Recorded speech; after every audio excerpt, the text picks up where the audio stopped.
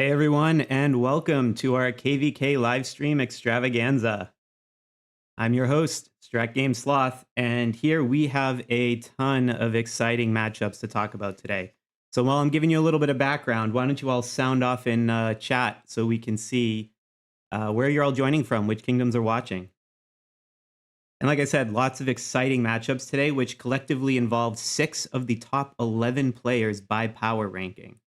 And behind that is a lot of stories of massively powerful kingdoms squaring off, a kingdom trying to maintain the longest perfect record in the game, match up with a preparation phase that's been mired in a bit of controversy, even a few grudge matches where we're seeing some of the same players meeting again with a little bit of vengeance in different kingdoms.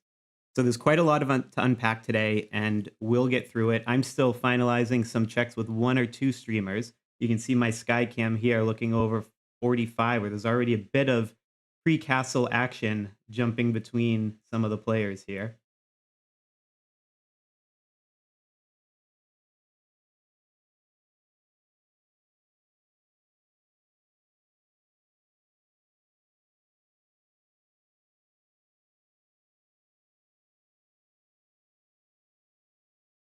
And for those of you who are a bit less familiar with the program, this is all being controlled essentially by a single control room here where I have live streams beaming in from different whales across multiple kingdoms. And we're going to be jumping around between all of the different feeds that they have today. This is super helpful if I see someone have, for one reason or another, their screen starts flashing red. I'll be able to jump right to it and bring us into the action.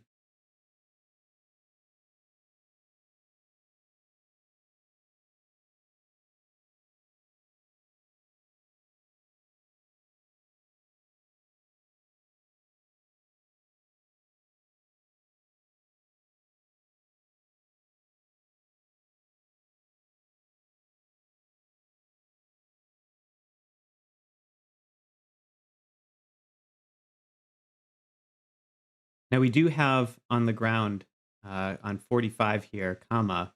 I'm just finalizing the connection with him. But this is what it looks like here with quite a bit of attacks happening back and forth in the middle of the castle no-go area.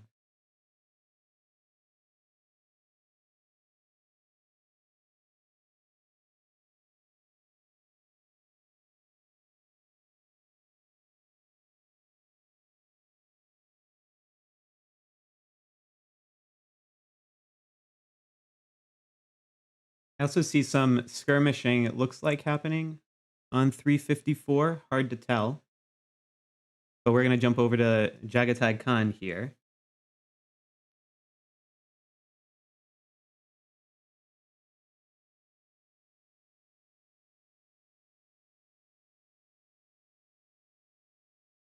So this is one match we will keep jumping back to quite a few times. I had said this is one about new mega kingdoms going to war, and I don't think any other match typifies this headline as solidly.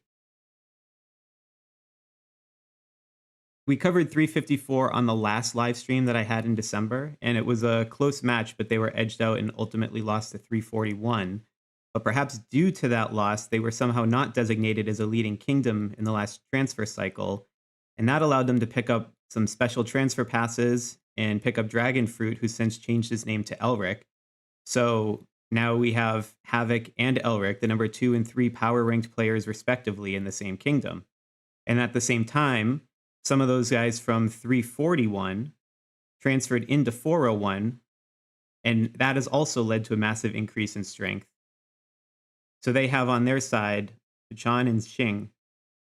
And not only this, a little bit of a grudge match as a leftover from that 354 to 341 kingdom fight that we showed in early December, but again, this has 4 of the top 11 players that are going to be in it today. So this one's going to be a massive confrontation just about as soon as that bubble lifts off the castle.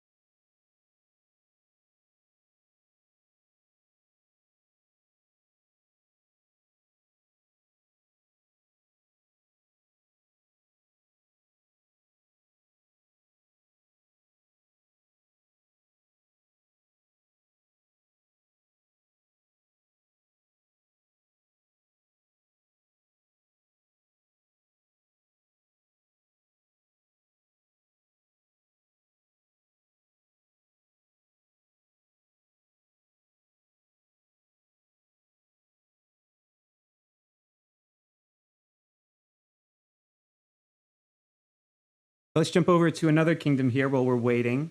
This is Kingdom 199, and this is also an interesting matchup because we've actually got streamers on both sides of this one, on the 199 and the 255 side.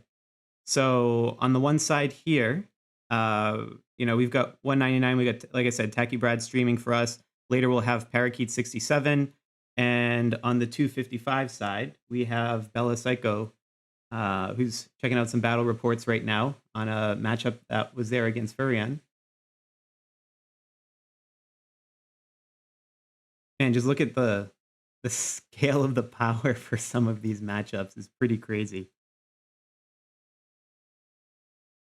Seeing T5, T6 red gear. Wild.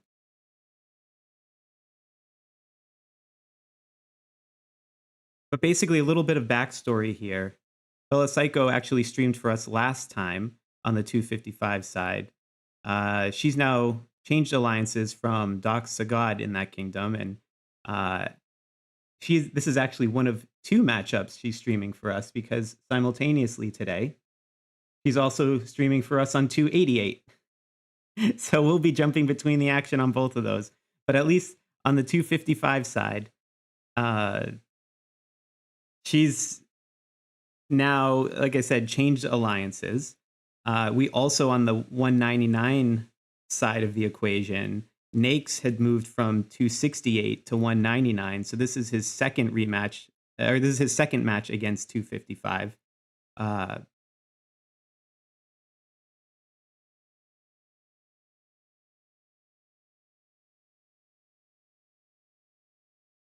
But yeah, 199 is an example of one of those kingdoms that gained quite a bit in power between Furion, who's the number 7 ranked player, as well as Nakes coming in to join that, plus a whole longer tail of a bunch of folks.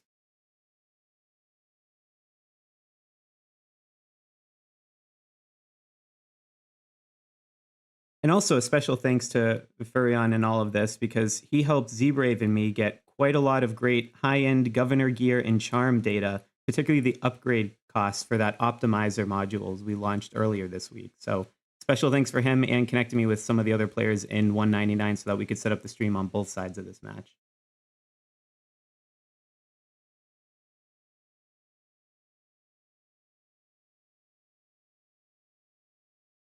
And apologies for those of you who have noticed that I keep pausing randomly in the middle of some of the sentences. I am recovering from a little bit of a cold, and I am trying my absolute hardest to not cough in this microphone for all of you. So just forgive me if you hear a little bit of a lull in the middle of an explanation. And while we're waiting for some of these kingdoms to kick off, I'm going to take a look at the chat because I see some good questions coming in here.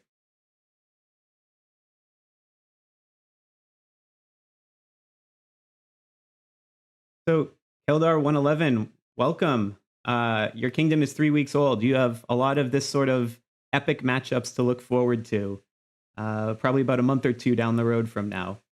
But yes, it is certainly incredible. And where do you see what happens when the shield gets lifted from the castle and things get quite crazy? And for Delusional Guy, I'm going to try to join my KvK. We won our prep phase, so Kingdom 21 is currently invading Kingdom 7. I will probably try to score some quick points and hit my milestones, but I've already let my alliance there know that I will probably not be doing too much there because there's already a lot of multitasking going on here.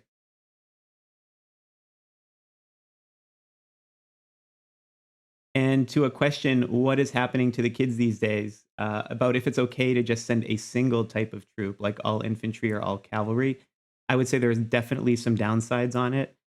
I actually plan to launch a video on combat very shortly. I was actually hoping to get it tomorrow, but setting up the tech for this took a little bit longer, so I'll probably finish the editing Monday, launch it Tuesday, but you'll see how some of the combat works under the hood. And basically, you're at a disadvantage for target selection if you send all of one troop type. And there's also some other associated disadvantages with it. And generally, if you were to look at various match outcomes or go through battle reports. There's actually a bit of a statistical model we're building behind the scenes. You end up getting far better outcome typically from mixing troop types in your composition as opposed to sending all of one troop type.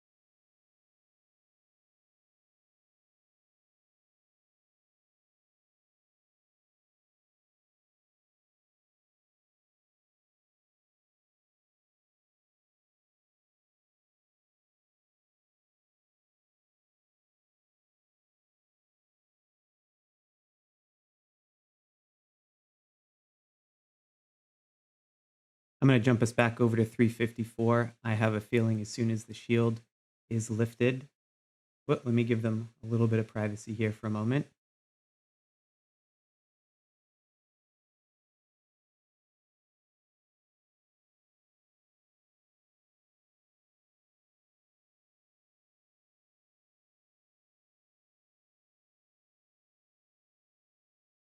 Okay, we'll go to a different one.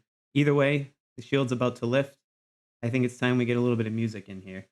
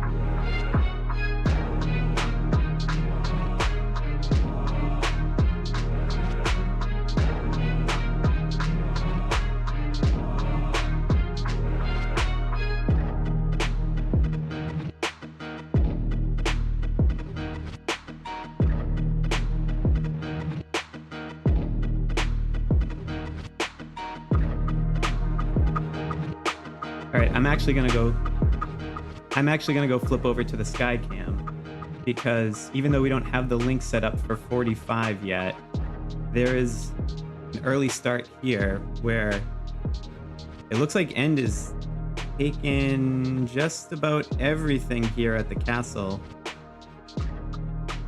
and is off to an early start.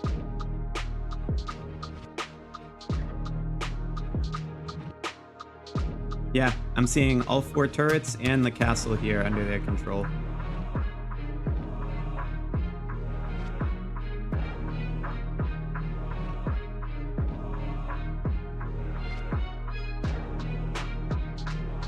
And for those of you who aren't familiar with this matchup on 45 v 86, you probably aren't in the official Kingshot Discord because there was quite a bit of pre-match controversy that found its way in there, out in public quite a bit from the preparation phase. Pretty wild stuff, actually. basically there's been some allegations from the 45 side that someone on the 86 side was running a couple dozen accounts essentially, using some synchronized clicking method to get a few 100 million prep points, which according to them has made a significant difference in the outcome of the preparation phase, which is why we're looking at 45's castle right now instead of 86's castle. So there was a video that they posted on YouTube. There was a lot of back and forth between folks on both sides. I'm not going to make a call one way or the other, but there was a lot of evidence that was put in that channel. If you're interested, you can go check it out and judge for yourself. But Kingshot is the developer of Century Game. There was a lot of petition to them to look in, and I guess we'll leave it up to them to say what is allowed and not allowed in their game.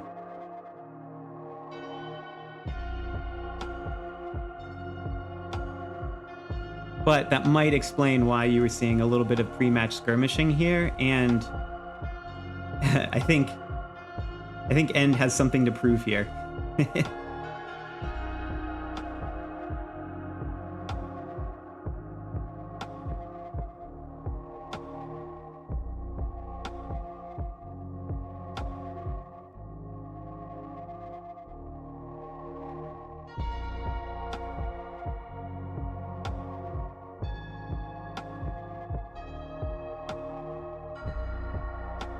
I'm seeing a question in the chat about 231 and if they're going to stay undefeated.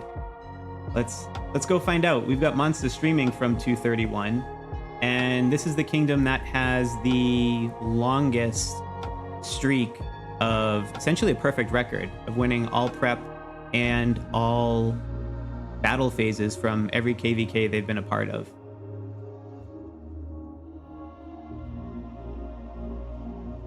And as far as I'm aware, I think they won prep. Someone correct me in the chat if that's not the case. So if they would win battle, I believe the streak continues. I just got to see which castle they're on here.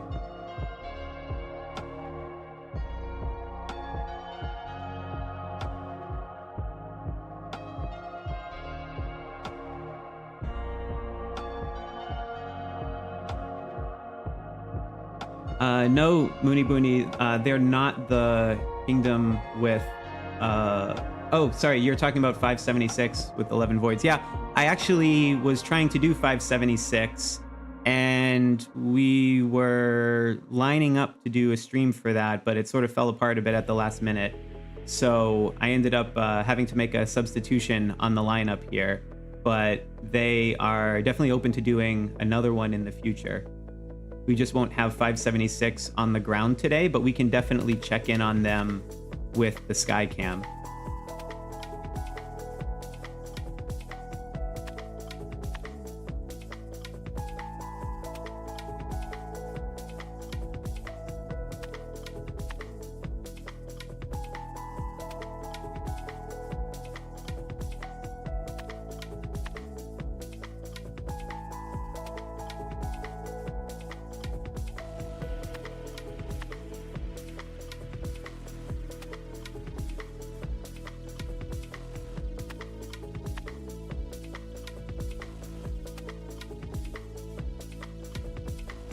But yeah, that 576 server is the one with the 11 Void March skins, or city skins, I should say. There was a post on Reddit when they all merged together from a few different kingdoms. I think they had 9 at that time, and they were anticipating having 11 by KvK. It's just wild to see that much in that picture. If you haven't seen that Reddit post, just go check it out. It's pretty crazy. Actually, maybe we'll even be able to see it here. Let me see if I can pull them up on my Skycam while we're watching this.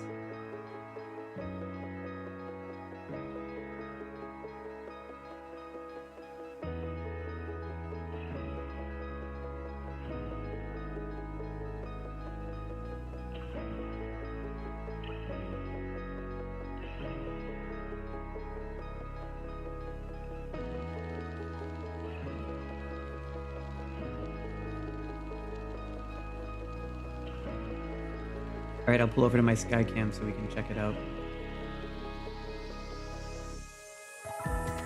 Here we go. So yeah, that's a lot of Void skins.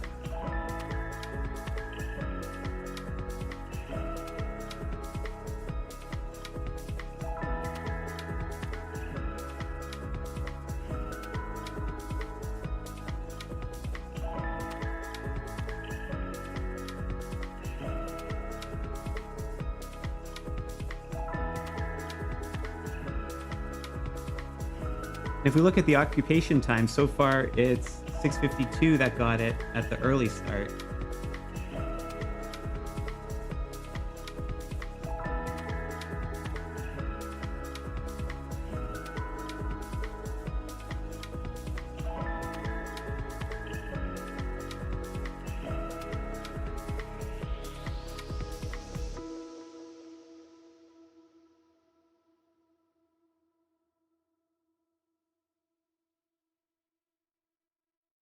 Yeah, it's just pretty wild seeing all these comets flying around everywhere.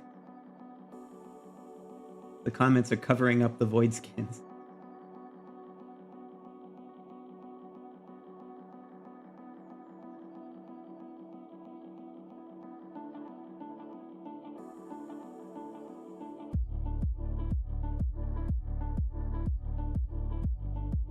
And also, too, one of the folks from the 576 side is Lily. You can see her there. She was also one of the folks who helped Zbrave and I get quite a lot of the information for the governor gear and charms for the module for the optimizer that we released earlier this week, which I hope was helpful for KvK for a lot of you all.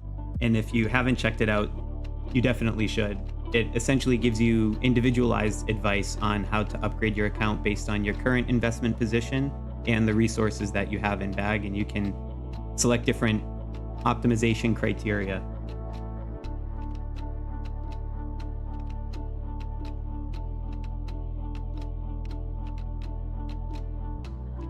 Anyway, let's jump over to some other matches here.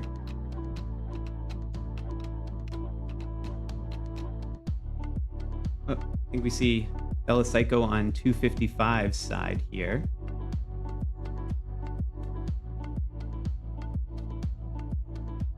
Oh, looks like we're getting a little slowdown in there. Let me jump on the 199 side of the equation. Now looking at Tachygrad's view of the same battle, that 199-255 matchup I was talking about.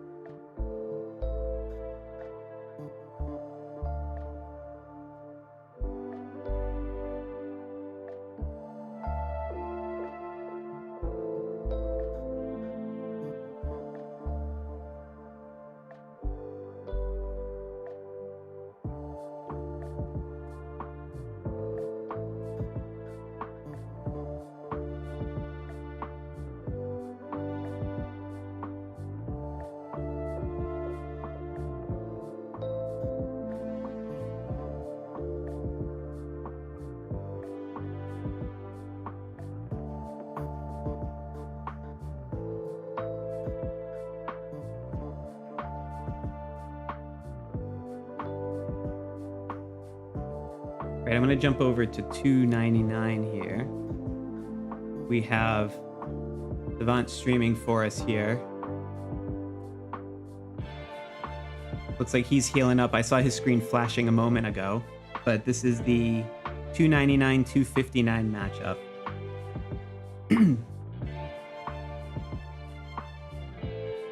Big players on this KvK are Savant, Citadel, and Silent Killer from the 299 side, and you also have Volvo on the 259 side.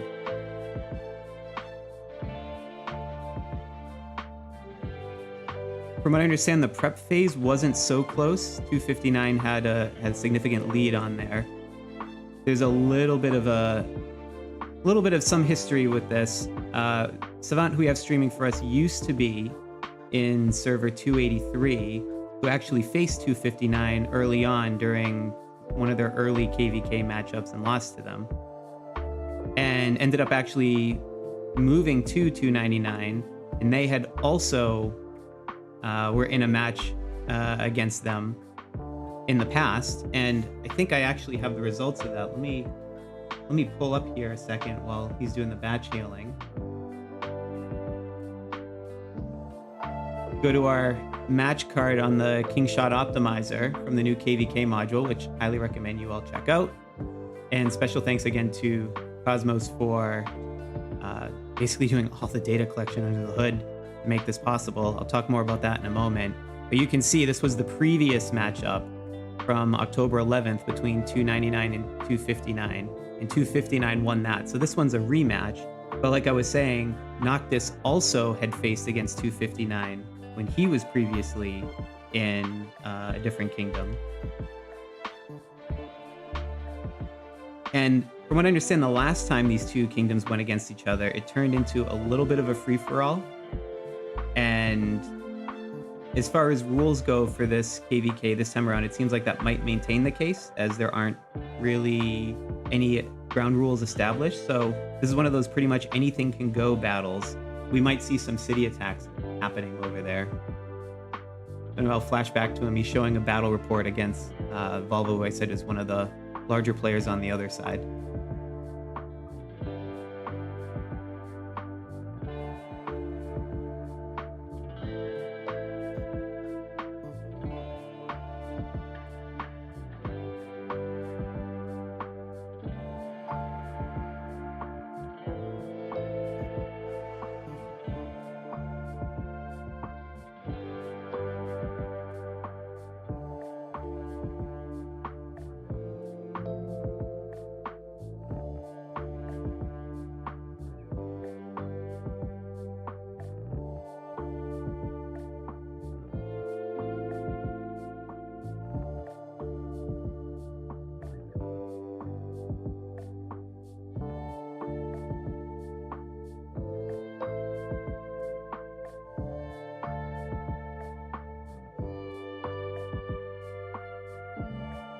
You know what? I'm actually seeing some questions in the chat about how the 219-288 battle is going. So let's jump over to Bella Psycho's screen on that one. It looks like we have some rallies that are just forming. It should be hitting within a few minutes. And it looks like some of these are going to be city hits as well in terms of those rallies. So there'll be a bit of reacting to those, I'm sure.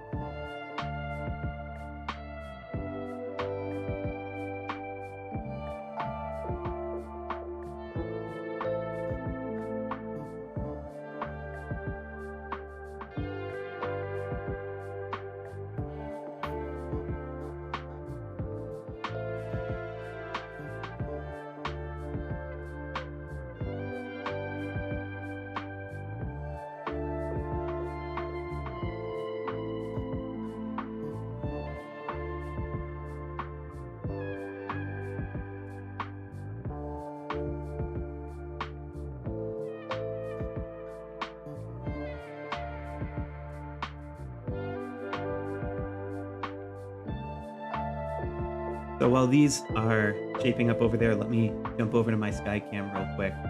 Have the same match pulled up. We can take a look at what's going on the battle record for the castle. Right now it seems 219 is holding fairly... Apologies for that, tried to catch myself. Seems like 219 is holding a fairly decisive early start on the castle.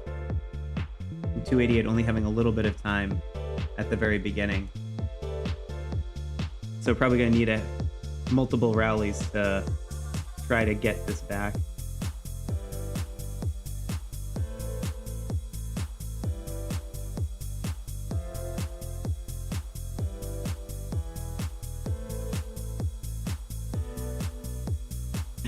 Thanks. Trust me. I hope the cold gets better as well. I am certainly over this cough. You can't imagine with all the videos for the optimizer updates, I've had to do like 2, 3, 4 takes of all the different lines. I just keep coughing in the middle of it. It's quite annoying.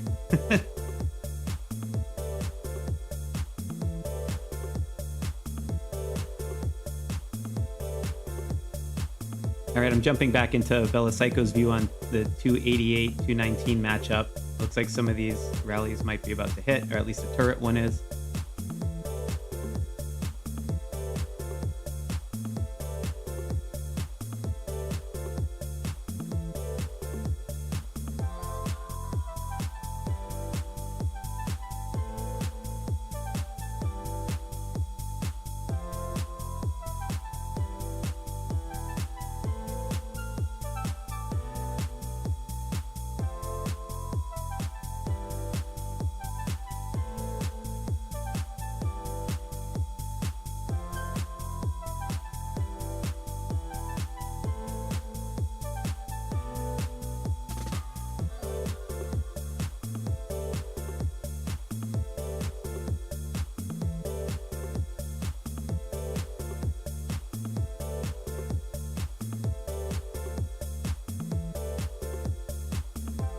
So a little bit of additional information here on the 219-288 match.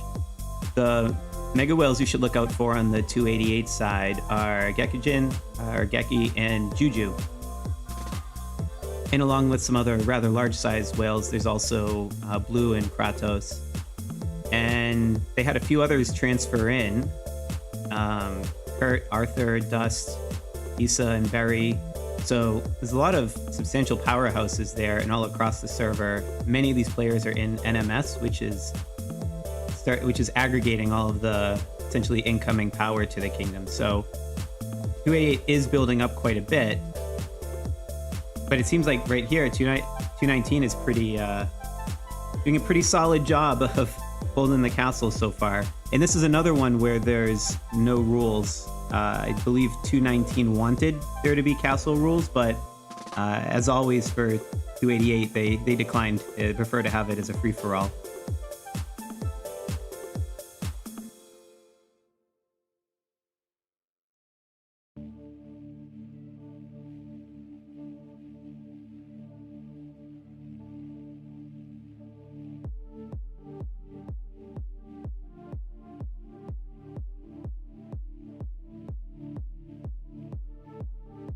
Yes, Snowy 567, that's exactly what I'm doing. So all of these ones that I'm jumping between are being governed by a central control room. And for whatever reason, let me remove this. I don't know why that's in the background. There we go. So it's a central control room. So I have different feeds coming in, including my own Skycam across all the different matches. And then I have different scenes set up where I'm just jumping between as we see action and giving some commentary, answering questions, having fun with all of you guys.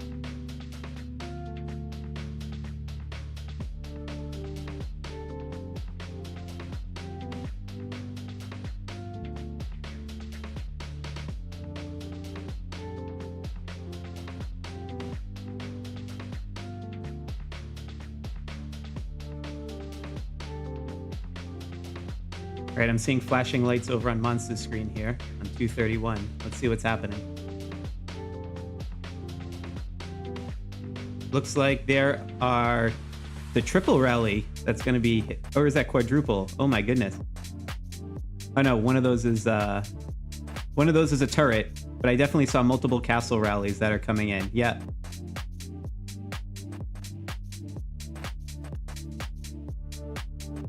This is highly coordinated. All right, I think this is one to stick around and watch for a minute or two.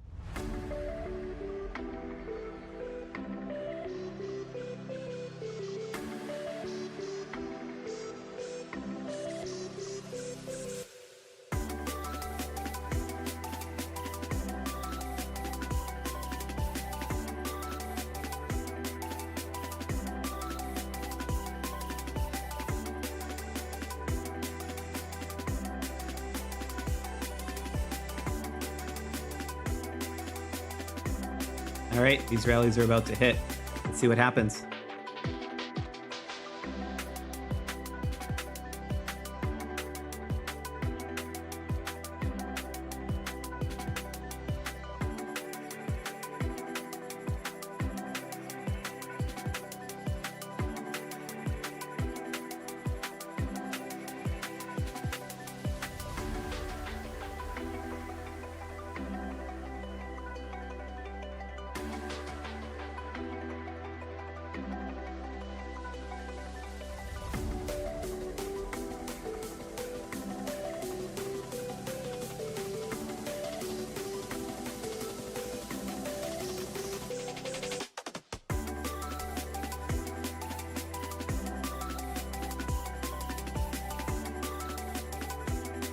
So it looks like the castle did change hands with those rallies.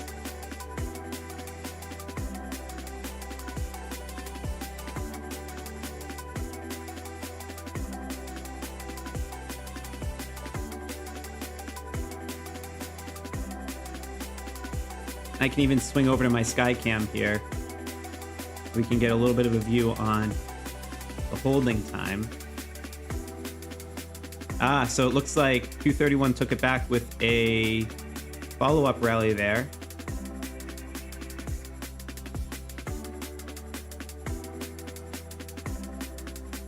And for those of you who might be newer to KvK battles, this is a pretty common strategy that you see where a team that is holding the castle, an alliance that's holding the castle, who thinks there's a chance they might lose it because they have 2, 3, 4 rallies coming in, that they will have another alliance from the same kingdom time their own attack rally that comes just after the opposing kingdom's one. So if it does change hands, there's a way to take it back, and then they try to shuffle it back between the two to get the holding time underneath one alliance banner to get up to the 3-hour mark. So I think that's what we were seeing here play out in real time, where we had VXR holding the castle. That's where most of the time seems to be going. 267 did come and take it back. We saw Chaotic Orden come on the top of the castle for a brief moment in time, but 57 seconds later, it just changed hands again. But I was going to say K&G took it over, and now you can see they've switched it back to VXR again. They've given control of that castle for them, timing it between the exchange so that they can now rebuild and refortify. So this is a pretty classic KvK strategy using some of the mechanics that are unique to a kingdom versus kingdom matchup.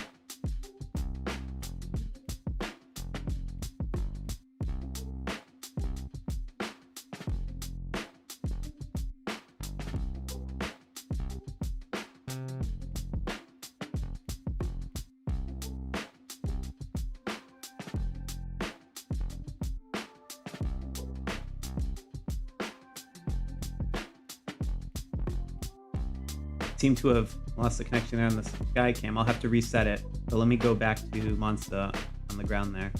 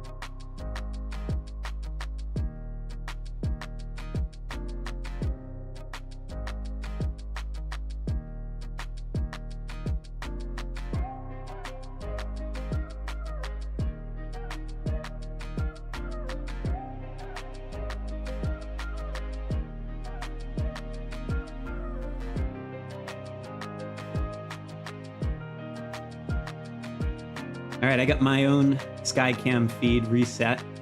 Seems to be back on. I'm seeing some questions in the chat about my own KvK.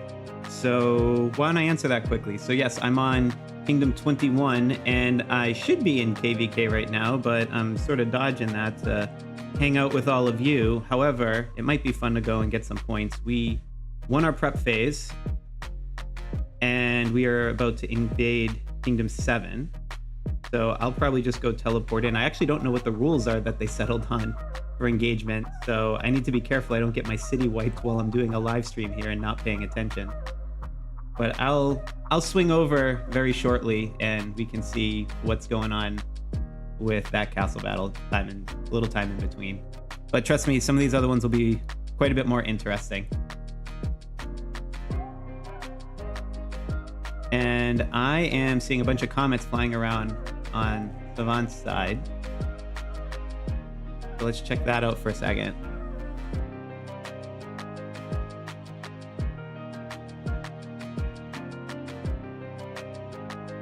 And I see Zebrave is in the chat using the Kingshot Optimizer handle.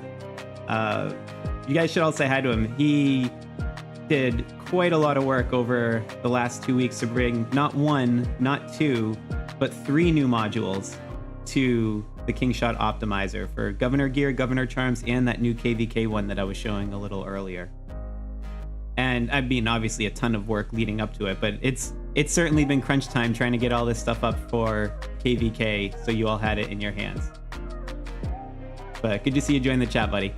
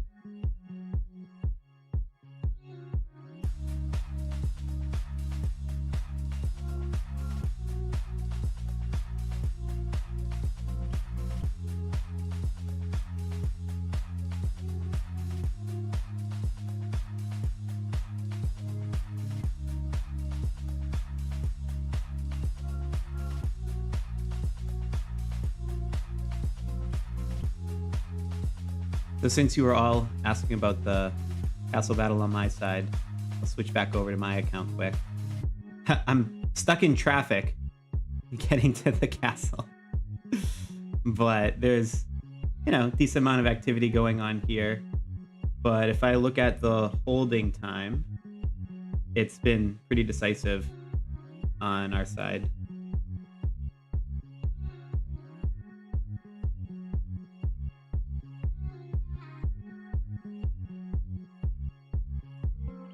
We only have one of the turrets, though.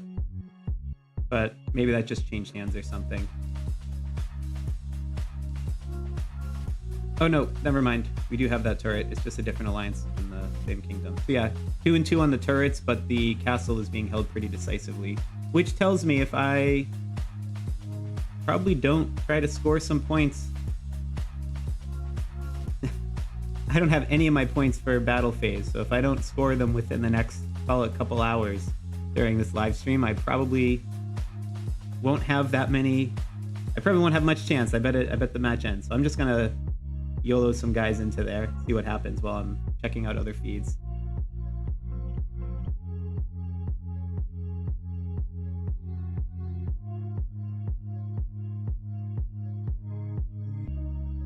Check out control room, see what interesting stuff might be happening there.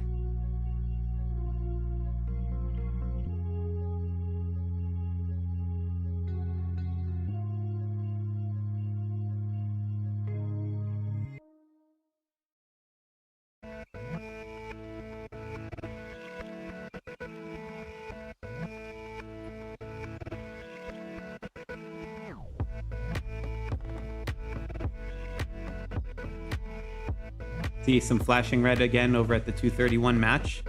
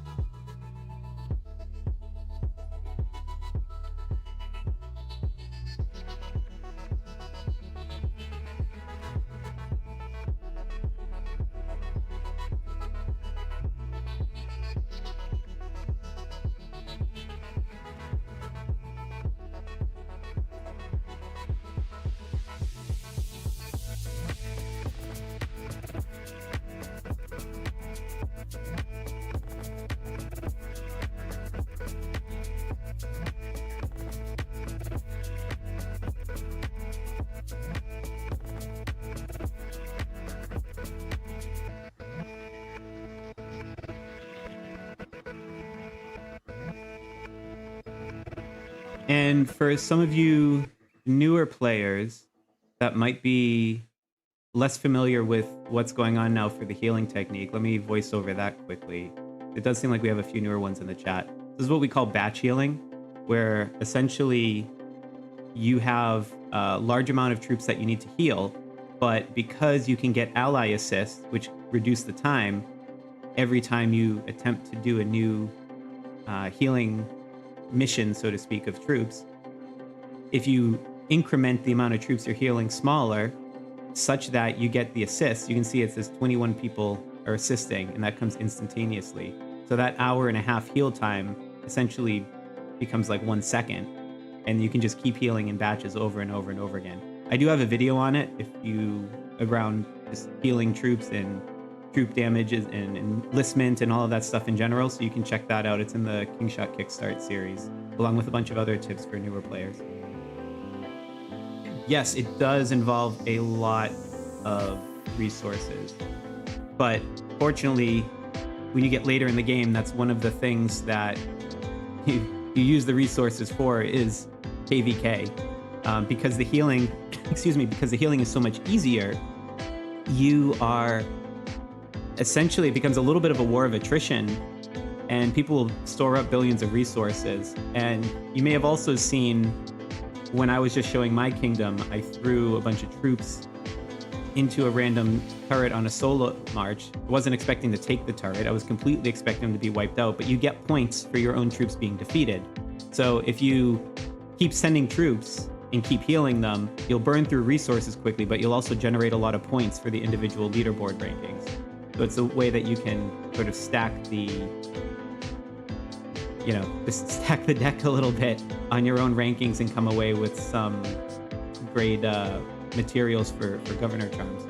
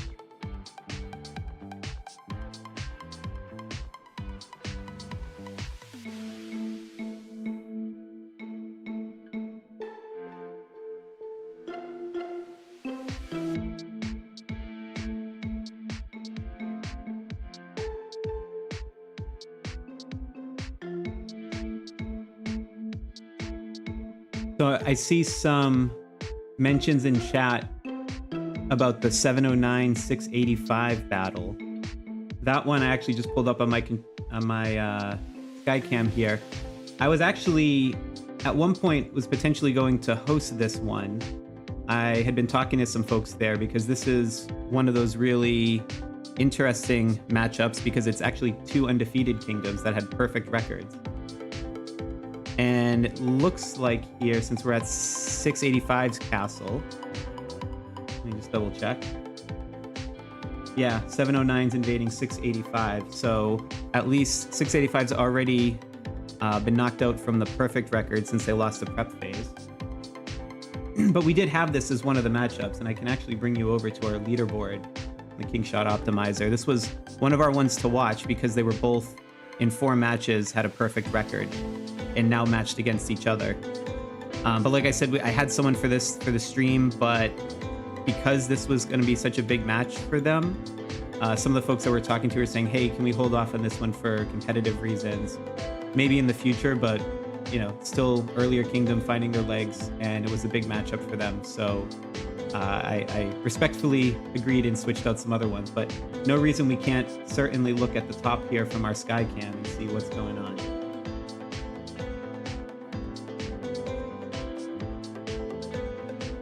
And yeah, I see what you're saying in the chat. This one's gonna go down to the wire, it looks like.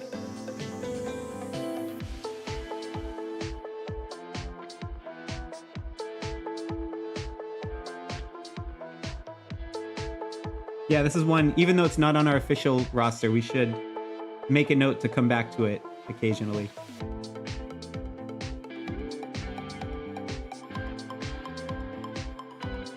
But anyway, back to that leaderboard. Like I said, we had some different matchups and things here. But again, a lot of this is not only thanks to Z-Brave and his hard work, doing a lot of the back-end and coding on this, but especially Cosmos on 231. You may know him from the large spreadsheet that he has tabulated and has been shared around. I just did a video on this, gosh, was that yesterday? Time flies. Yesterday it launched, and it's a ton of work that he spent gathering manually, kingdom by kingdom, checking all the records, and aggregating them into some sort of structured format. And we've been working with him to make just this really cool tool where you can go and check out different match cards for different kingdoms and, you know, and see like the whole history of it. So if we were to take 231, for instance, actually, you know, maybe come back to there in 1 second. Thought I saw something in the control room here. Let me flip that over. Thought I saw some flashing red here. Maybe it just went away.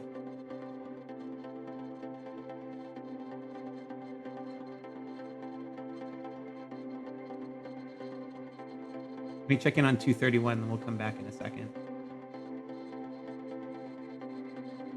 I think there's some reshuffling of rallies that just happened.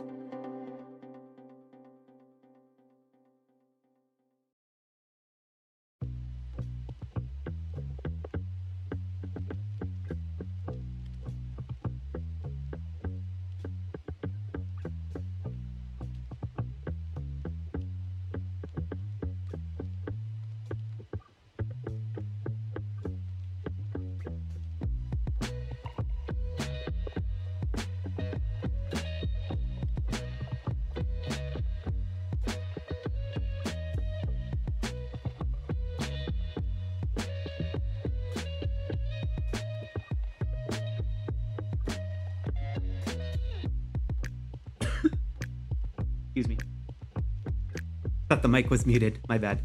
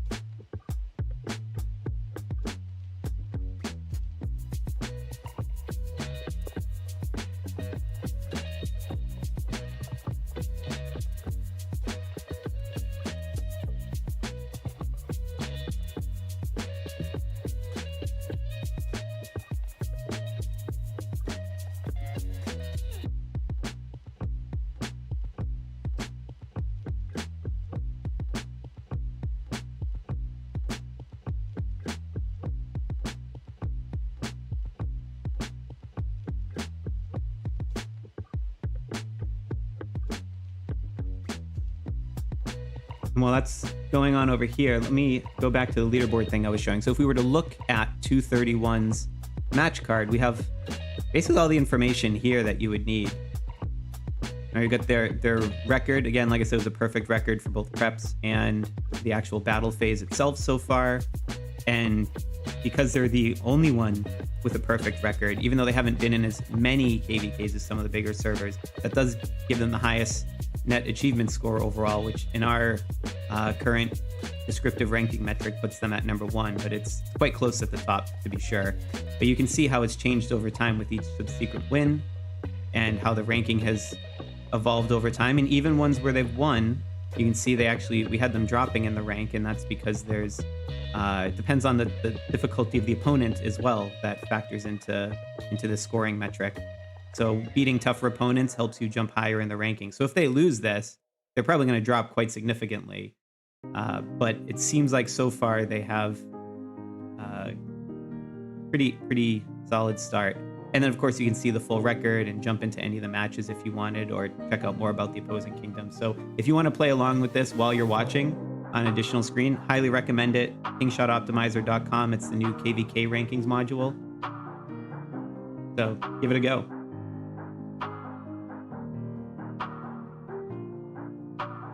But anyway, let's jump back to that 231, because there are a bunch of rallies that look like they're about to hit the castle.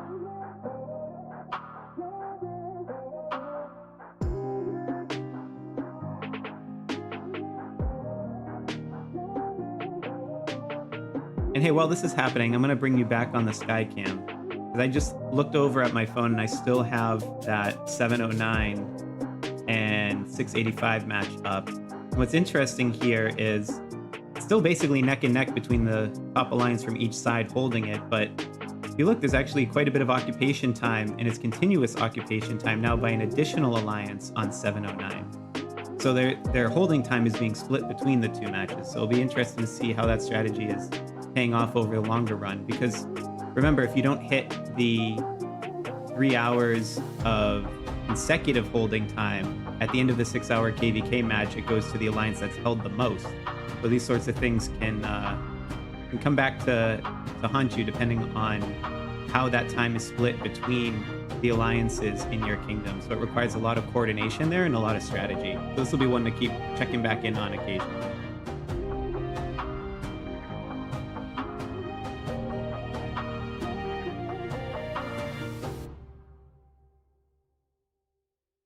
All right, I see comets flying here on 299. Let's check in with Savant and see what's happening.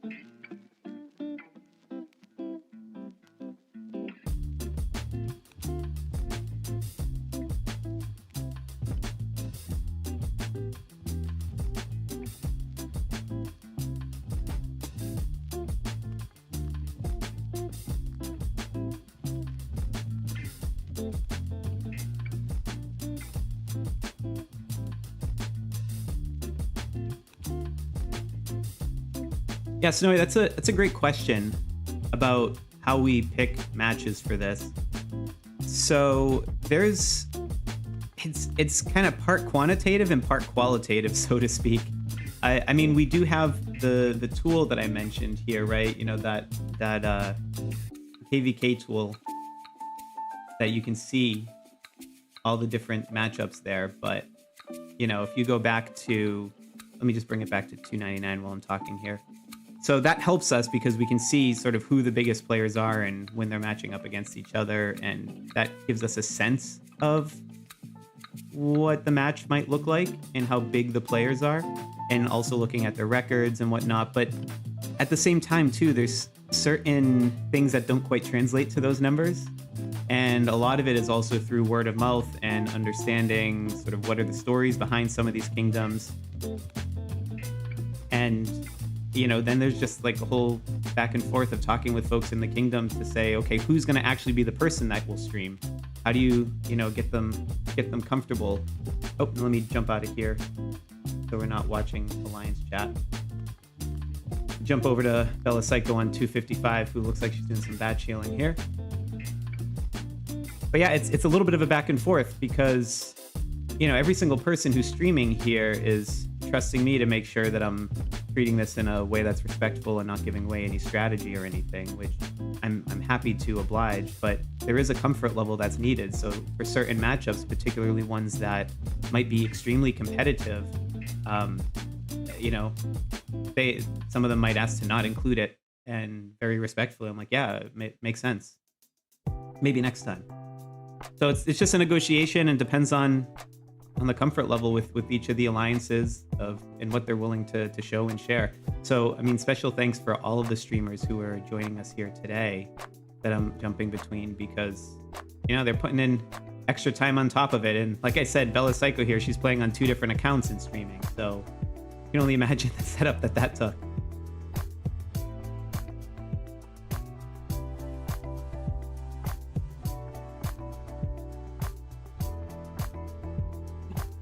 I see a question about why 267 was selected. It was actually because 231 is defending a perfect record. They have the longest unbroken streak. They haven't lost a single prep or battle phase yet. And it was actually more about the 231 side of the matchup. Although 267 seems to be giving them a run for their money.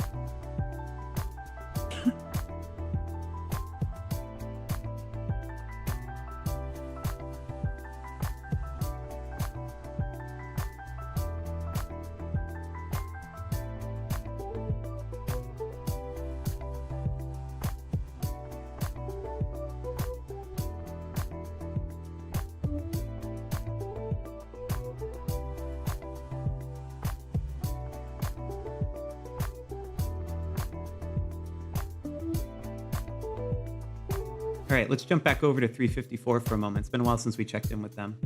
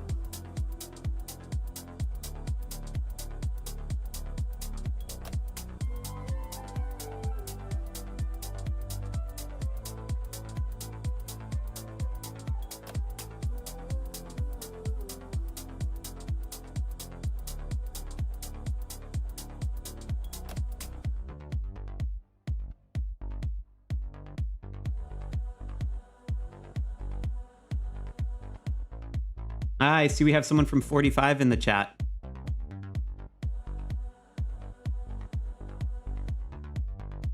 I think that's the, if I remember correctly, I think that's the account that the video was posted from.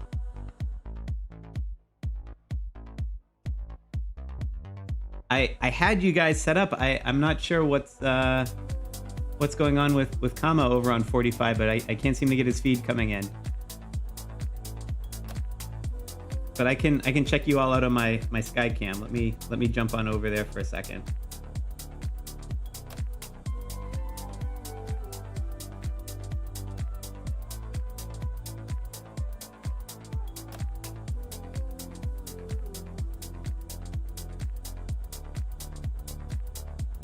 Ah, is that an intentional thing then? Did you guys go dark on purpose?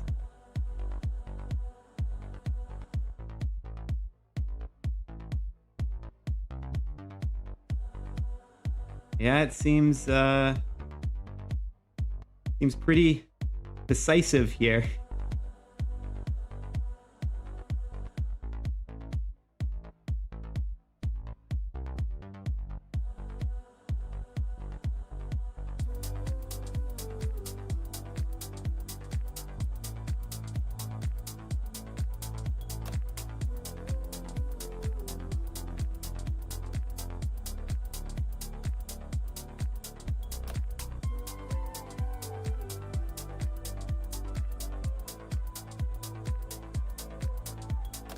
So what's the status like on the ground on 45 since you're in the chat? Are people just playing for points now at this point, or are you hunting?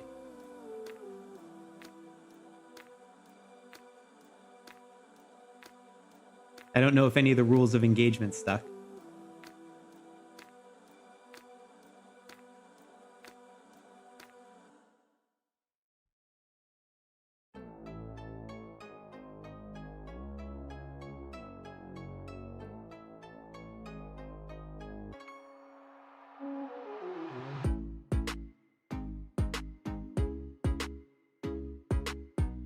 All right, while we're sorting that out, let's go back to 288 here.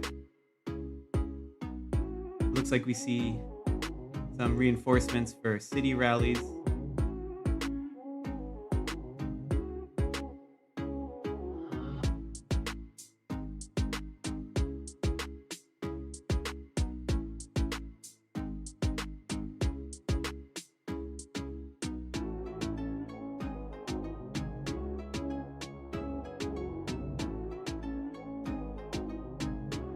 Wow, that's interesting. So for those of you who are watching this in the future and might not have the live chat playing in parallel, the response from Kingdom 45 was, quote, "Well, 86 decided to take a moral high ground and not fight us. World chat is an absolute disaster and there is no rules for this battle." You can't put something like that in the chat and then not be streaming it to me. Come on. Let me jump off of this. Just go to 231 quick.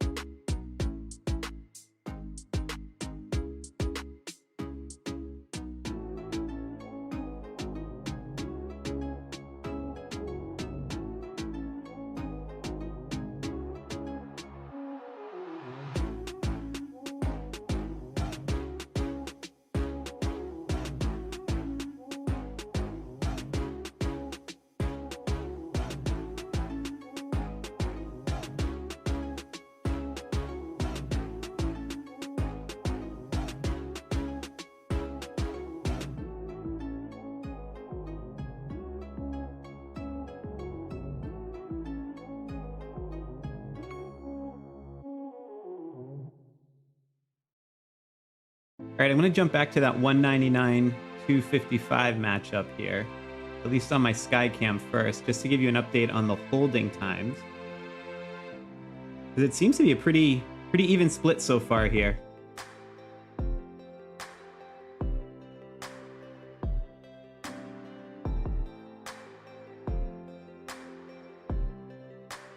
There's a slight advantage on the 199 side, but because of the way it's split between the alliance times, it's really only about one rally's worth of holding time, plus or minus. You know, I sort of like to think of the occupation time in 5-minute increments, or well, I guess we'll call it 6, given some of the time in between for marching and configuring, but basically it's almost like one possession of, you know, if it's like a basketball match or an American football match or something like that, where, or even a soccer match, yeah, where you have just essentially recapturing the castle could be all it takes to reverse those numbers and have a new person be on top. So this one's actually extremely close.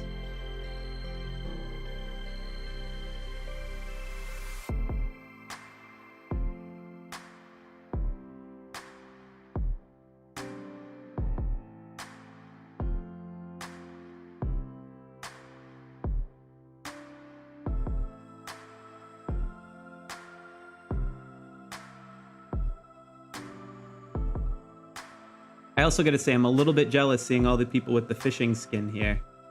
I am... Here, I'll show you. I'm extremely close on the fishing. I've never purchased the pack or anything on fishing, and I just got 2 left, and they're both next season. So I'll at least get one of them. But I'm really hoping for that skin. Let's see if I get lucky. That's been my challenge, to complete the entire fishy decks, if you will, of all 150 fish without buying any packs or anything like that.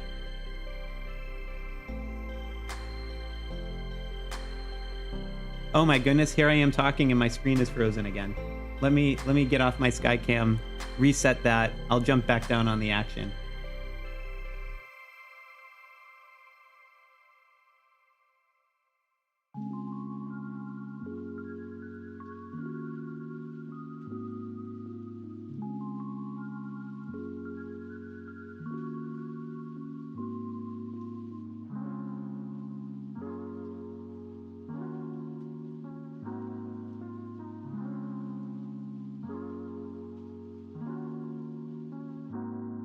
All right, this is what I was talking about.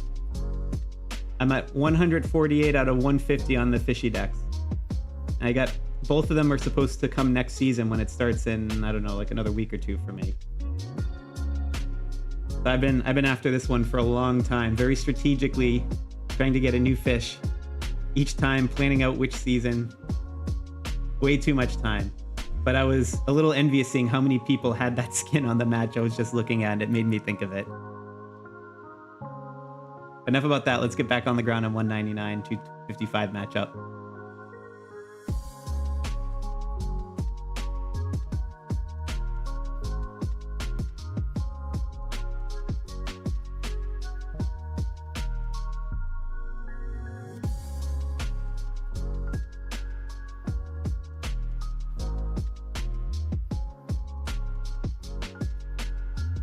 I'm actually seeing some discussion in the chat about undefeated. So let's jump to the leaderboard here. This is what we're talking about, and that's why I've been saying actually perfect record, because in this there are preparation phases as well as battle phases. But if you restrict to only kingdoms that have participated in 3 kingdom versus kingdom events and filter for only those that have a perfect record, undefeated only. These are the only 6 kingdoms left in the game. And because there was a matchup between, I think it was 709 and 685. So one of those after today is gone, potentially both actually, because one has already lost the prep. I forget which one off the top of my head. So this list will get smaller, but you know, there's some of them that have had 2 KvKs that will probably pop in depending on how their battle goes. But the reason why we do 231 is because they are the kingdom with the most KvKs that still has a perfect record. So it's interesting to see how far they're going to be able to streak, because this one is essentially setting history on that. All right, we'll check out our control room here. I'm seeing stuff in monster screen flashing on 231. Let's see what's happening.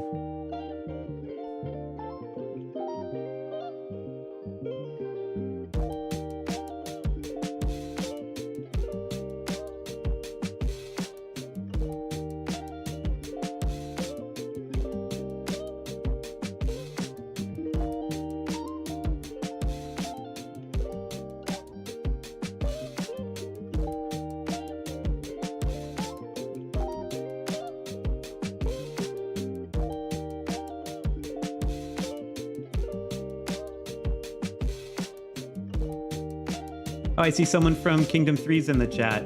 Say hi to your kingdom for me. I was actually talking with Supe about your matchup 2 days ago on Discord. He said you were going against 2 and that it looked like it was going to be a blowout. He wasn't even sure if he was going to stream that one because of how lopsided it was.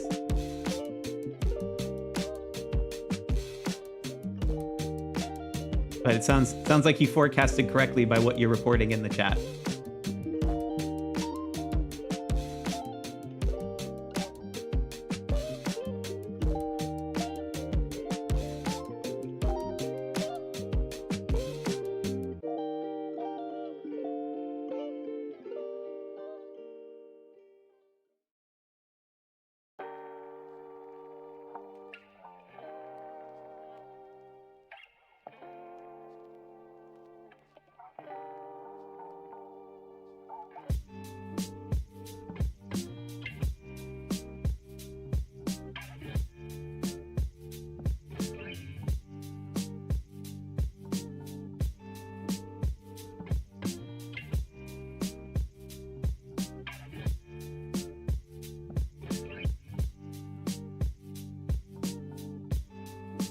So for some of the newer players that are here, I mentioned the batch healing thing that you're seeing now. I'm going to show you sort of how this works a little bit. So if I take my own injured troops right now at the castle battle that I'm in, and I push heal, so I have some like 2 hours here.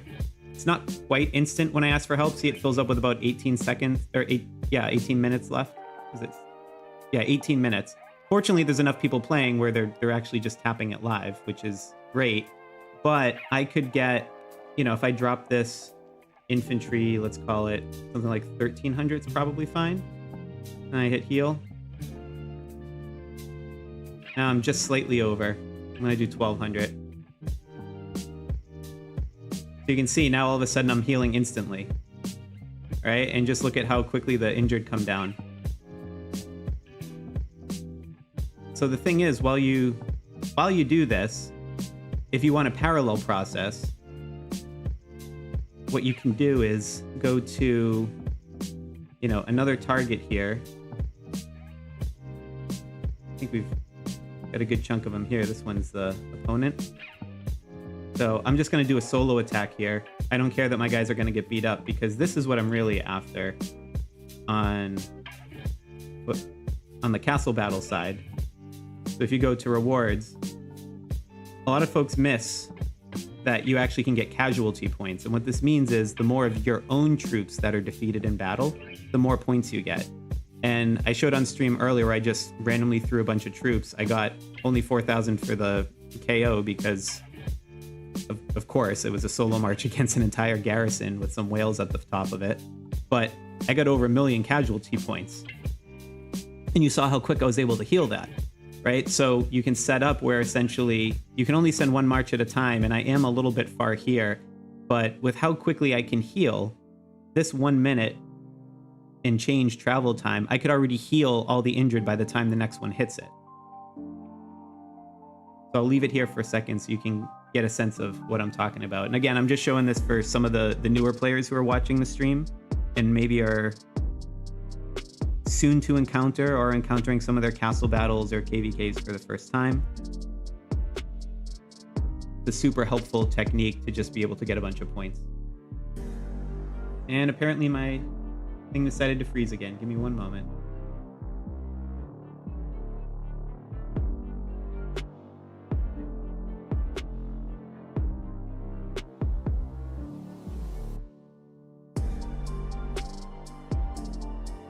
All right, just reset it. You can see they're about to hit. A few seconds left, and then my injured's going to appear. You see we had 1.1 million. Now if I go to Castle Battle, now I'm at 2.3, basically doubled. So every hit that I send, I'm going to get about 1 million points. So I can just send another one. And then like I said with the healing, we sort of already got it blocked out, that 1500 I can do instantly. So I'll just heal them all up quickly using the batch healing technique.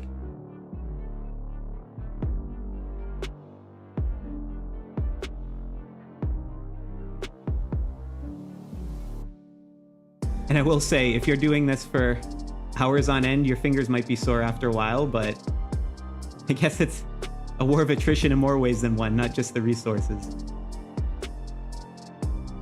But yeah, look, fully healed up, all my troops, and my next march is still about a minute away. Now, obviously, if you're closer, you got to time it a little more so your infirmary doesn't overfill. And, you know, the exact ratio will depend on how many people you have healing for your alliance, as well as how big your march size is, how big your infirmary capacity is. But by doing that, you can just rack up a bunch of points, hit all your milestone rewards quickly, and climb the KvK leaderboard pretty quickly. Like, just from those 2 attacks, I'm already in almost 100th place, and this other one will probably put me over to it. And, you know, you can, by doing that a few times, you could pretty easily get into, you know, that 51 to 100 bracket, maybe even 21 to 50 if you're pretty diligent. And I look at this as just converting resources into Governor Charm materials at a pretty good return, because eventually you get more resources than you need. So it's a good way you can pad it, particularly if it's a situation like this where, you know, the outcome is sort of already known.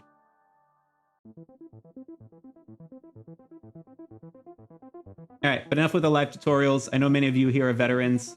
Let's take a look back at our control room and see what's going on.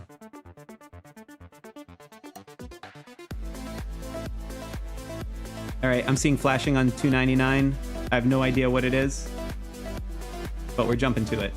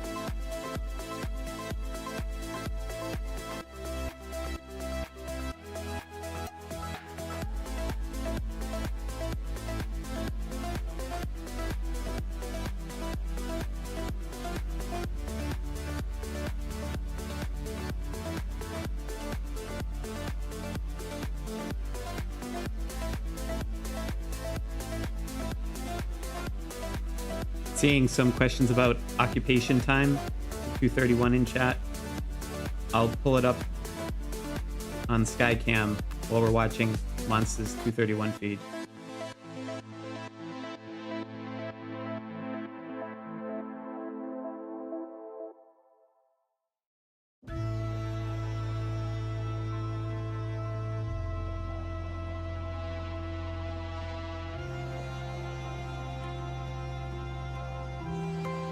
So Monza's actually currently holding the castle right now, which is probably why he's looking at the timing of all those incoming rallies.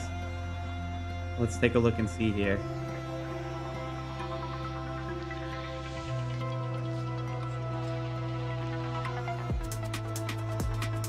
Yeah, 231 seems to be pulling ahead here.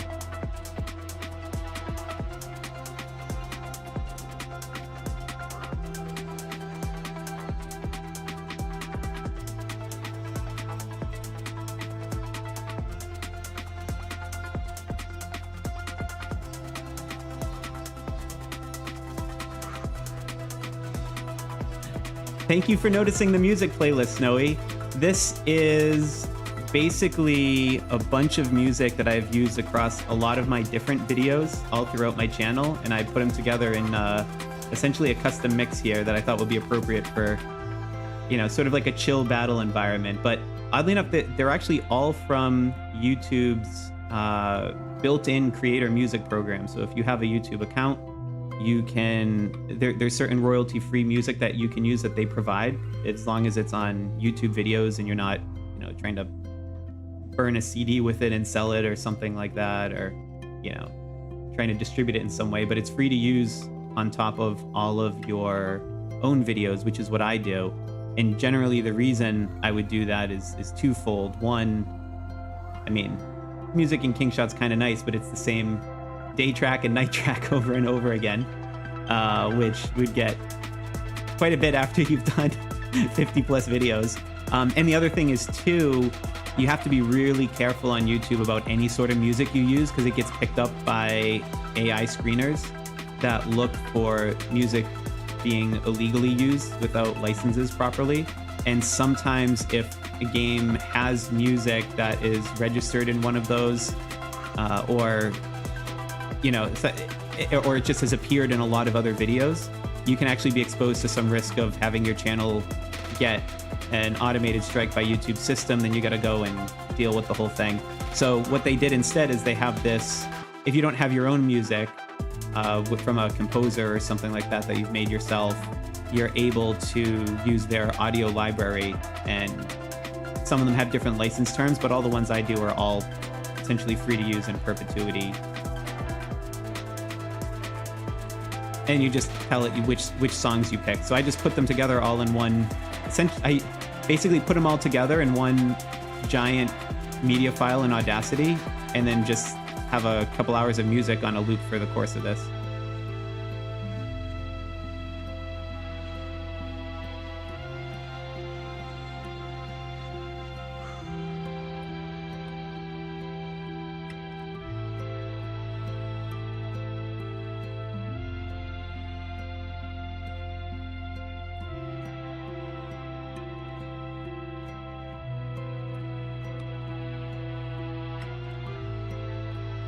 Yeah, let's switch back to 288 while I catch up on chat after that explanation.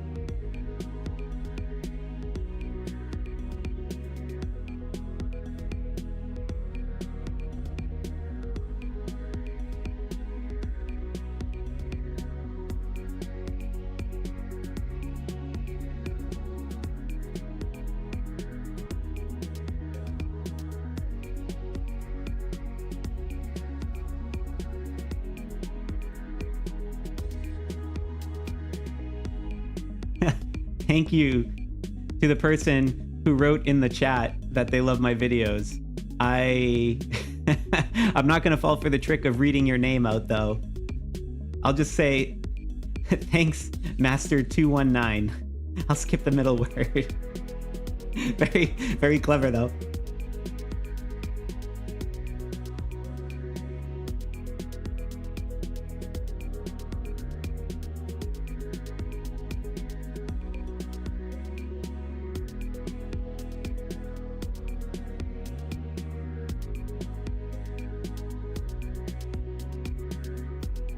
The guy Vince, what KvK battle are you talking about?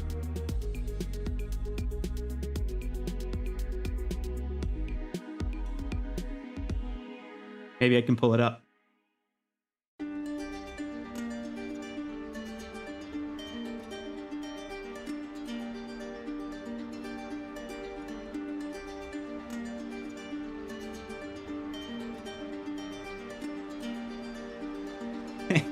And thanks.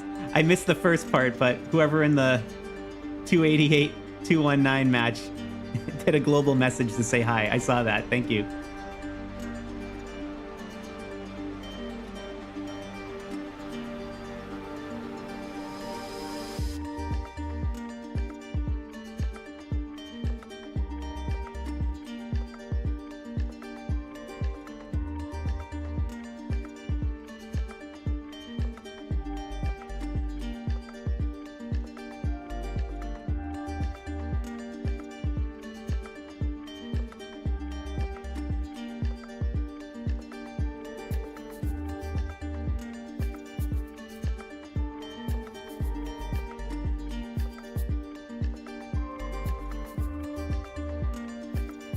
All right, let's check it out then. I see 1057 against 1049. You know what? It's good to see some kingdoms over 1,000 already in KvK. Let's jump to it. I see someone holding this turret as a Final Fantasy X fan. Haven't seen that image in a long time. I wonder if they're going to make a remake of that one at some point. I know they've been really going in on the all-in on 7. I was hoping they would announce something on Final Fantasy IX when they had all the anniversary stuff, or at least a remaster of it. Unless they did, and I missed it over the last couple months, but I know there was a whole play-up to that. That was one of my favorite games when I was younger. All right, let's check out the occupation time on this.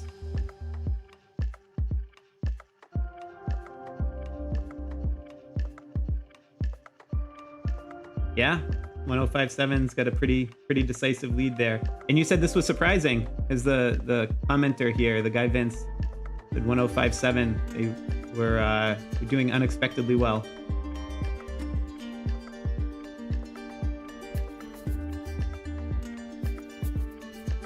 All right, I'm seeing questions on who's winning 199 versus 255, and that's what I'm covering, so I am going to have to jump over to that.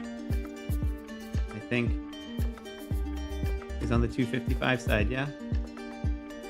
Take a look. Yeah, this one's still anyone's game. 255 is holding longer, but the time is split between two alliances. I mean, both of them, the time on both sides is split between two alliances, but cumulatively 255 has had it longer. But it only matters what the top alliance has. And for those of you who are less familiar with the rules of how the winner is determined, it's not the total occupation time of the entire kingdom. It's the total occupation time of the #1 alliance.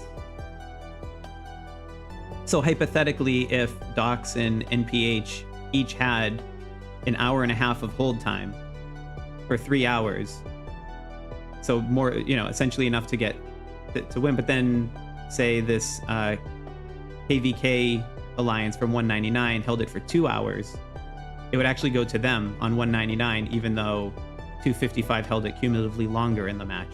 There's just one thing, part of the strategy to keep an eye out on here. Oh yeah, this will be a close one, it looks like. We'll have to keep checking back in on it. Like I said, one possession game.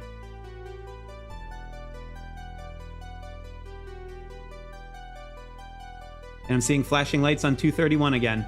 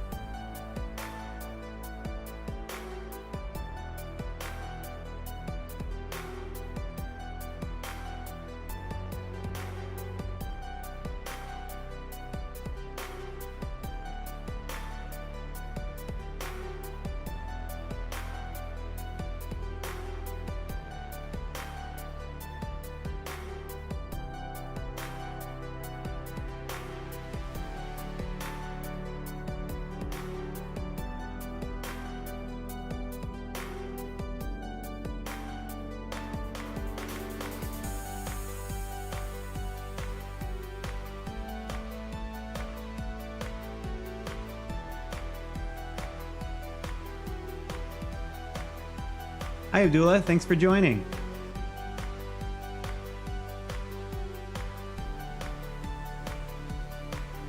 All right, I'm seeing someone ask about 618 versus 539 in the chat.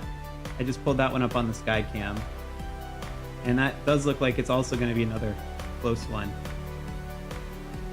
Similar to what I was just talking about, the kingdom holding time is almost dead even. In fact, 618 is slightly ahead in total time, but 539 has the alliance with the most holding time.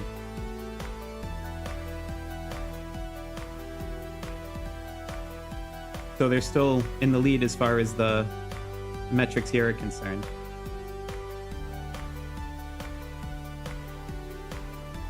Let's jump back to 231.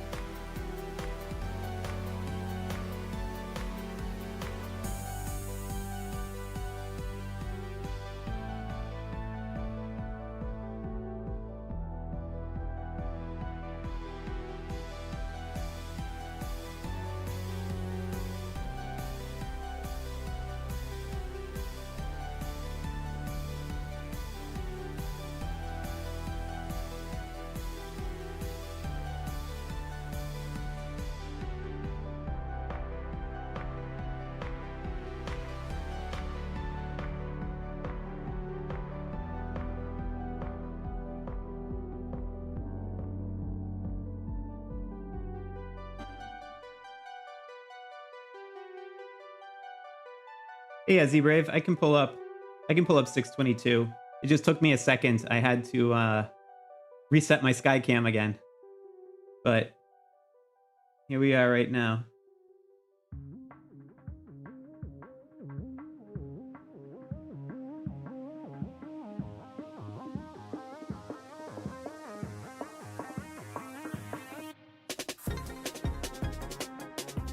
Yeah, it looks 608 has the lead right now.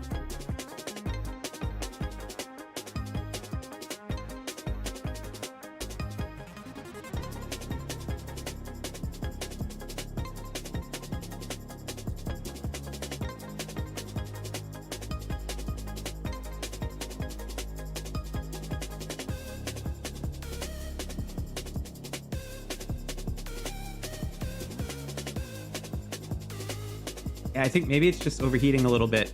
It keeps disconnecting. I'm gonna let it cool for a moment. Let's go back to our streamers on the ground. Let's see.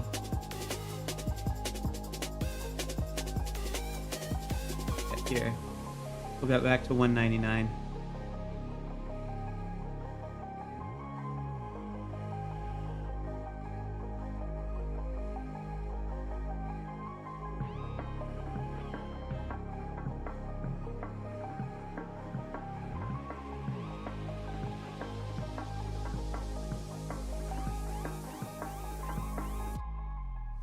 Hey Vincent, welcome. I'll show you exactly what's going on here and say hello to Kingdom 1551 for me. We basically have a control room set up where I've got my own Skycam feed plus whales in a number of different matches, battling it out, and you can see exactly what they're seeing on the ground as they fight it out. They're all mirroring their image as they're playing to me. And we just jump around between it, have some fun, talk about it in the chat.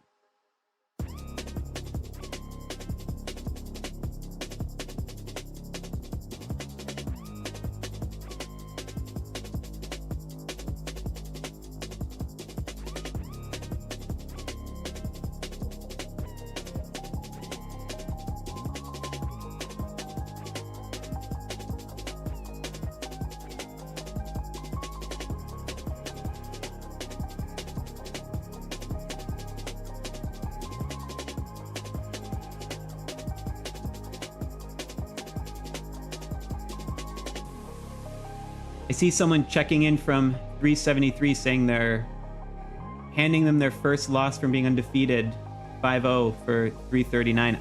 We actually don't have them as undefeated on the leaderboard, the optimizer. So I don't know, Cosmos, if you're watching, this one might be one to double check, but I definitely trust the work that you've done on this. But we have them actually as having a loss on their very, very first battle. They've actually had 6 KvKs, not 5 prior. So they've won their last 5, but there's actually a 6th one before that. So maybe you're actually giving them their second loss. They've just had an undefeated streak, 5-0. So I was gonna say they didn't show up in our undefeated leaderboard, and that's why with the data, but certainly an impressive record nonetheless.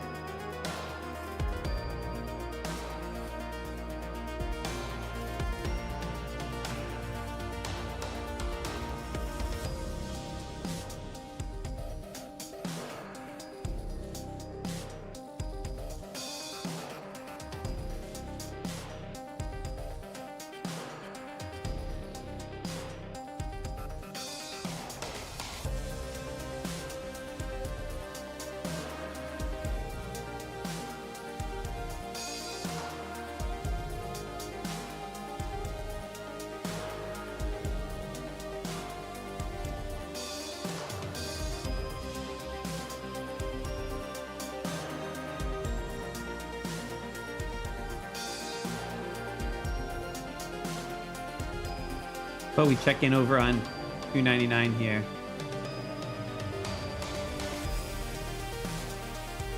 This is the one other consequence of batch healing. Those notification messages just keep going on and on, telling you how many allies helped and how many soldiers were healed.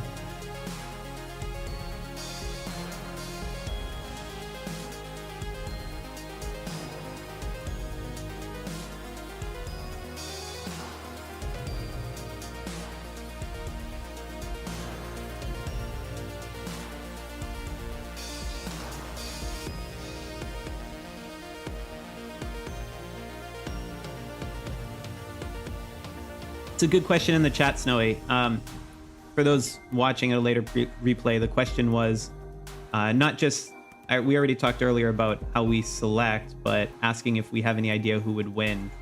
Anecdotally, you can kind of get a sense if you talk with people in the kingdoms. And generally, I try to before hosting them here.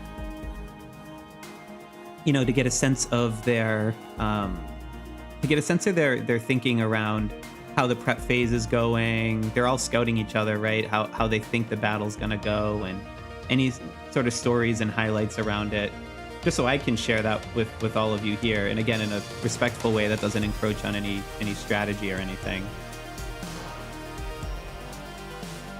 But we don't know for sure.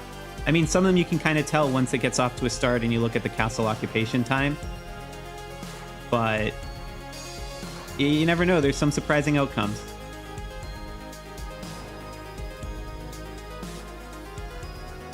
And I think one of the factors that we would also look at too is some of these ones where it can kind of go either way. That's why we were trying to do that other matchup I was talking about earlier with the 709 versus 685. It was two undefeated kingdoms in 4 matches squaring off against each other. You can kind of guess as much as you want, but you don't really know until they duke it out.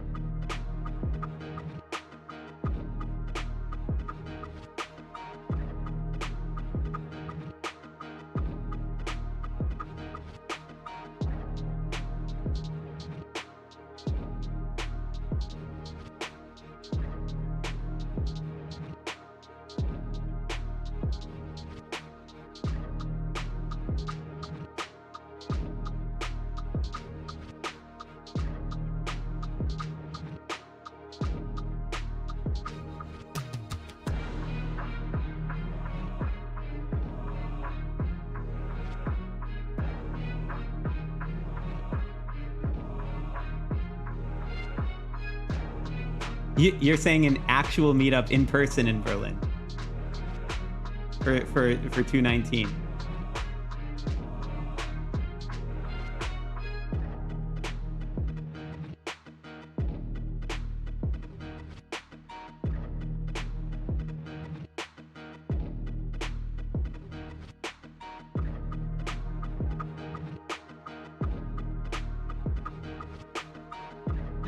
That's incredible.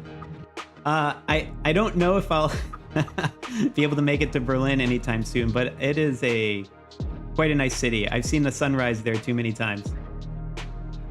And I'll just leave it at that.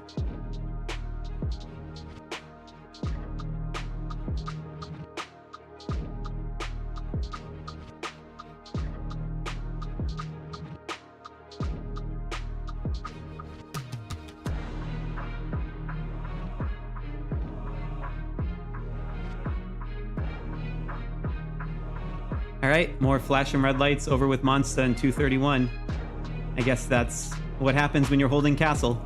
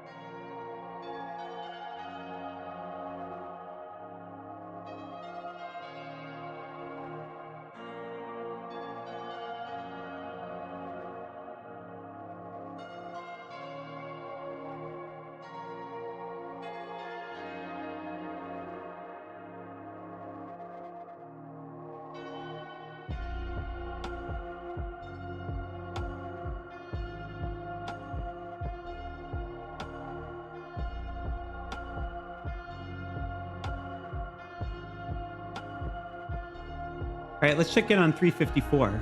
It's been a little while there.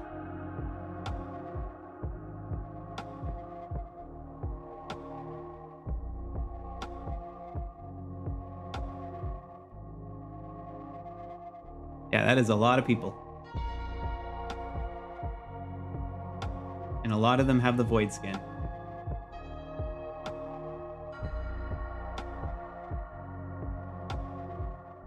And while Khan's playing, let me, on the sky cam, I think I can reactivate it here quickly. 1 second. We can check the occupation time.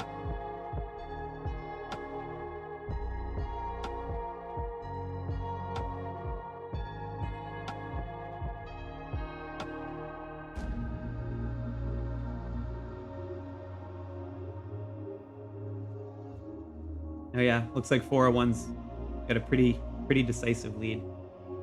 I think I saw someone in chat say too that the on the 354 side that a couple of the bigger players were missing. I don't know if anyone's in there can confirm that.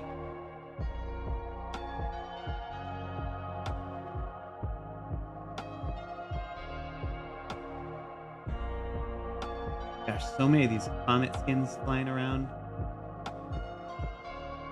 All the dragon skins, void stars. This is wild.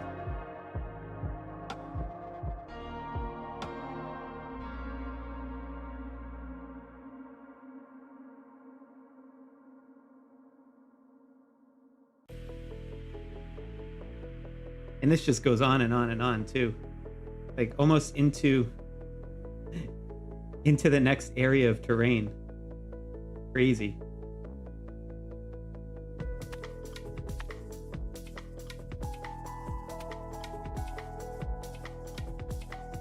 Or one just lost castle? Oh my gosh, and I missed it on the zoom out. Hey, we got 354 on the board. Thanks for letting me know.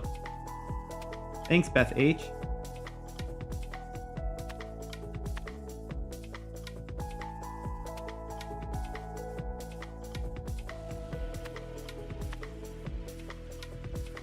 All right. Well, this one's going to go a little bit longer than for sure, because that just broke up the continuous occupation time.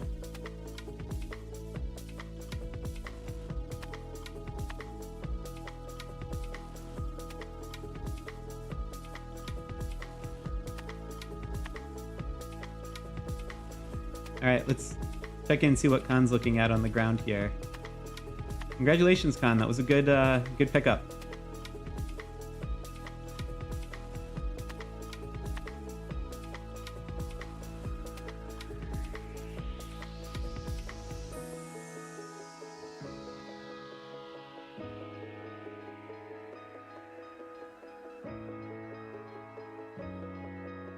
Oh, Beth, you're on 401?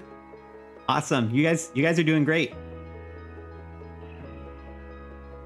Maybe next time I can get a streamer on your side of it too, huh?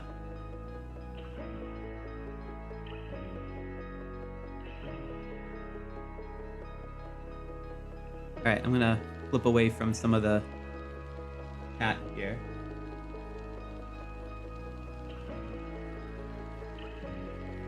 Let's go to the sky cam. Really sort that out.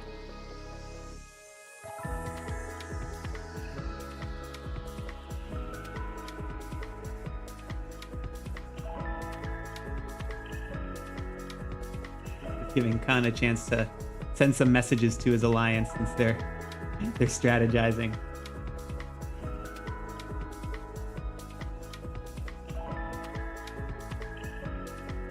This is quite a lot of eye candy though, with all of these skins flying around. It's like fireworks.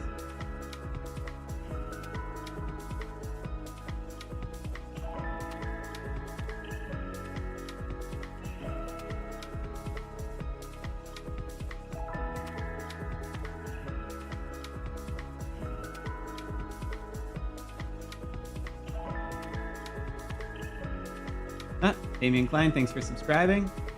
Appreciate it. Actually, as I was finalizing the tech for this live stream last night, the channel crossed over to 25,000 subscribers, which is just an unbelievable amount. So that's a fun thing to celebrate for me today, at least. Oh, and speaking of celebrations, I also completely forgot to mention, but Bella Psycho, who's doing 2 different streams for us on 255 and 288, although I'll give her some privacy on 288. But it was her birthday yesterday, so if you're watching, give her a shout out and say happy birthday.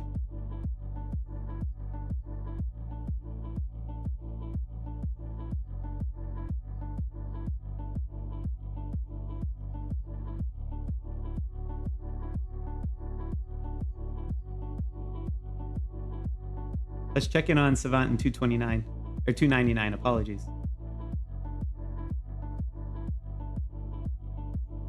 Oh, looks like he reset the connection there a little bit. Let me come back to him when the stream. Yeah, I'll solve that in a tech one. 1 second. Go back to 231.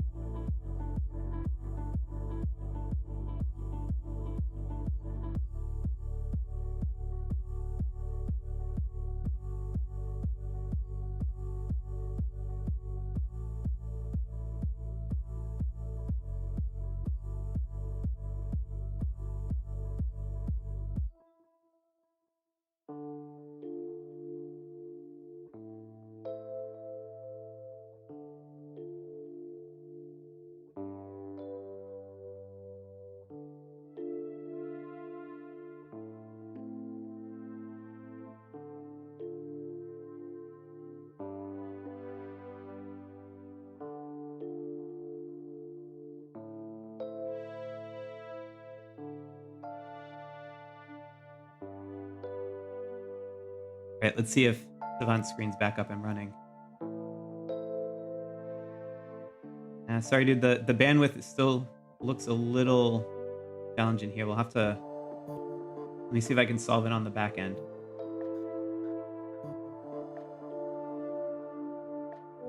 Let's jump to 199 with Techie Brad.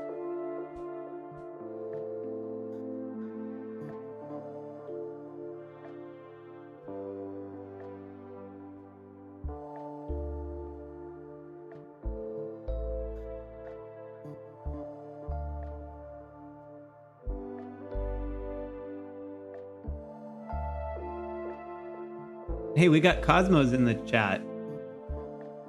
Guys, Cosmos is the one who has helped, as I was saying, with all of the data behind the leaderboard that we, excuse me, that we put into the optimizer, the new KvK rankings.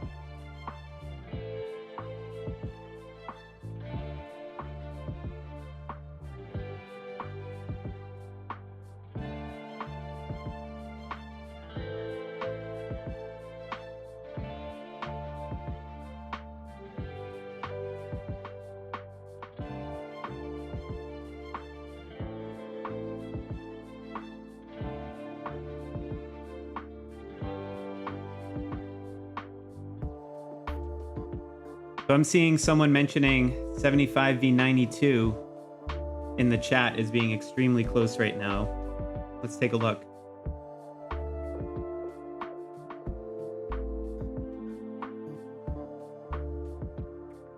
Yes, indeed it is. I see Percival there with Uwu Alliance. I was actually speaking with him and Fathos yesterday. We were trying to see if we could line up this one for the stream, but it didn't quite work out with the timing for a couple of folks, so we ended up passing on it for this time. But yeah, this was one that almost was right on the bubble. There's always a lot of maneuvering at the last minute back inside, but this is a very well populated battle. My goodness.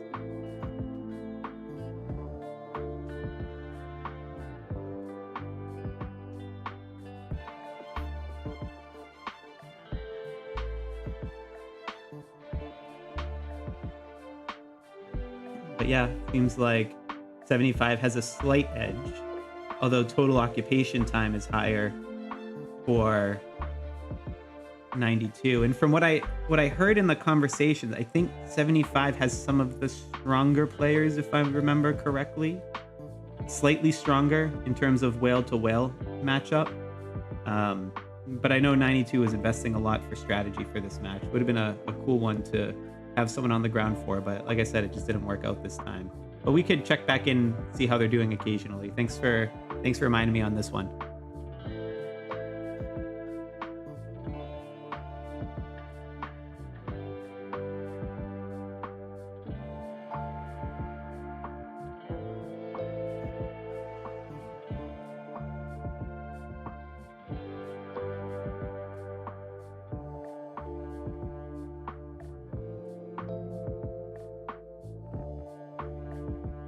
Let's go back to 354 after the castle changed hands. Let's see how that's shaping up now. Back on the ground with Khan.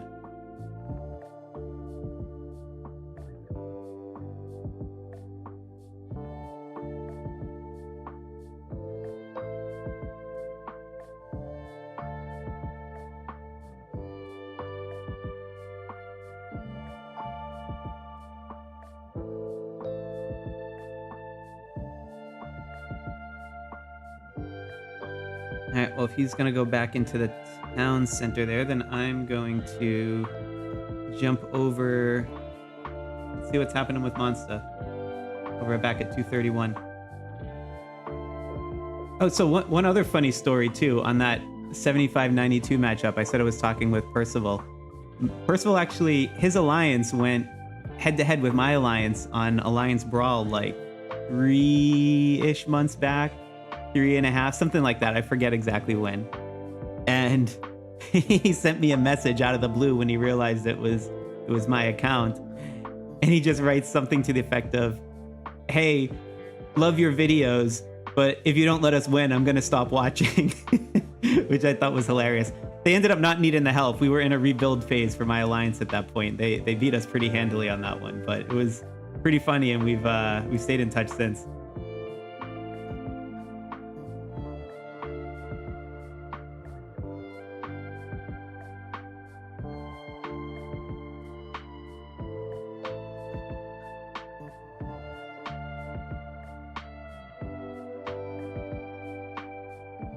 All right, I see someone named Rami Levi in the chat asking me to do a shout out to War Potato, who apparently is a legendary player. Rami, what makes War Potato so legendary? Share with us in the chat. Hey, Giffy Poo, welcome to the stream.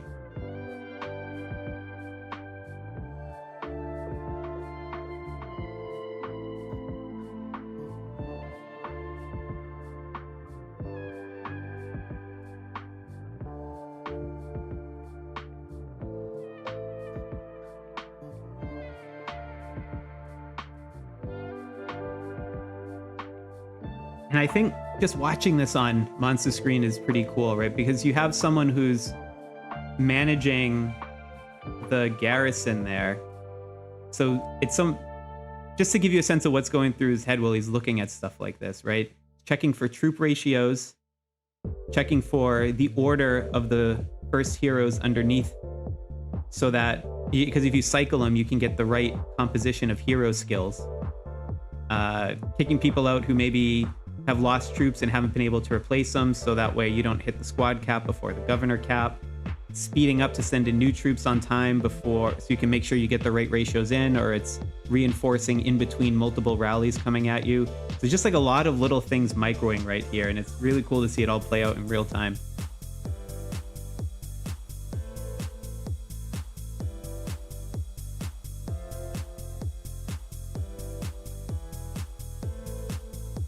Hey, Sumitra, thank you for joining, and thank you for being part of the Sloth Squad.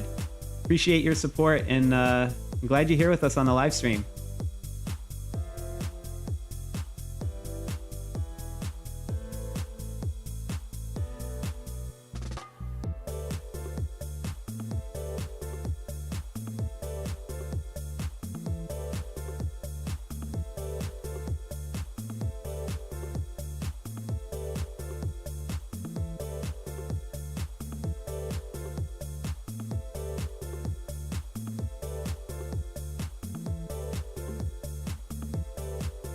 All right, let's see how it fares with those rallies.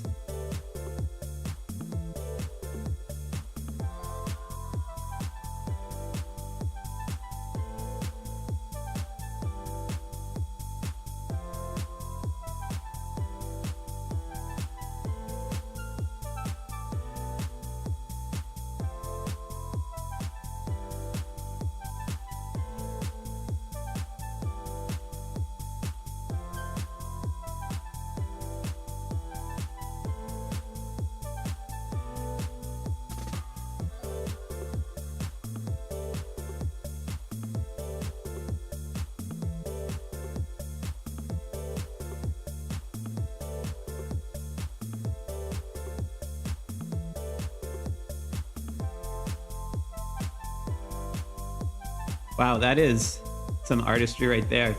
Those rallies, I don't know if you saw the timing on the battle report, but they hit within the same second. It's impossible to reinforce between them.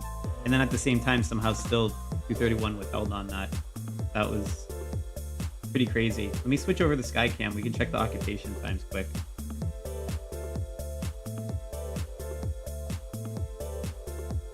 Yeah, this one's definitely going in 231's favor. It looks like it continues. And if they're able to hold off such well-timed rallies as that, I mean, kudos to 267. That was really precise timing.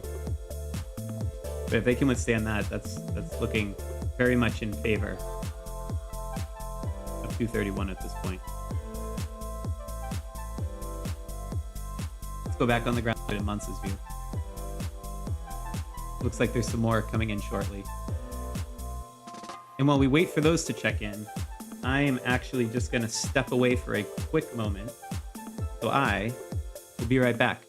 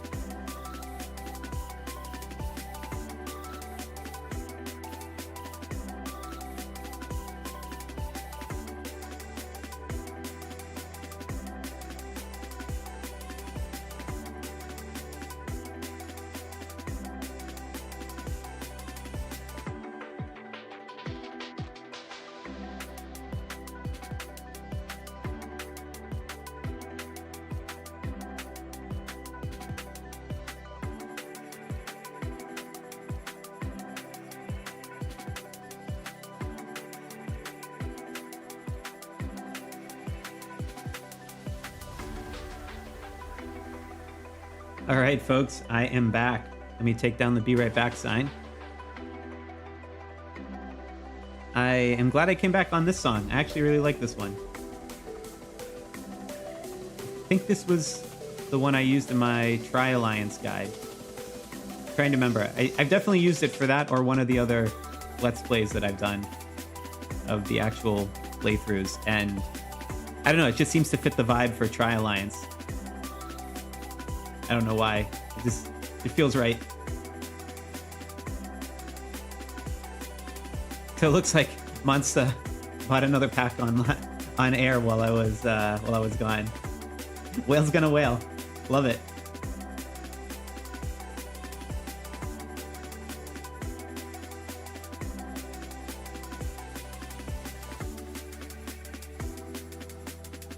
Let's check back in on 354 with Khan.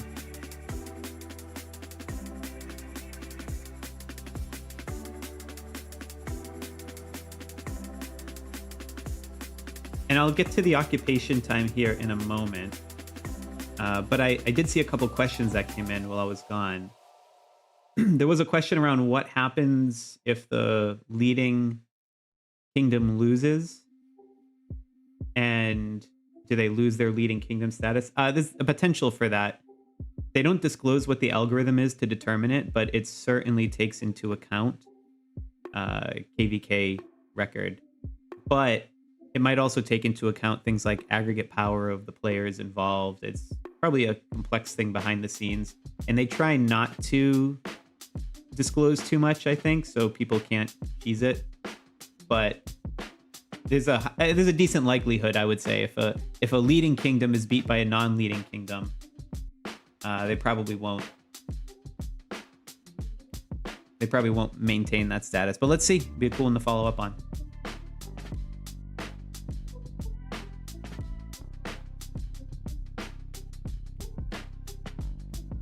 All right, let's jump over to... Actually, hold on. I'll see if I can pull this one up on the Skycam. I do owe you an update on the holding time.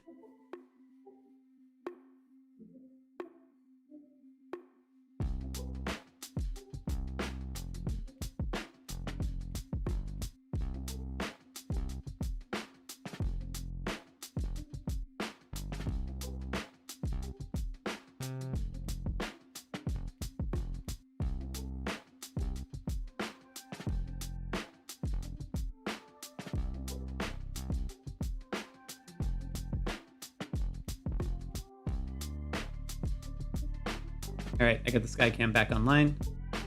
Here's what we're looking at.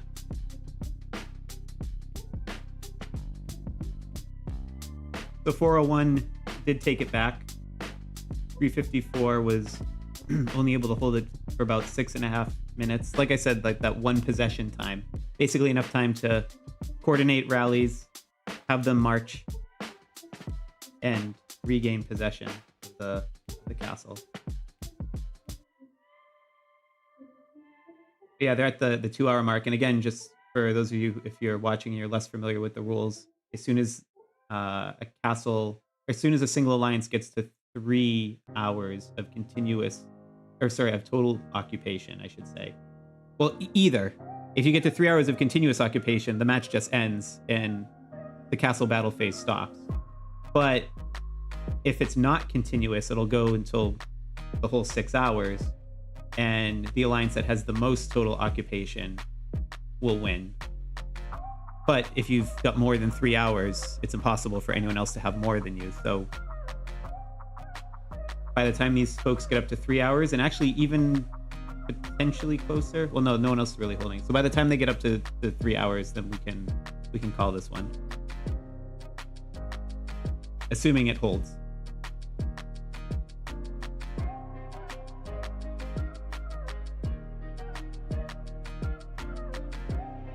Let's go back over to Bella Psycho. Let's try the 288 feed.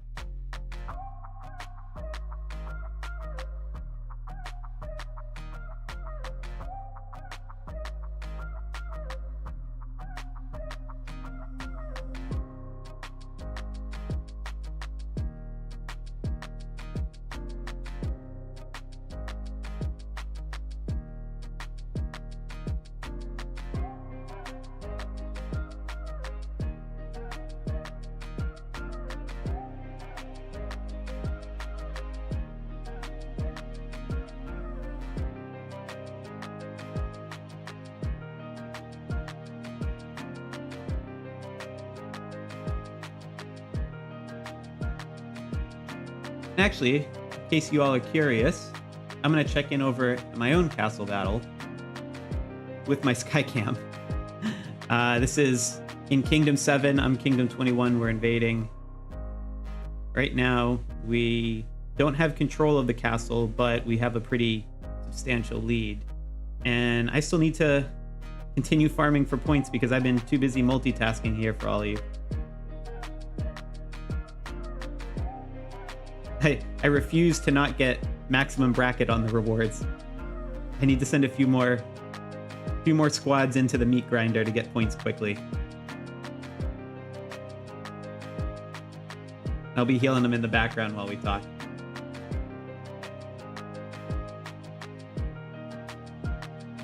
Let's see what's up with Tacky Brad on 199. Yeah, I am dodging my KvK Snowy. And there's a public record of it.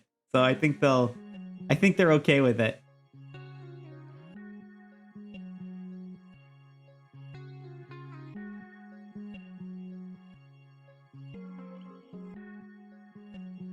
I think there's a delay between the chat, Snowy, and me actually streaming this out through the encoder.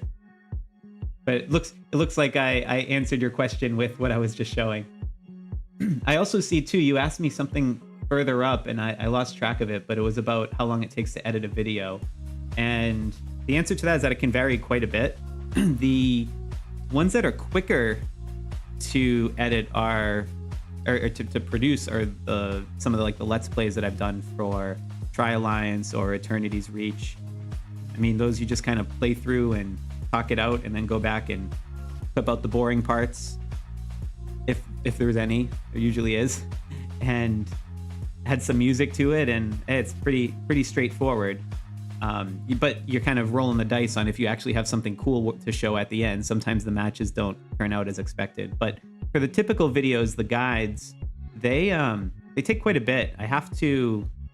There's like a research phase. Oh, Matthew Crossman, thank you for subscribing. Appreciate it. I have to go through a research phase too to make sure everything I'm saying is true with the best available knowledge of the game, and that'll sometimes involve bouncing things around with different players. You sometimes see me shout them out in the videos when I've done that. If it's anything relating to the optimizer, we've got to build the whole module. So that takes Z-Brave and I some time from doing design documents and all that. But again, just like the standard videos, probably, gosh, if for say it's something like a 20-minute video, like one of the longer ones that I'll do, that it's like a pure guide, something in the 15 to 20-minute range, I'll probably spend something like 3 or 4 hours just writing the script and researching and making sure I have everything buttoned up. And then the editing is usually, the recording's usually not too bad if I can match it up on screen to what I'm doing. Something like 20 minutes of time, assume a few takes for everything. Probably take me an hour or so to record if I'm not sick and having to cut out when I was coughing like the last few ones. And then the editing can be straightforward if all the video is already matched up as I've spoken over it. But if it's things where I have to make infographics, that chews up a lot of time as well. So those can be much more intensive. But I would assume something like an hour for every, I don't know, call it like 3 to 4 minutes of video from editing time. And then there's all the YouTube stuff of like making thumbnails, writing descriptions, all the tags and everything for search engine optimization, responding to comments. That takes a lot of time. So yeah, it's quite a bit when you put it all together. For a 20-minute video, it could be something like 15 to 20 hours cumulatively. And I'm just trying to do that on, nights and weekends throughout the course of the week. All right, I see a question around 199 to 255. Let's see, Bella Psycho, I'm gonna cut to you if you have anything on the ground here for this. There's a battle report up. You might be busy on the 288 match right now. I can cut to it on my own in the live cam, the sky cam, let's see.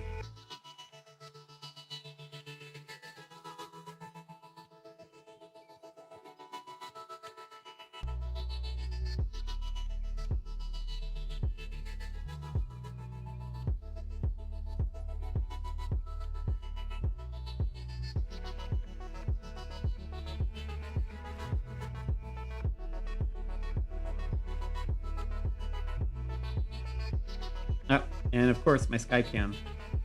I gotta reset it. 1 second.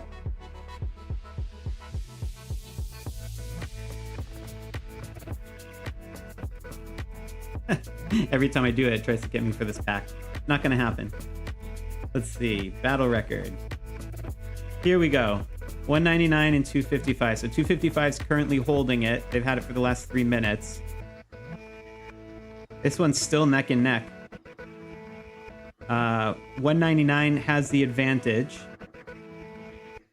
255 will probably get at least another 3 minutes before a rally hits. So let's say that they're at 42, 43 minutes. So yeah, it's basically one possession. But again, then you look at the number 3 and 4 positions, and both alliances have held it on each side. You can see Tacky Brad's got his alliance there.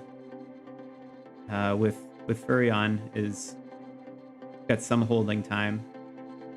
But they're probably at this point, this late in the game, starting to funnel to the alliances that have been at the top of the leaderboard already, I would bet. Let's see if we can see what Tacky Brad's looking at right now.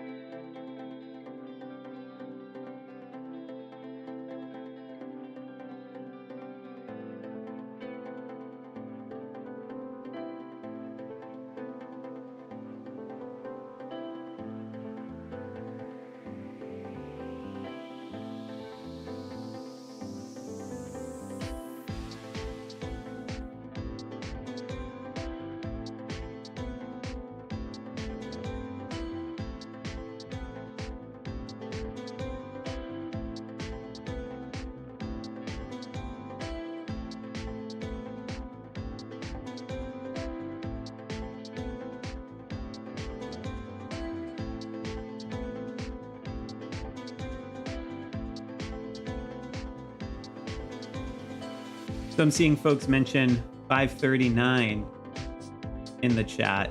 Let me flip over to it on my Skycam. This one, let's see.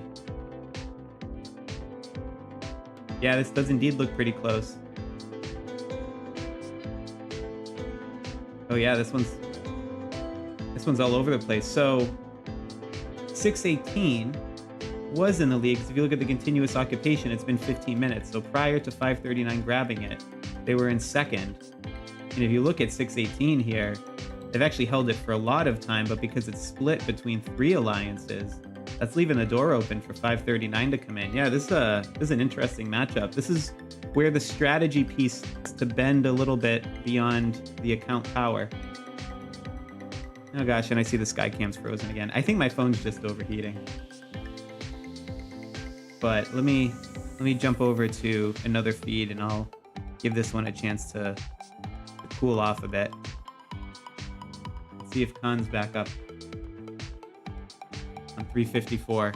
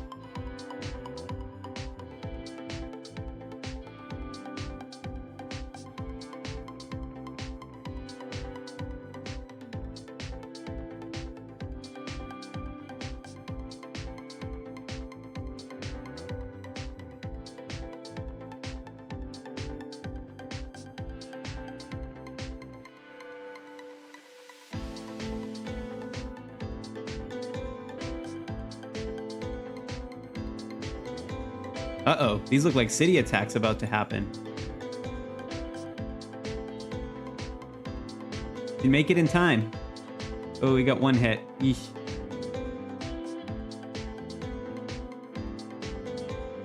Yikes.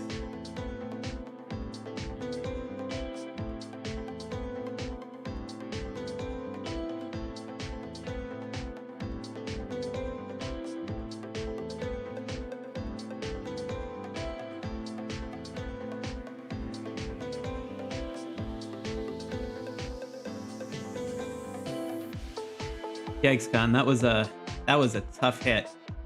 Good thing you teleported out though. That could have been much worse.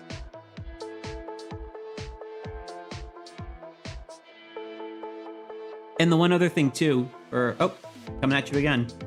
The one other thing too, for those of you who have not participated in a KvK yet, if you're watching and you're on a newer kingdom, there's a thing at the end where essentially you can get back about 90% of your troops that were lost. And that's in addition to whatever made it through the infirmary and enlistment.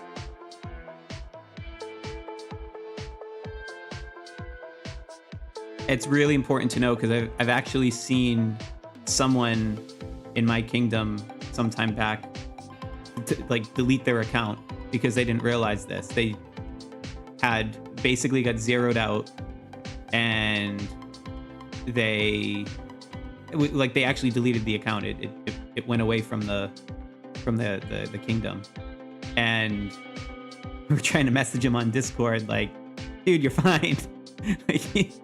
You can get it all back.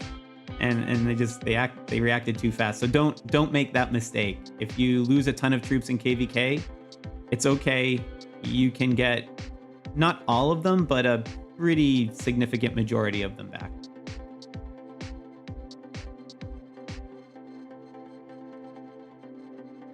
I will check out 315 soon, Galaxy. My my phone needs to cool down, otherwise the stream's gonna keep freezing out on us from that one.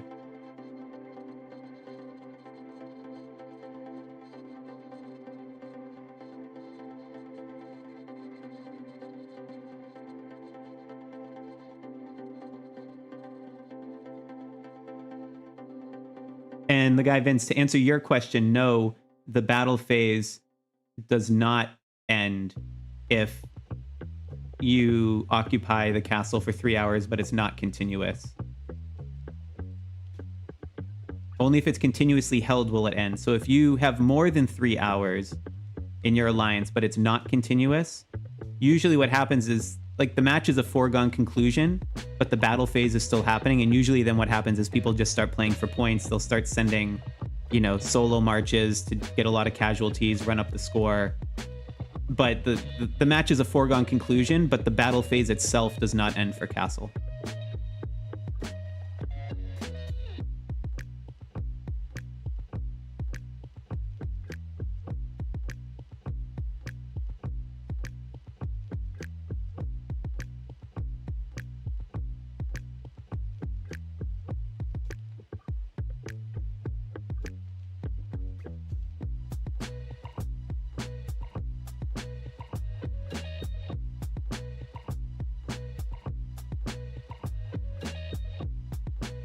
Oh, awesome, gamer. Thanks for the compliment in the chat there. I'm glad the optimizer's been super helpful for you.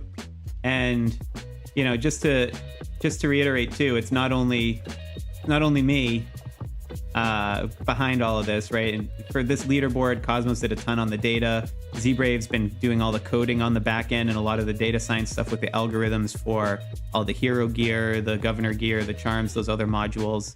Tons and tons of work across the board, and then tons of volunteers too. You should check it out in the acknowledgement page just to see how many people from how many different kingdoms have contributed, data, theory crafting, stress testing it with us, checking for bugs and everything. We try to keep track of all of it, but it's been a huge community project. But I'm so glad it's been adding value to you.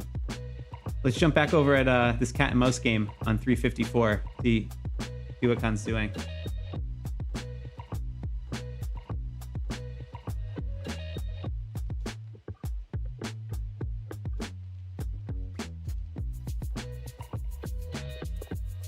Actually, I see flashing red at 299 as well with Savant. Oh, but his thing still is a little bit throttled here.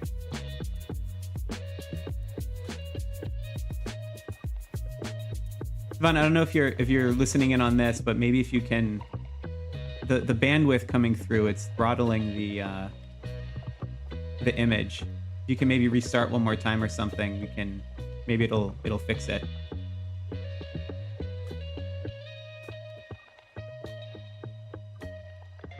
Go back to Tacky Brad. He had a restart in his end too, but it's coming in clear. This is the 199 255 match.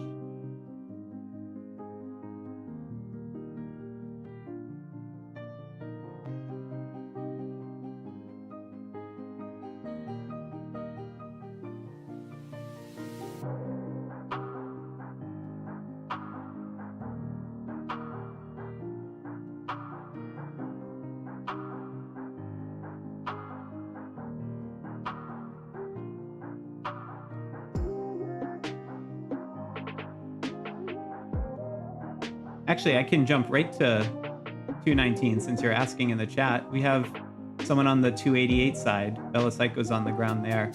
Yeah, this one's supposed to be a pretty tight matchup. Oh yeah.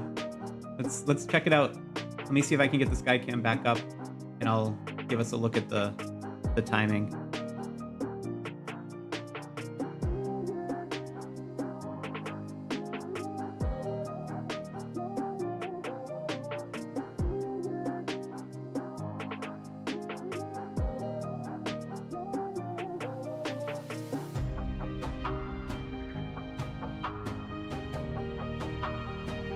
Yeah, Axump. Sokka is in my alliance on Kingdom 21 in Bro. Yeah.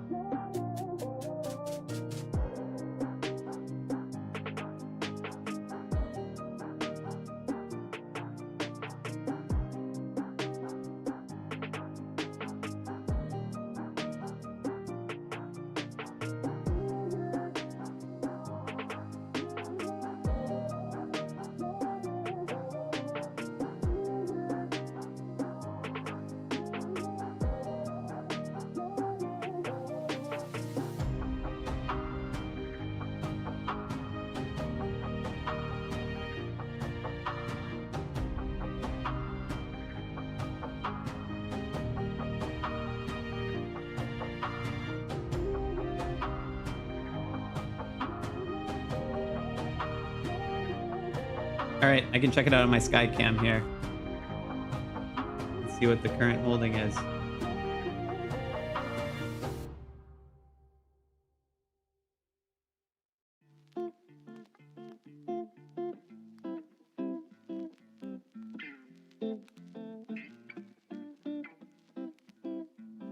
Yeah, it seems like 219's been steadily pulling ahead here.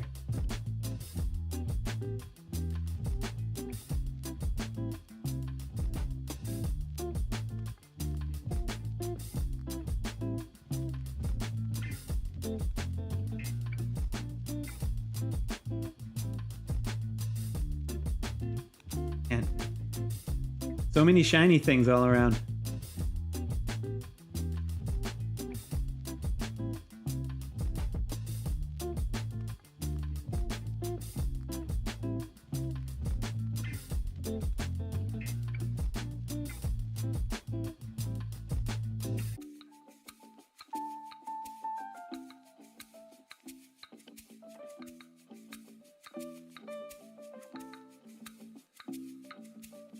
The other thing too, so if you look, 300 and KvK are both 219 alliances, and they seem to have all 4 of the turrets right now as well. And not only is this important because it's reducing... I can't step into it to show you, but not only is it stopping the damage from hitting the folks that are holding the castle, which would slowly cause a troop attrition over time, but it's giving a stat boost to the lethality of those troops. And importantly, that stat boost is a special bonus, so it's multiplicative. So if you're talking, whales that have 1,000, 1,500, or whatever on a stat, for each one of those turrets, you're getting, I forget off the top of my head, something like 6 or 8%, something in that order. So it adds up quite a bit, quite quickly. So that's making it hard to probably bump them off the castle here a bit. And that's probably why 288 just got bumped out, because ZFG was just there holding it right before when I first came in.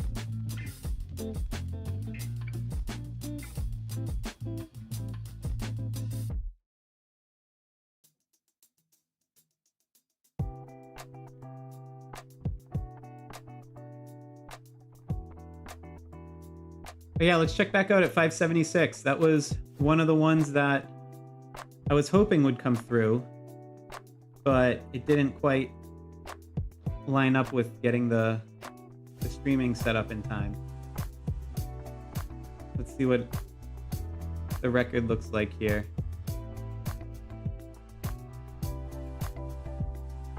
Oh yeah, wow, this one is a bit all over the place. Wow. So 576, if I'm doing the mental math correctly here, actually, yeah, they have more total hold time than 652 on the castle, but because it's split between those 3 alliances, and 652 has a consolidated under Ash, they're actually in first right now. Oh, and it just changed hands again. Yeah, this one, and for those of you who aren't watching, this was one of the ones I really wanted to get on here. When I was talking about these new massive mega kingdoms that have formed, this is the one you would have seen with the Reddit photo that had all of the different Void Star skins. I think there were like 9 of them around a bear hunt. I believe they're up to 11 now.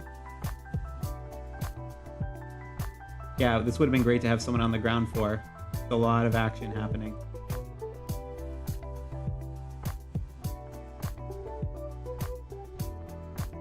All right, I'm seeing someone ask for 354. That's one of the ones we're covering.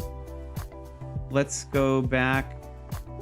Khan, I'm going to pull up your screen on 354 here.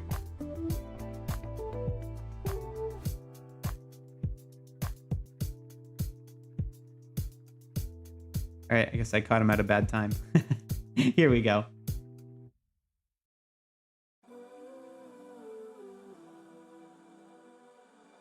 When we last saw Khan, he took a pretty big city hit and was having to heal up a bit, and they were hunting him, and he kept teleporting away. So he's probably doing some healing in town.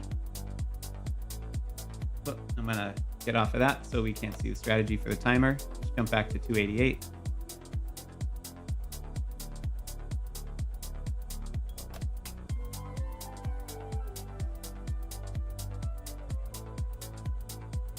That's one of the other things I try to be real respectful for here, because I don't want to change the outcome of the match. That's actually why I stepped away from Khan when he kept teleporting away, because I realized it was showing the coordinates at the bottom, and I don't know if anyone's from the other side there. I didn't want him to be getting city hits because of me.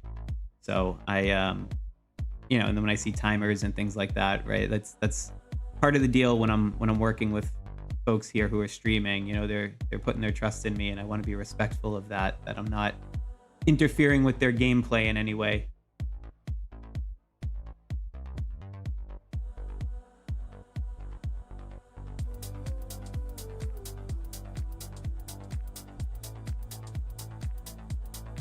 Oh, see, is it Chuan? Is that how you pronounce your player name? I see you're in the chat here. Yeah, you're one of the big guys in this matchup, right? On the 401 side, if I remember correctly. Yeah, let me go over. I'll see if I can pull you up on the sky cam.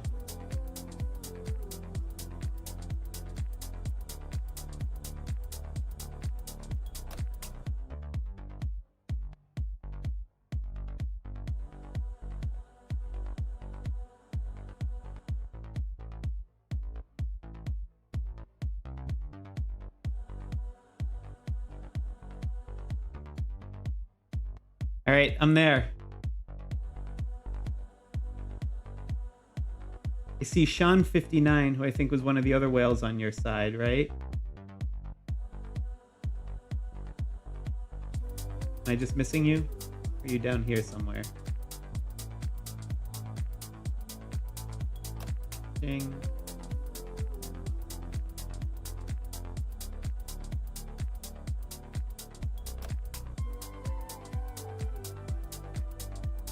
Thanks, Snowy. I appreciate it. I will try not to forget for rewards on my main.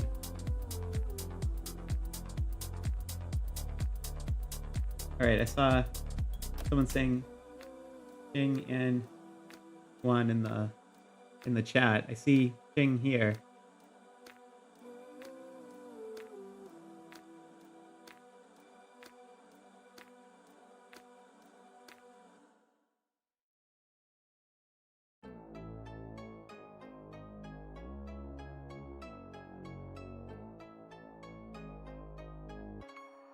Go up. Okay. Sorry, I think there's a delay between my feed here and on the chat. My gosh, there are so many of these void skins.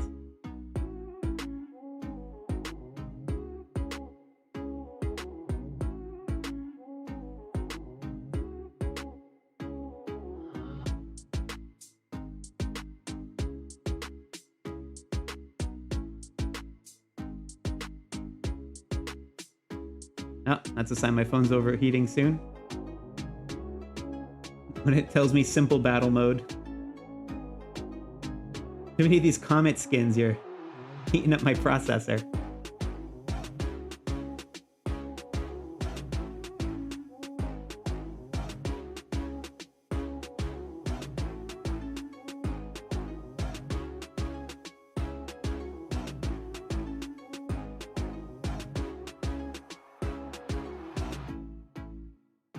.354 got a little bit of holding time back on it, but it is still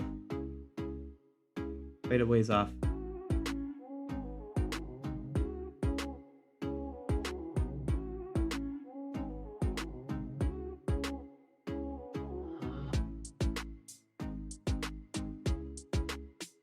All right, I'm seeing someone say we got to go back to 75 and 92. And that was, like I said, one of the ones we had scheduled for today, but kind of fell through. I think that one I want to see too. That was supposed to be a really close match.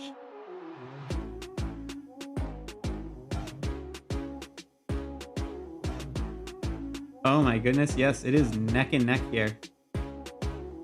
Wow.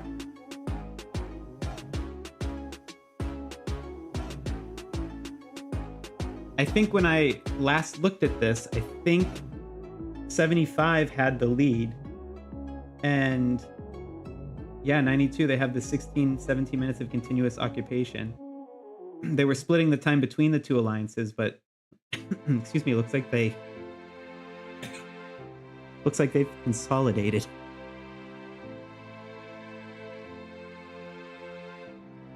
Sorry folks, just had to mute myself. Still recovering from this cold. Jeez. But yeah, it looks like it looks like this one's starting to swing back in 92's favor. This will definitely be one to watch. Yep, you got Percival holding the bottom. Pathos is holding the castle. Yeah, this is a cool matchup. This would have been another good one to have someone on the ground with. But it just didn't work out this time. Ah, and it overheated again. I'm sorry, guys. Let me jump to someone else here. I think Tacky Brad on 119. I think we your feed here.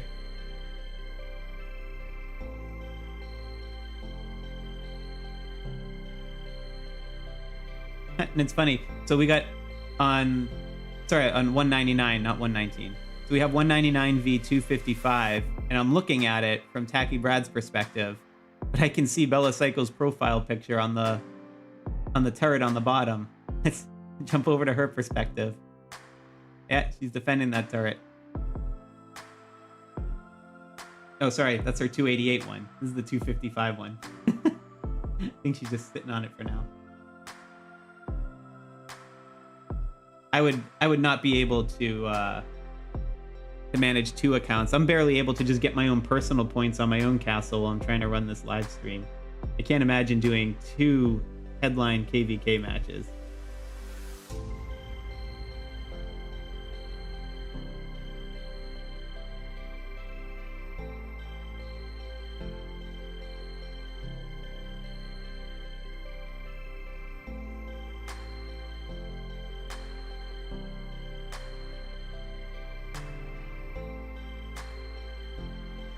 All right, I'm seeing calls in the chat to go back to 199. Let me flip to Tacky Brad there.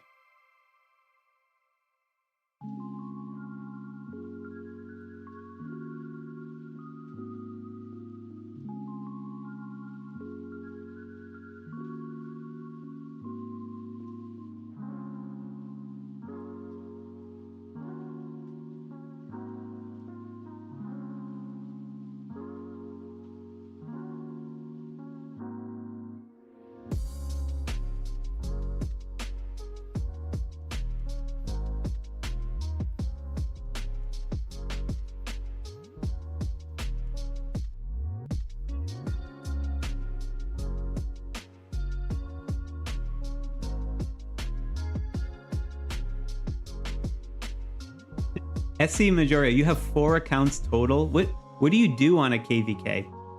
I mean, are you actively playing 4 accounts, or is this just like farms and stuff?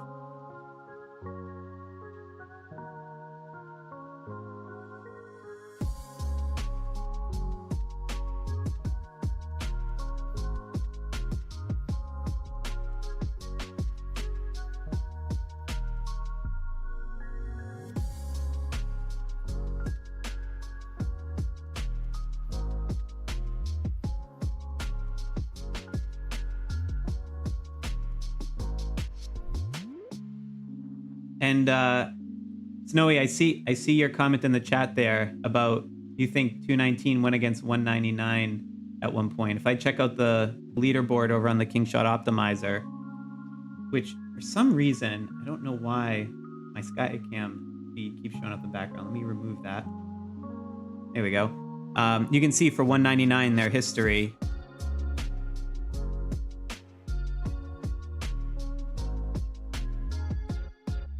Yeah, and there it is, the 219 matchup. So 199 won the prep against 219, but they lost the battle to 219. So it was a split between the two.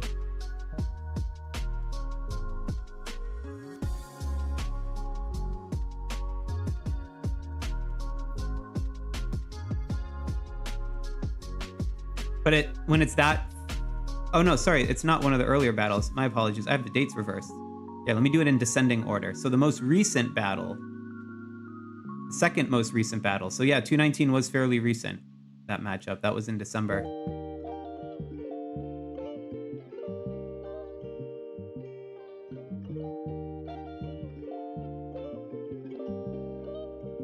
right, let's go back to 199 one.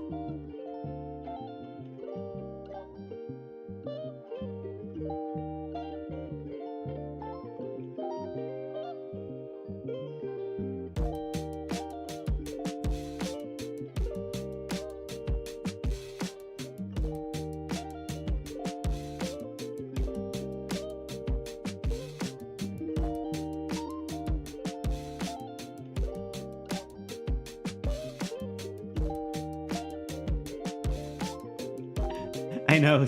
No, it all just blurs together after a while.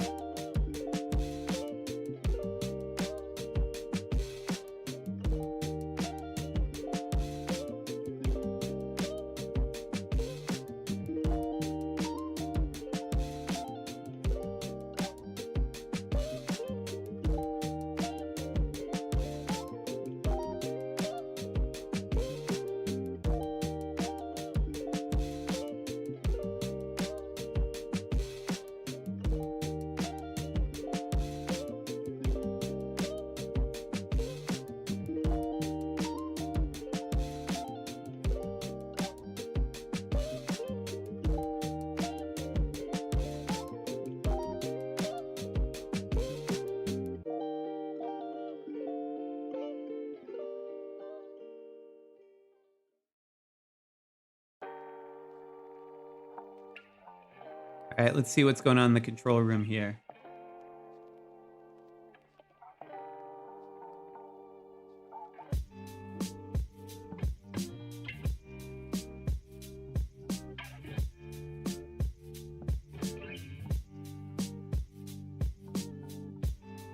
So if I look at the state of things, my Skycam is waiting to reset. I think Bella Psycho's 255 feed is frozen.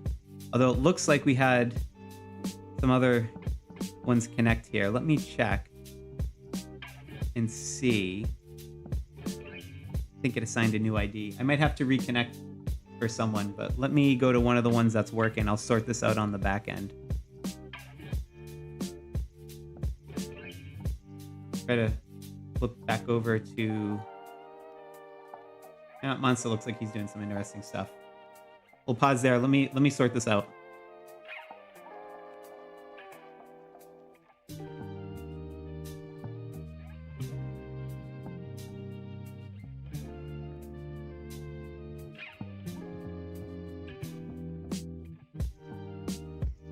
I don't think people have technically lost Castle yet, Snowy, because it hasn't been 3 hours, but I think there are some where it's probably about to flip over. There might be some continuous occupations. I don't think from any of the matches we have, though, but some of them might be determined fairly soon.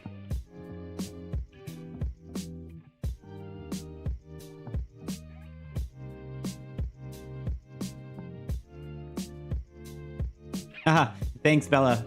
I appreciate that. I forgot you were listening here. I should have said it sooner. I tried to ping you on Discord to restart, but you're playing multiple accounts, so I guess that'll do it.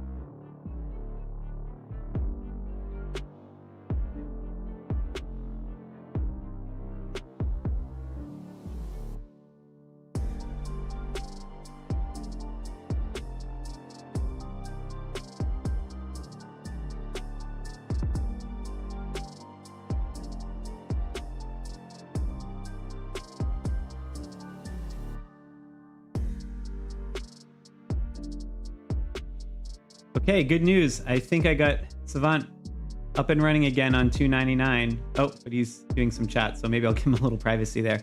But we'll cut back over to him in a second. I was able to see some things coming through there.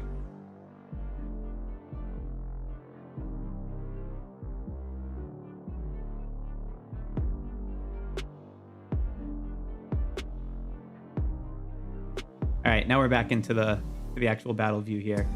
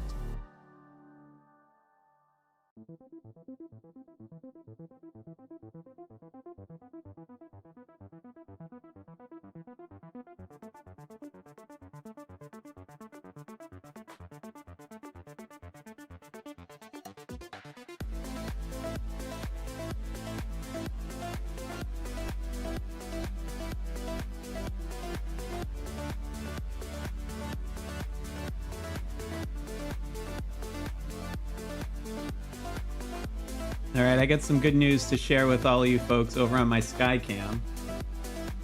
I have finally managed to multitask through here and hit my Alliance milestone rewards by essentially YOLOing my troops into turrets. So I've cleared the threshold, I've got the rewards, we won prep phase. Our alliance is about to take, or our kingdom's about to take the castle. So I'm just shielding up, and now I can focus a bit more again on the much more exciting matches out there. Let's see if there are any flashing lights. I'm back in my control room. Bella Psycho, I think it's the 255 feet again. You might need to refresh. It's not coming through. Or might need to reshare it, I should say. But otherwise, let's check out what's going on with Monza again at 231.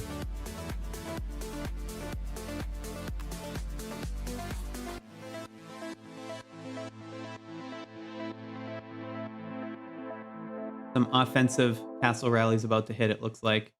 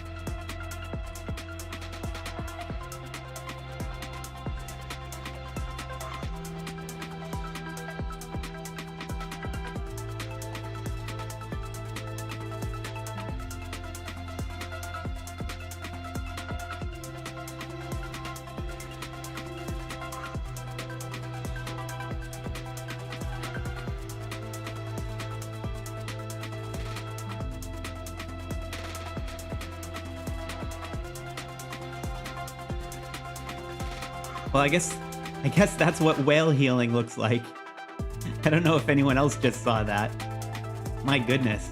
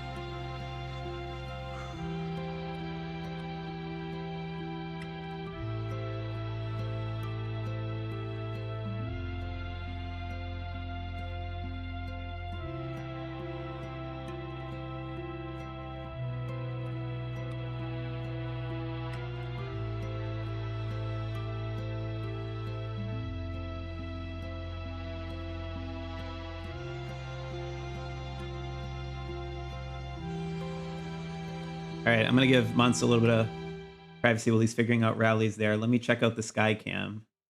Oh, I gotta reshare that one again. I just reset it. One moment.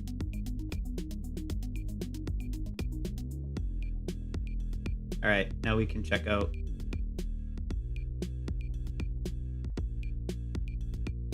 battle.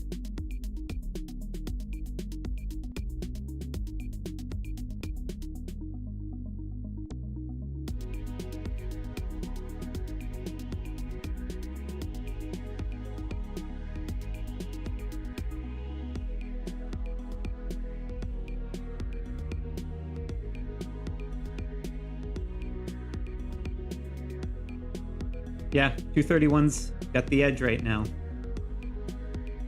It's still somewhat close. Even if you added all of 267's occupation time under a single alliance banner, it would still be slightly behind. But it does tell you it's changing hands, so this one's probably gonna go for a while.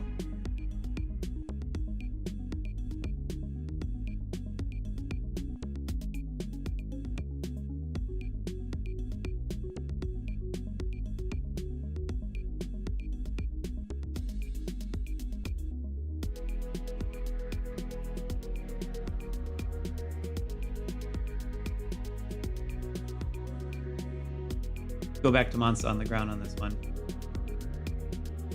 Oh, guess I just lost his feed now. I'll try to reboot that one soon. Let's go to Khan on 354.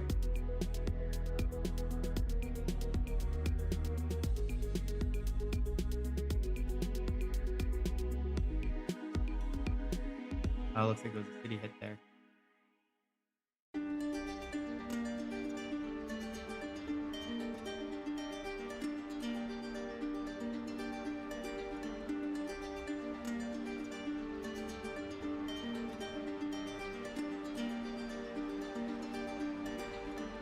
All right, do Savant on 299. He's doing some batch healing here between a few attacks. Let me check in on this 299, 259 match.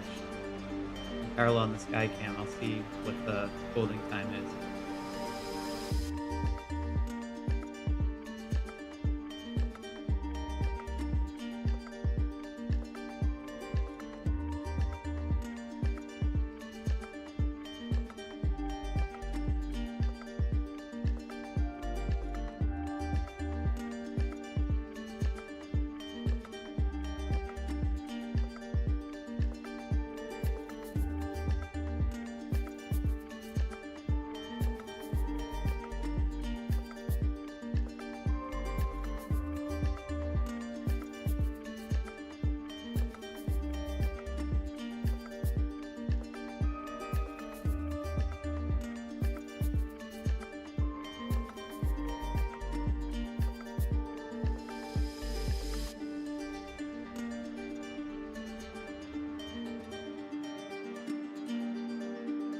Just looking at the stats here for that 299 battle. I'll pull them up on Skycam. So it looks like, oh, just changed hands. 299 was holding it, and just now went to 259. Let's see all the troops marching back. Yeah, there they all are. We came in just after a big hit. Oh, and now and now my phone's frozen. The fun of live shows, folks. If you're using a mobile device to patch into this, it can put a bit of strain on it because you have the game, which in and of itself will heat up your phone if you're just playing for hours and hours. But now imagine you're broadcasting out, or narrowcasting out, I should say, your entire screen at 1080p on top of it. Like it just chews up a lot of the processing capabilities of the phone, and they're typically not made for that heat management. And it's not even like an old phone. I'm using a Pixel 10 Pro on mine, and it's just they just heat up, and I think that's what's happening. So I'm just gonna let it cool down a little bit more. on my end for the Skycam anyway.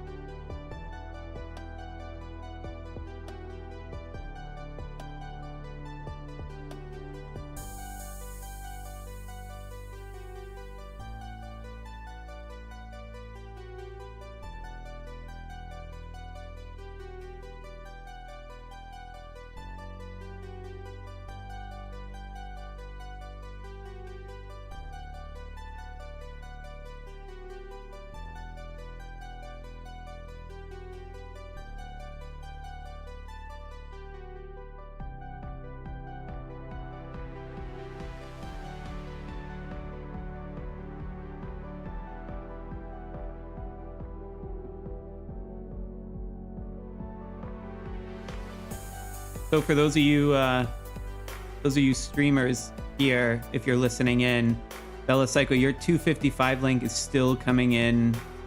I'm not seeing it on the control room. It just shows it as loading. And Monster, your screen is frozen as well on the 231 link. That was kind of cool watching Savant here just pump up some Governor Gear material to try and adjust the outcome of some of these battles here. Let me give him some privacy if he's circling in chat, though. I just gotta figure out who to jump to. Let's go to Tacky Brad, 199.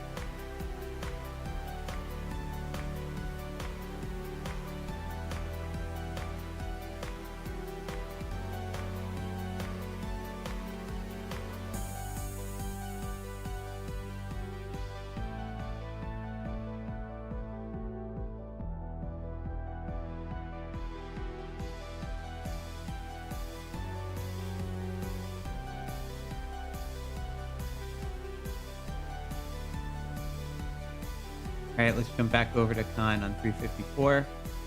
Looks like he was recovering some troops from enlistment after that other hit earlier.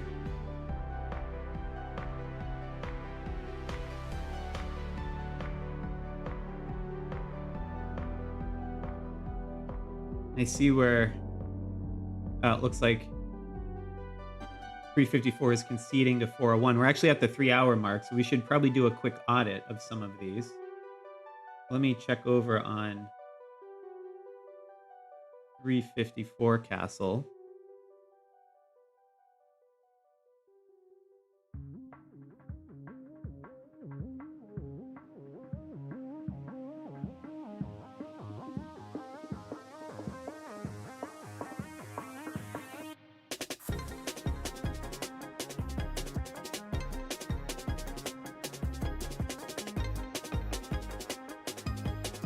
So it looks like, let me just start resharing my Skycam for a moment.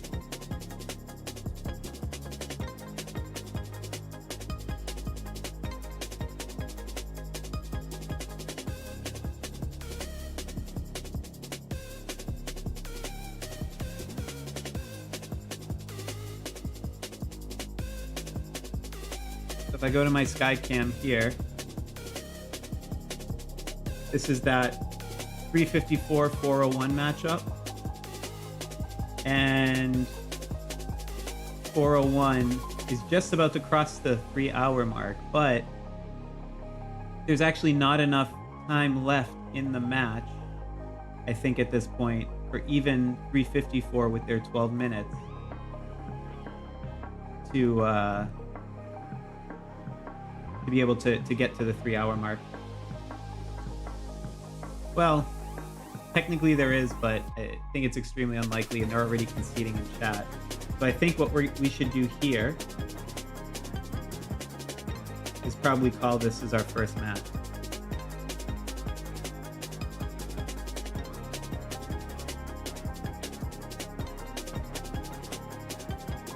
All right, so I'm going to go ahead and call this one for 401.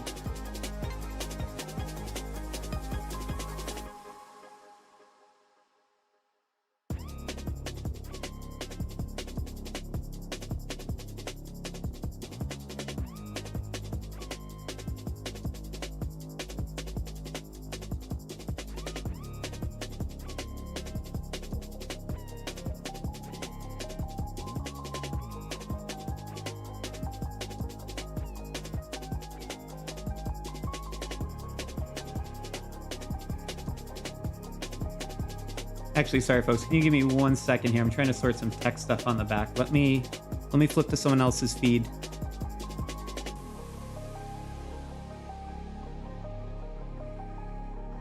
Thank you, Brad. We're gonna park it with you here for a moment.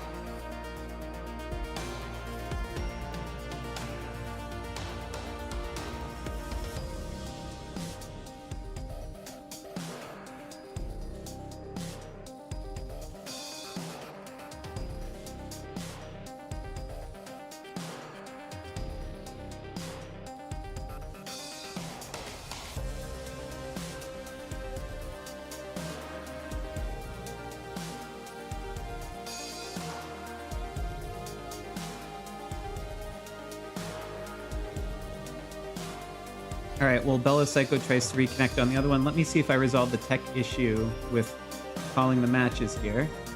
Hey, there it is. All right. So we're putting the King Sloth next to 401 for that win. And for those of you who were here on the last live stream, you know what that means. When we did our first match called, we decided to celebrate with some member giveaways. Let me fire those up.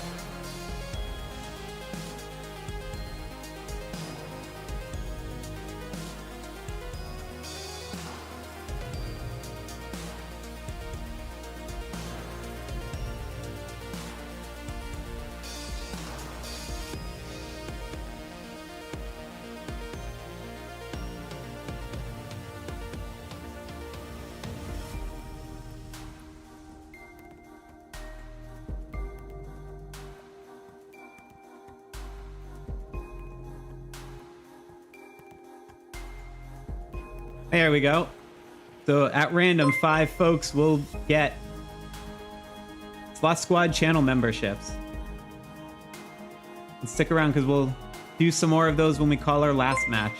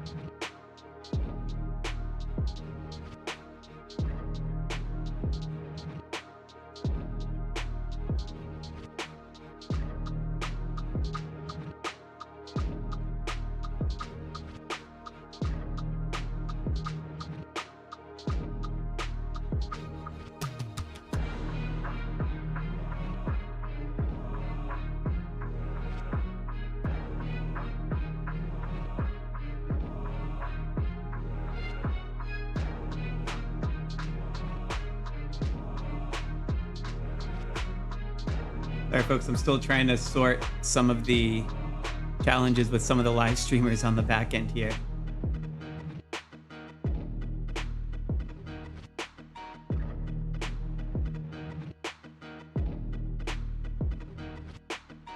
Go back to 288 for a moment. We got Bella Psycho on the 219, 288 match.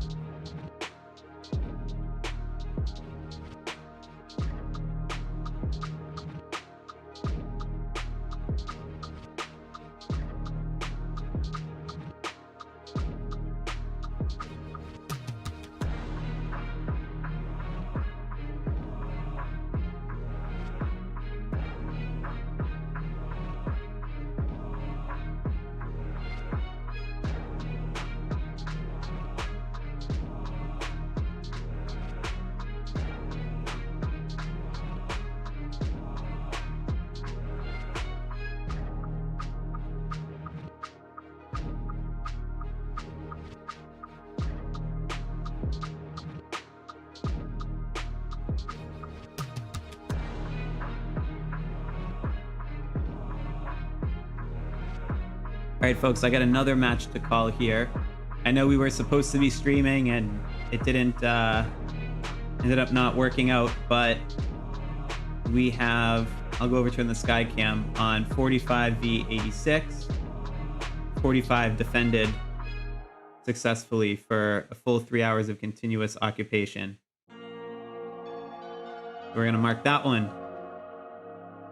And let's do a quick sweep here of some of the other matches that we've been looking at. I think the 199 to 255 one might still be going on.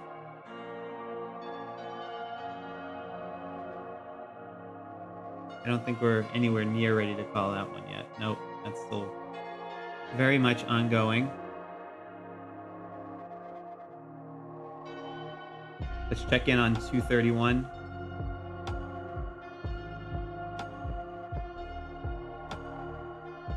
Oh, my apologies. It's on the 267 side. That's right.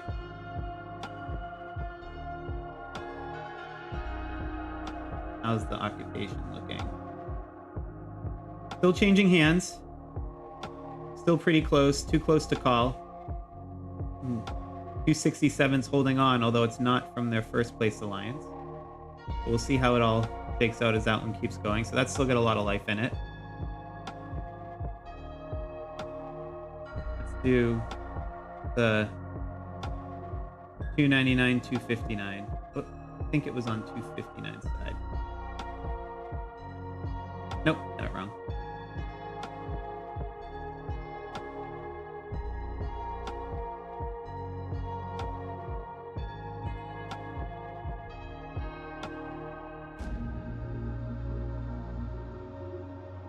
$299's getting close, but there's still a ways to go on this one.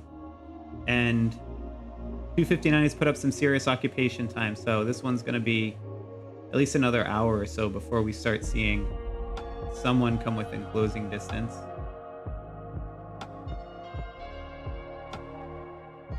Let's check out some of the other matches. It was 576 we were talking about. It was one of the ones we had wanted to stream. Someone called it the solar system match.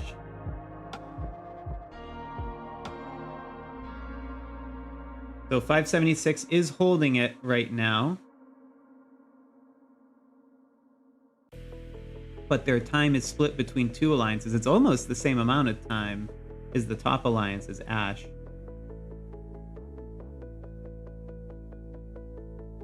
Yeah, this one will keep going back and forth, but 652 certainly has the advantage here.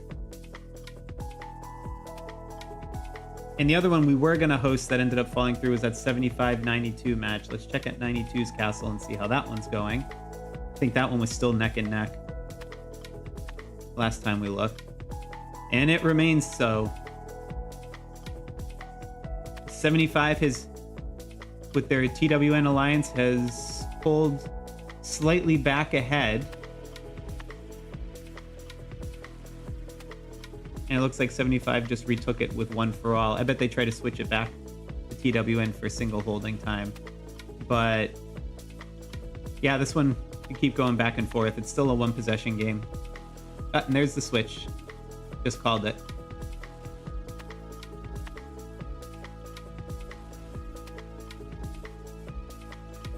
Yeah, and apparently this froze again. Let me let me just... No, it's frozen on my end, Dave Shaw. Apologies. My phone overheated while I was on Skycam. I'm gonna jump over. Let me see. Months is down. All right. Maybe we'll stick with Savant for a little bit on 299.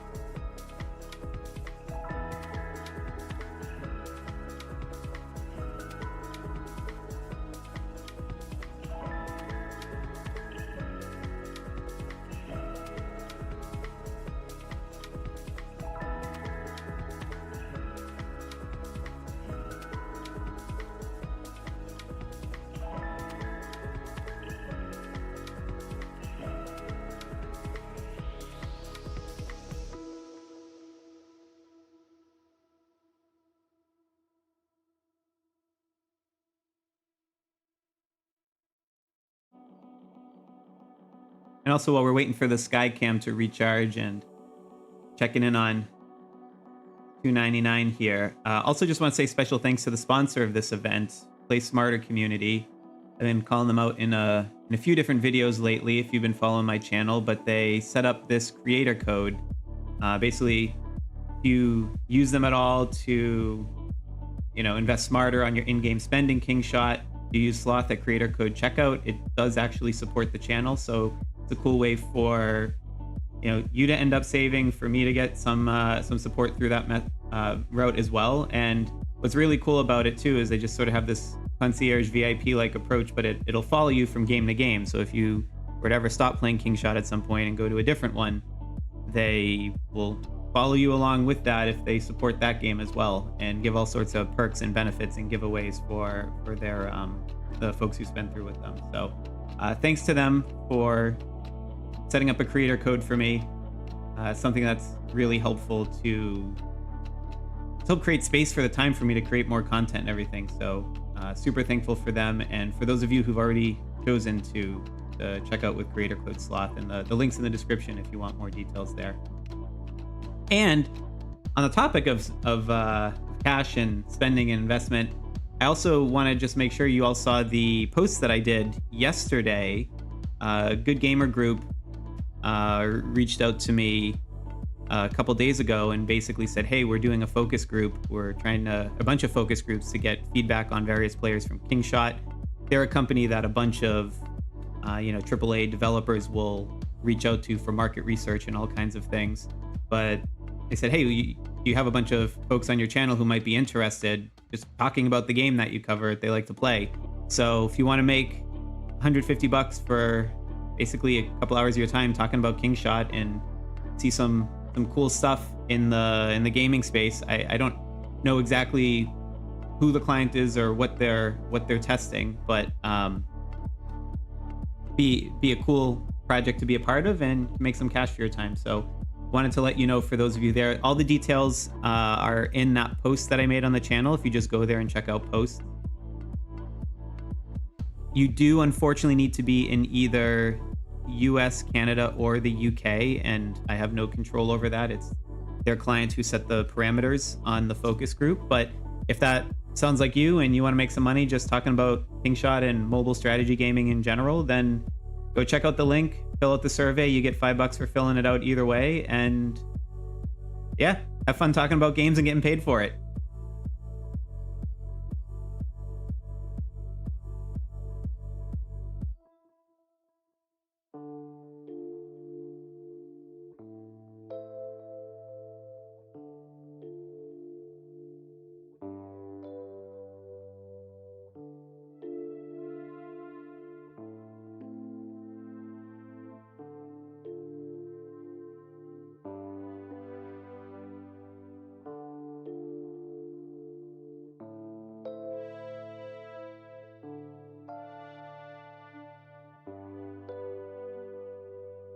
Decision, I think that that may have been me that gifted that membership. I'm just scrolling up through the chat. Yeah, I gave out 5 channel memberships.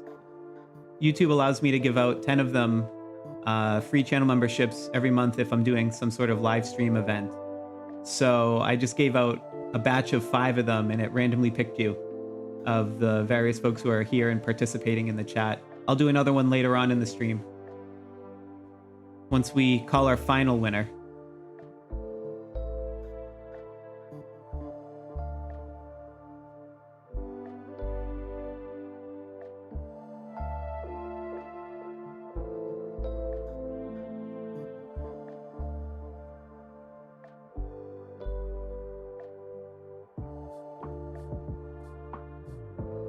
Mark, no problem at all. Happy to answer. The question is, does the alliance with the most time or the server with the most time win when castle battles up? And it is the alliance with the most time.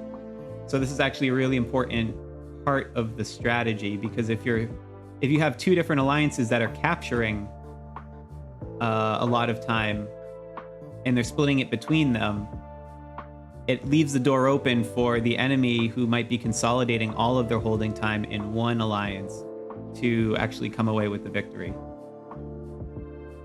I'll call it out again on the next time I go in the Skycam and check out some of the occupation times. I'll call that one out specifically if I see one of those situations.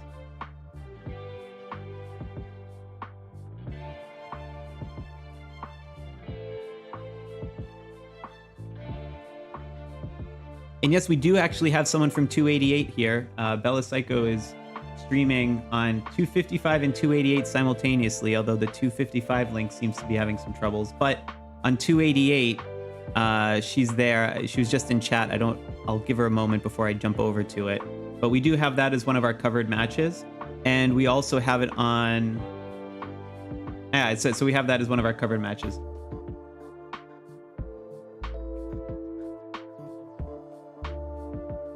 All right, looks like we got some alliances coming up here on the 288 side.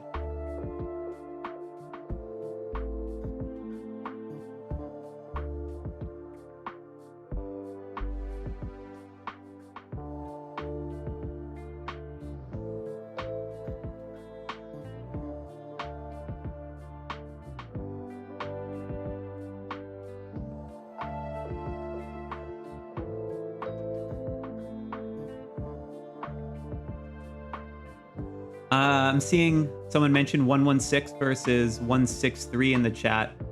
My phone maybe should be cooled down a little bit. I can try and pull that one up to take a look.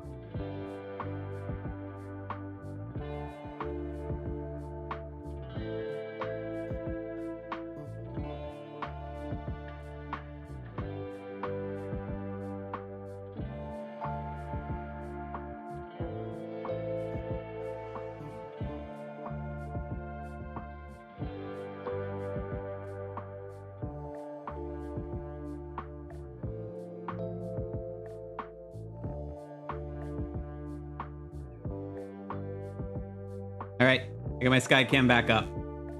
So this is that 116, 163 match that someone was talking about in the chat. So we look at the occupation time. It is indeed a close one.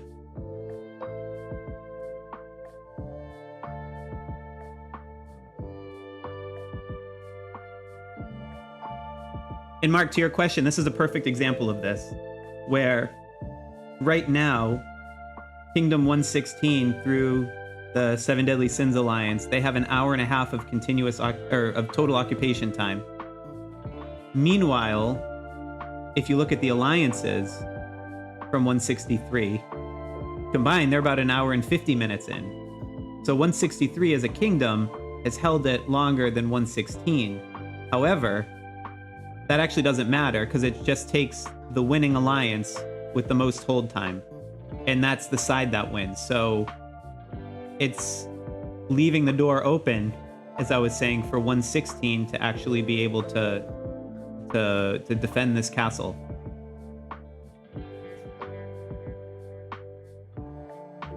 Now, if you do have a separate alliance that takes it, and this is a common tactic if you feel like you're not going to be able to hold and defend it from a multiple rally, sometimes you'll use a second alliance within the same kingdom and time it so that it hits the castle right after you would, in theory, lose it. You set a rally to do so and regain it. But then the hard part is switching it back instantly before your enemy can regroup and then build up the defenses again. And if you can manage to do that, you can sort of have multiple alliances then capturing it and funneling the time all to the same alliance.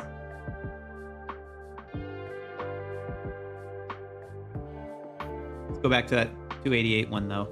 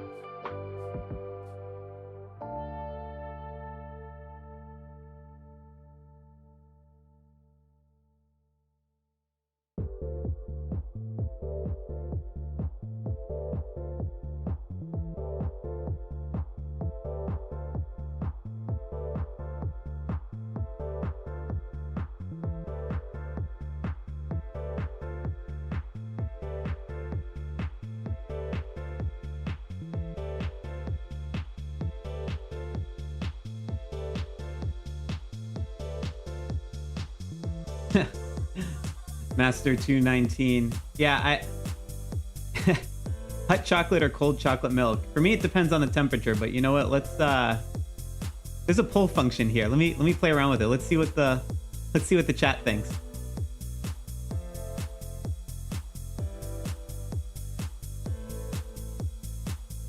Leave it up to the jury.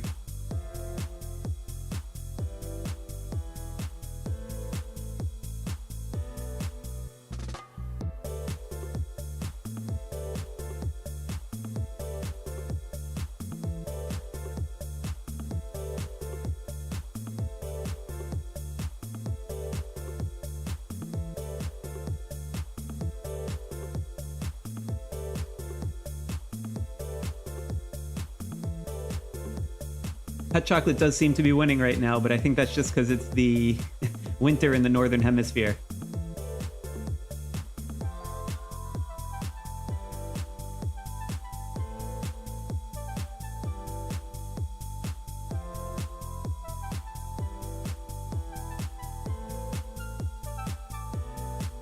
All right, it's been a little while since we were on 299 with Savant. Let's check in with him. So he's doing some bad shielding here.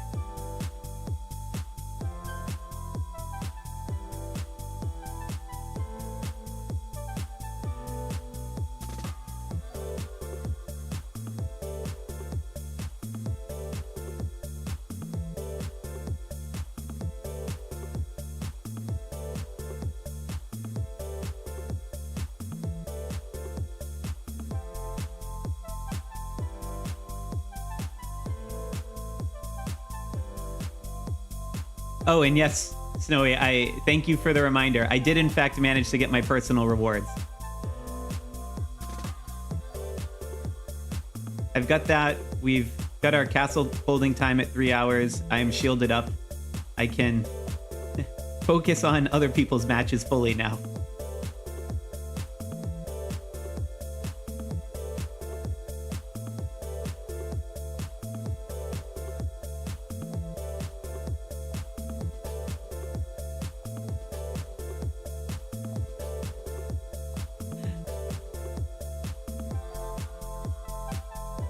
No, I'm actually not Canadian. I've just lived in a few different places within the US that all have their own strange accents, and it's kind of muddled together. But you're not the first person to ask me that, actually.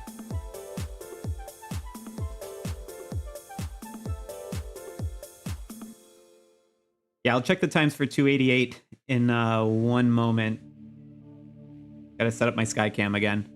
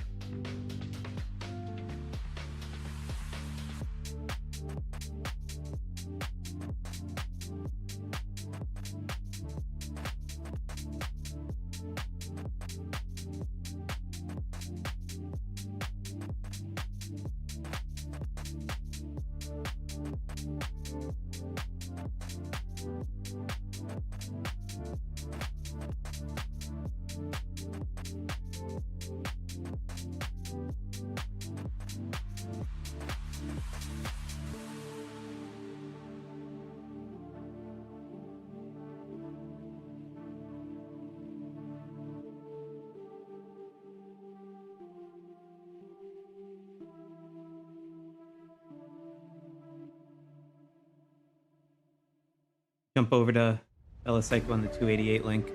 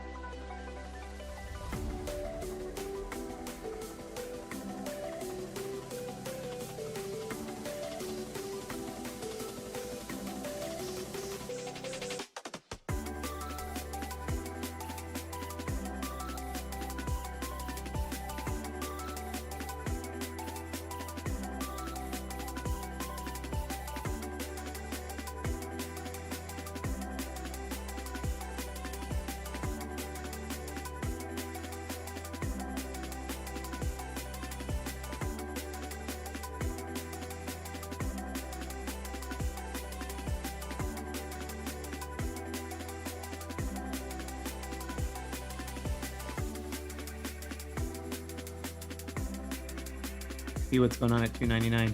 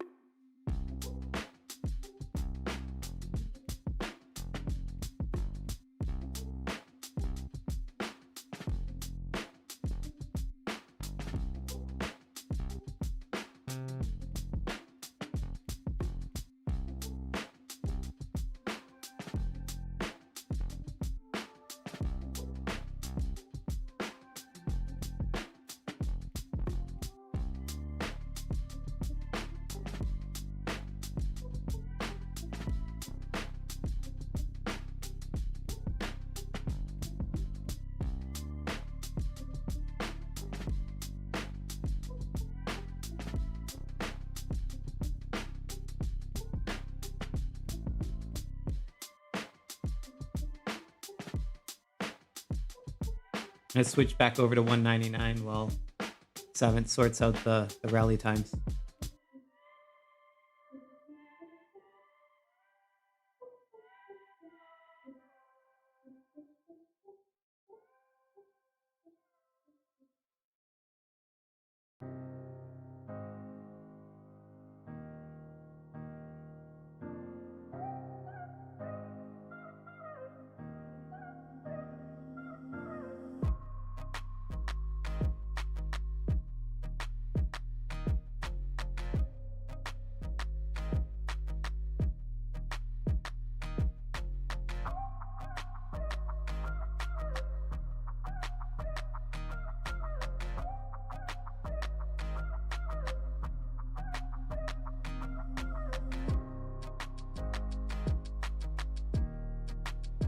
Favorite musical artist, huh? I mean, it used to be for a long time Muse, although I haven't followed any of their newer stuff lately, but a lot of their older stuff was really, really good. But you could probably tell from my taste in the playlist here, a little more on the alternative side is more up my alley.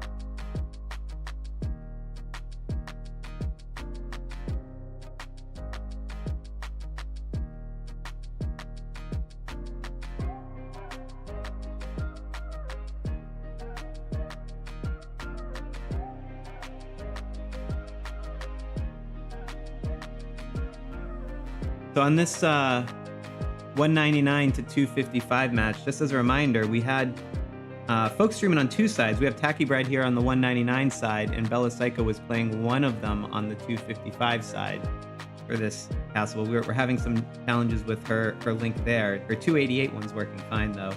But yeah, this was one where, if I remember correctly, 199 just gained quite a bit of power.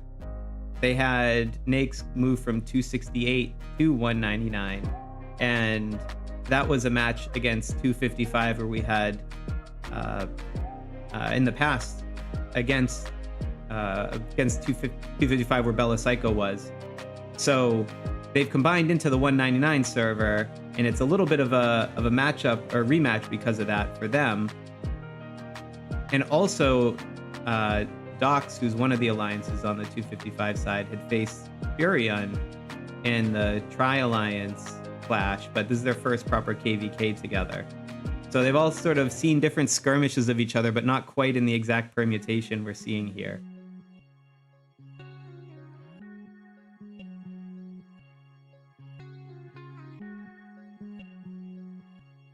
And thanks again to Furion for helping me get someone on the 199 side of the stream. Otherwise, we wouldn't be able to be seeing this match on the ground at all because of the technical difficulties on the other end. And he's also one of the folks who contributed a lot for some of the optimizer data on the Governor Gear and Charms, particularly some of the higher level stuff, which is really hard to find at this point in the game. So thanks again.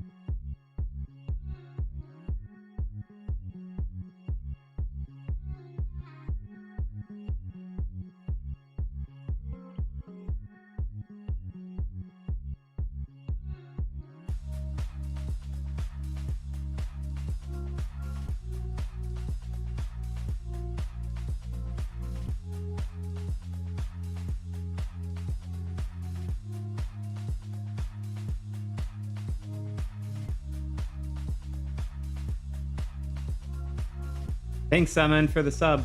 Appreciate it.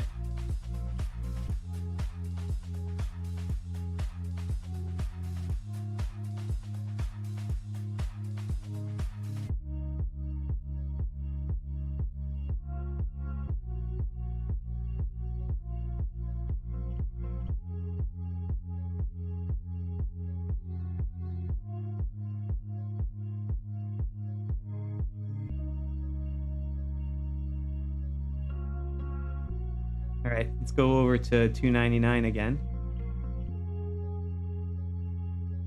That's some defensive rally showing up on the screen.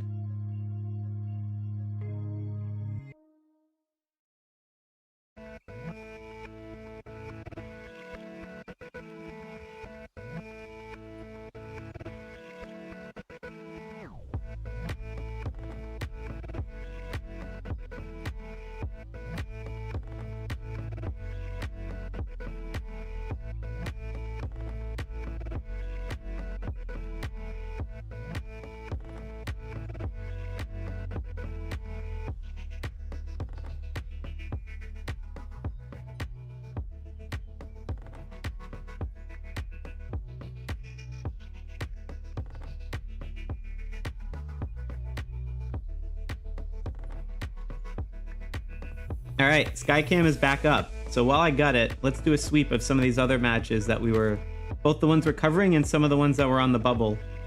So I want to point out in the chat earlier, this 163 to 116 matchup. And again, this one is just going back and forth. Look, it's within less than a minute of each other. It's pretty crazy. But what's interesting is 163, particularly this 163 Titans alliance, has actually been holding it continuously. So I don't know if some strategy changed, someone had to drop out, they reinforced, but man, this one looks like it might go right down to the buzzer.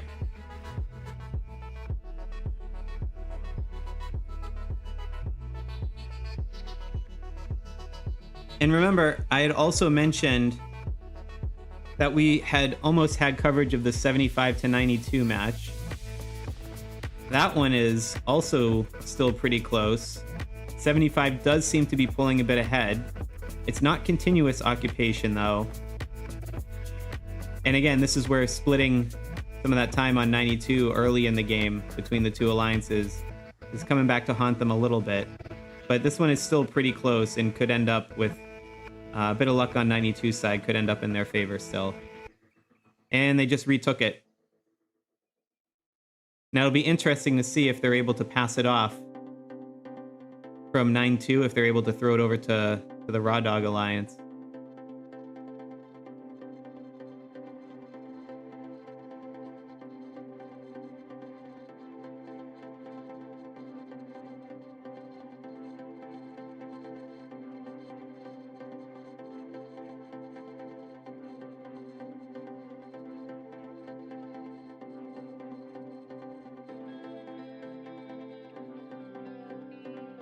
All right, let's check out that 709-685 matchup. Again, this was another one that had potentially would have been covered. It's the timing.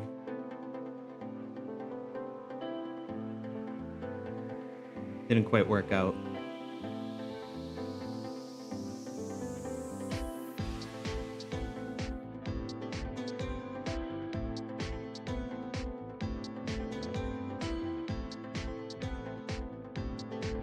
Yeah, so it looks like 685 will most likely successfully defend their castle, which means I think both of these alliances come out without a perfect record at that point, right? This was the undefeated matchup, if I remember correctly.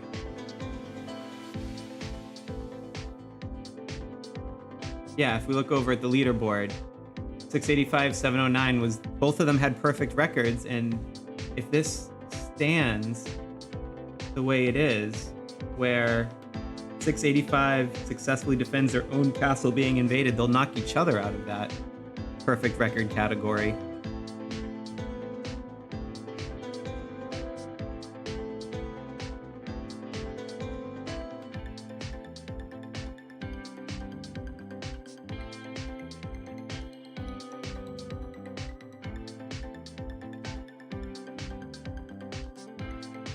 All right, I think someone also had asked me to check on, I think it was 288. Let's see what the occupation times look like there right now.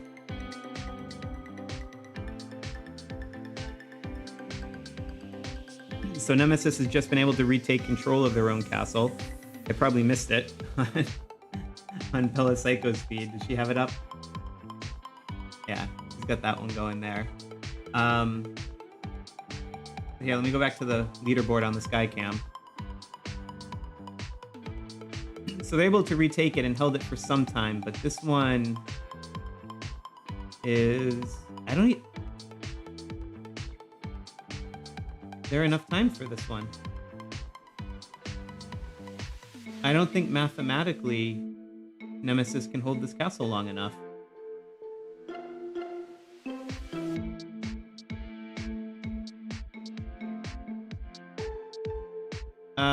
No, they could still, but it's razor thin margin. They could get, I think, if they held it indefinitely until the end of the castle battle, they could pull out ahead with 5 minutes. All right, we'll have to keep monitoring that one.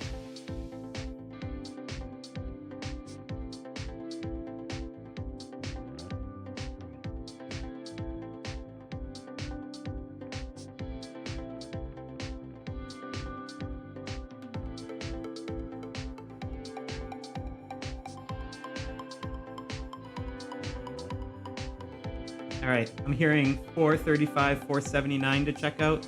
I don't know which side that is. Let's just guess.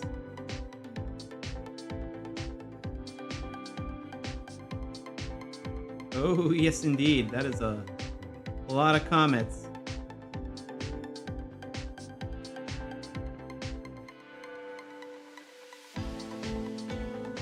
Oh, yeah, this is another close one. And again, a very long occupation time split between two alliances of the same kingdom.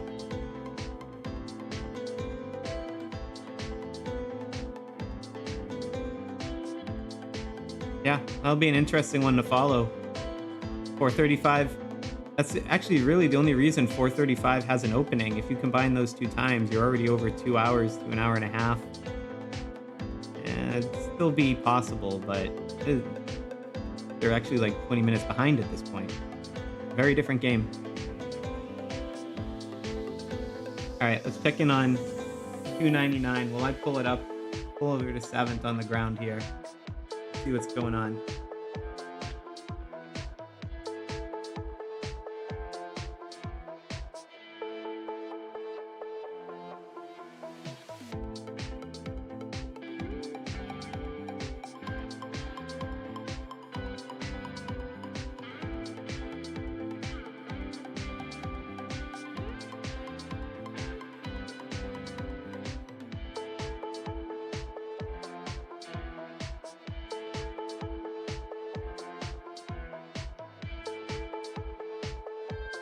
All right, back to the Skycam. Here's what the holding times look like. And you can see 299 has a slight edge. About 20. Actually, that's a few castle changes. But yeah, the possession split between the alliances is all over the map here.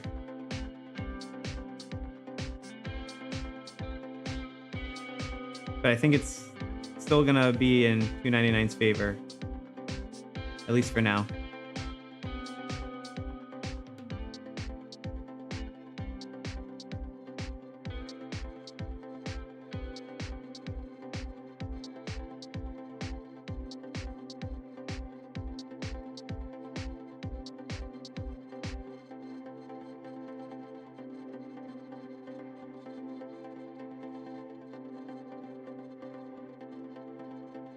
Oh, I guess both of Belisaico's feeds are down. Let me see who we have up in the control room here. Because my Skycam just froze. I see Belisaico reconnecting. Let's go over to Savant back again on 299.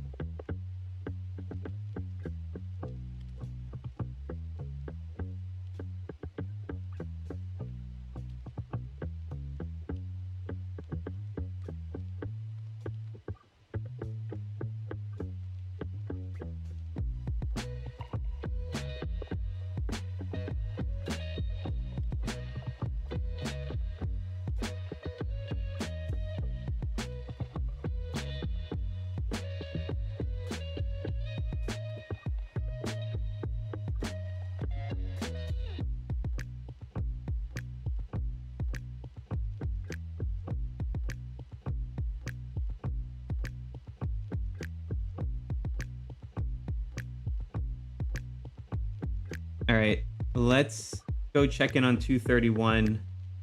Unfortunately, Mansa had his thing crash and has been unable to reconnect. He was sitting on the castle for a good amount of time, though. Let's go check and see what he's able... Or it's not their side, that's right. They're undefeated. On 267 side, let's see how that one's shaping up.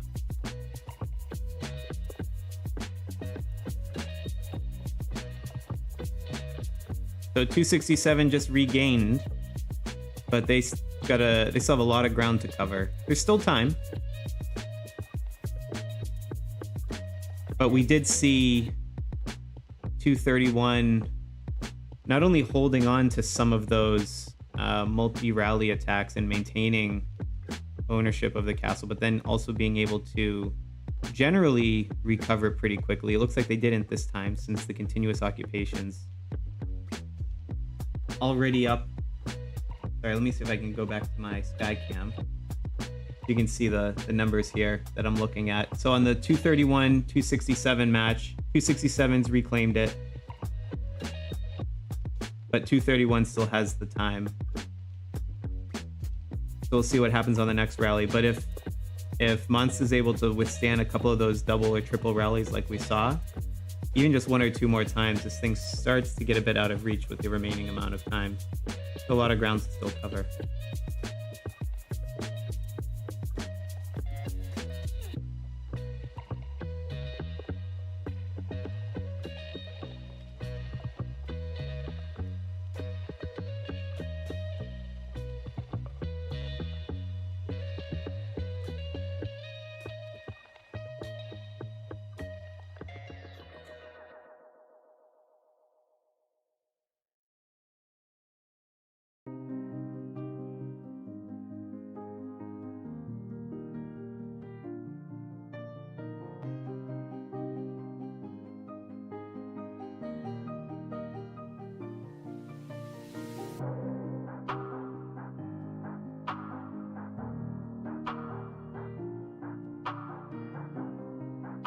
Yeah, 685 is still one of those undefeated servers. We see them on the leaderboard here, along with 709. That's what I was saying, this matchup. If it stands, they might actually end up splitting.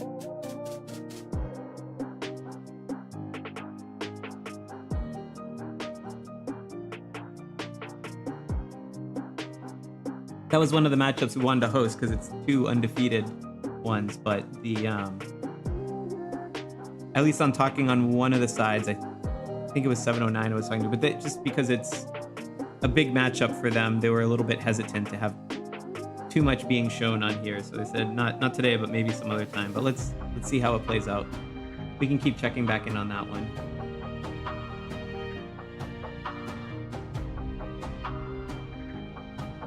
Go back over Taki Brad on 199, how that one's playing.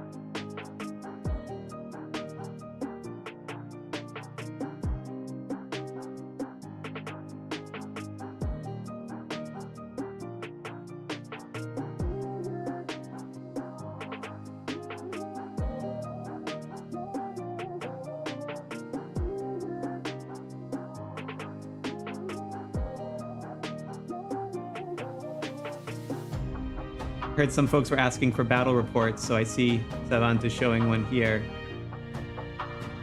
If you want to see what some of these whale battle reports look like and the amount of stats involved. Just caught the tail end of it, but think I saw some level 16, 17 plus charms in there. Wild stuff.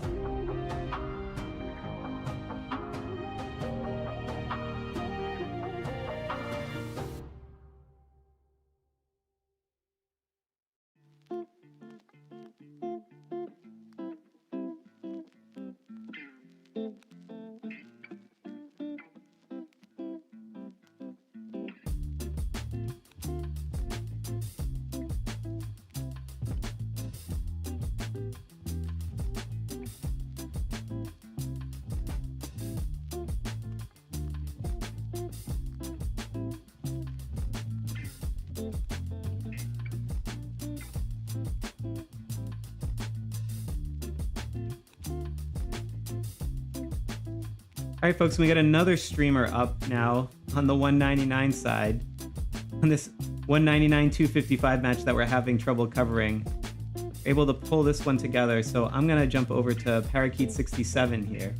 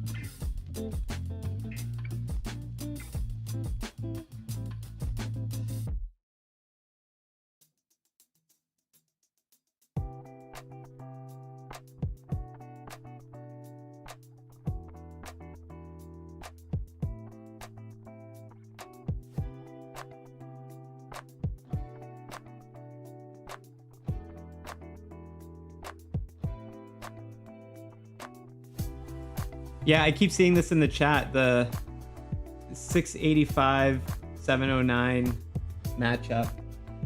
Like I said, that was one I, up until yesterday, was thinking we were going to be able to do. But it didn't work out that way. So I can jump over to it. Let me set up the Skycam again.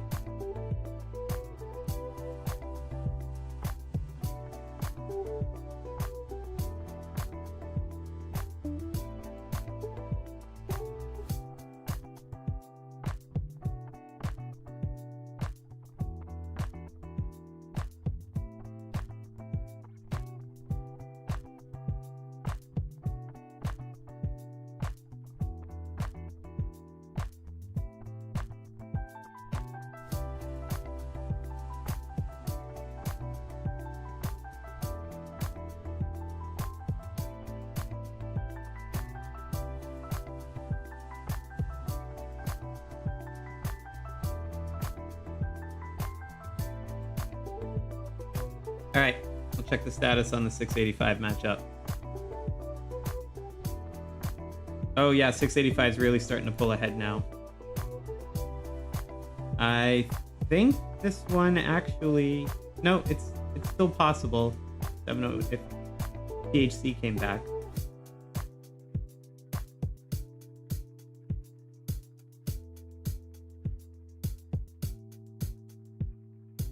But yeah, they might have outdone each other's perfect records if this stands in a draw, then neither one of them will have 100% on the leaderboard.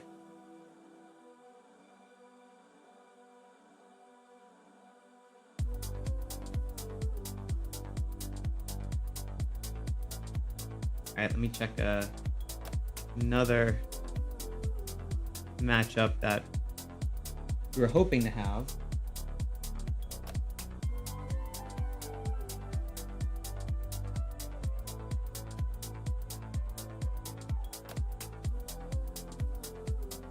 Go check out the solar system. I'm gonna keep using that. I like that. How's this shaping up? Oh wow, 652 is holding out against 576 in the 11 black holes. That is quite an accomplishment. My goodness. Although again, this is another one where the time is split between so many different alliances. If it was shuffled differently, it could be a very different outcome.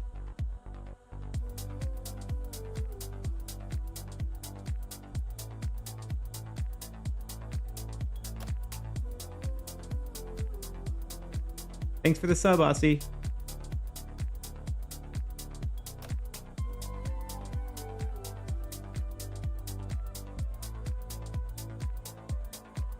All right, I think there's some other ones here that we need to follow up on.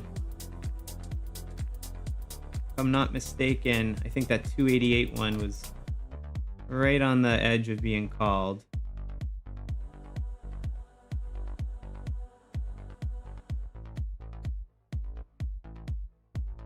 Yeah. That's it.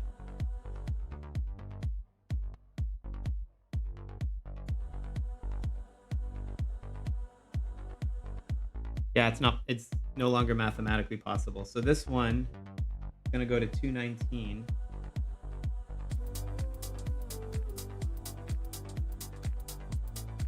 Let's check out how 231's looking. 231, 267 matchup.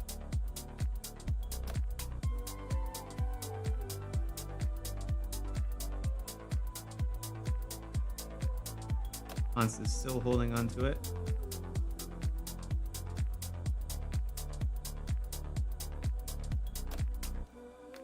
One still has some life in it. Certainly the upper hand on 231, but it still has some ways to go before it could say anything definitive. We should also check in on the other two matches here real quick.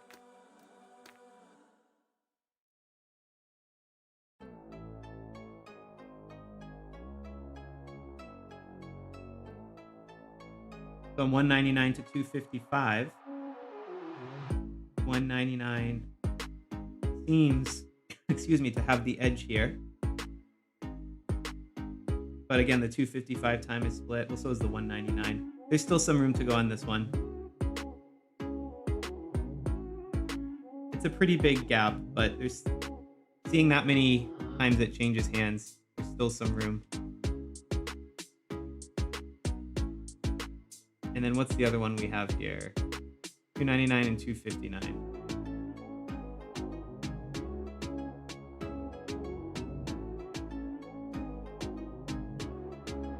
Yeah, this one is still neck and neck. I mean, I say still, it actually is. 259's been catching up on 299. It's held it for almost 20 minutes. So I wonder if something changed there.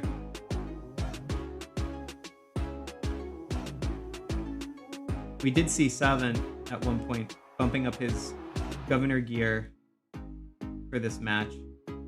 Let's actually check in from his perspective for a second. See what it looks like.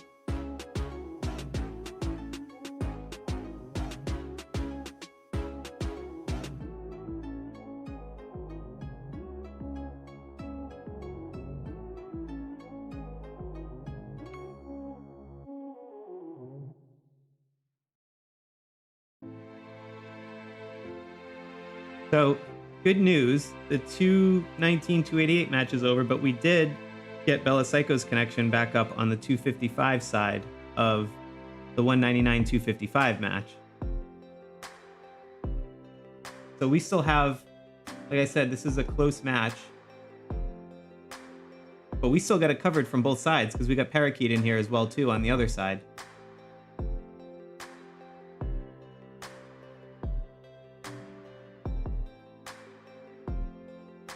I'll keep it on Parakeet since I see chat.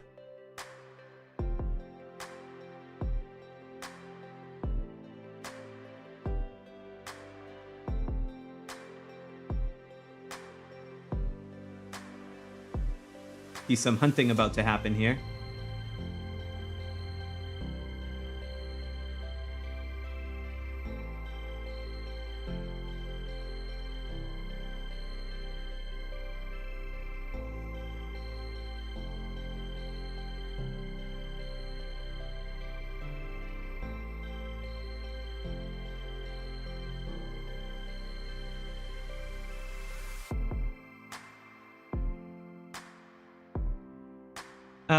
Chris Larry, at some point, I might do a KvK guide or castle battle guide. It's been on my list for a while. I've, throughout the stream at different points, excuse me, as relevant, I've voiced over different things that would probably work their way into a guide if I were to do that at some point. Between, you know, some of the batch healing and point scoring and some of the shadow rallies and waterfall rallies and all of that sort of stuff, and around the alliance time. I could probably sit down and structure that one out, but there's just a bunch of other big ones. For instance, I got the next one I'm gonna release. I've already recorded it. I just wasn't able to edit it this week.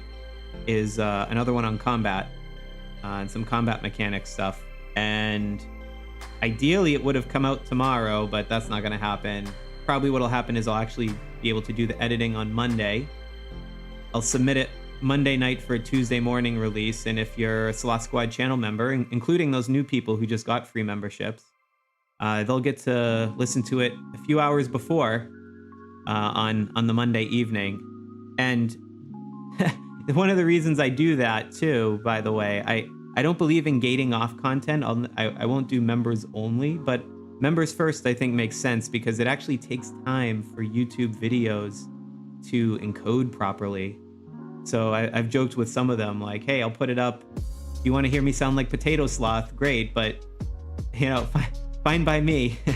But the information is there and it's good, and you can see it, you know, a day or so early from whenever I can get it up to before when it releases. So it's a nice little perk just to thank the folks that have supported me through the channel memberships. So yeah, keep an eye out for an interesting combat video coming up next week.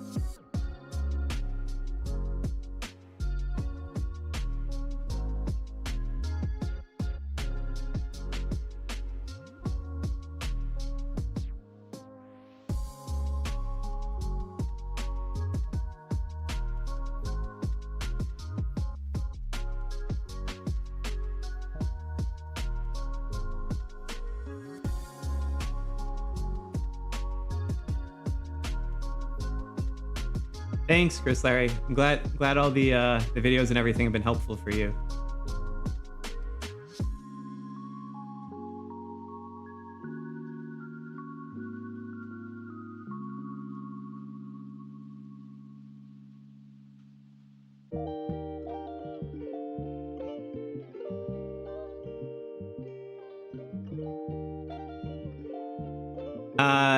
So, Daniel, just for context on the castle attacks, I know it. I know in the past for 255, I don't have it in front of me if it was on this stream, but usually 255 explicitly doesn't have any rules around castle attacks. They actually push for free for all.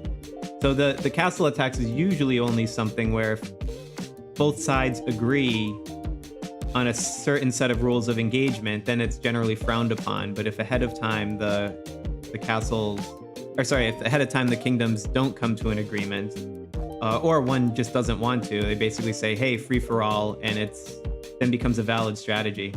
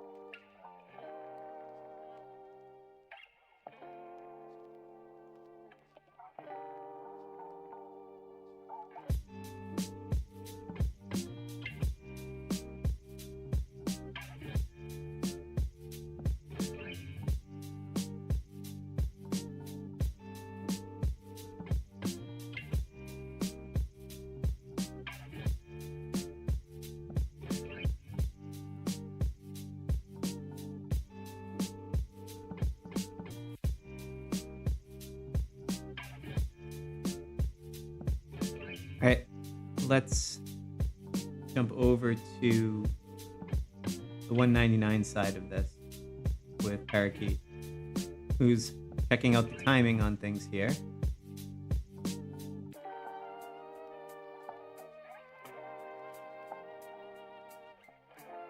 Not quite neck and neck, but still too early to call.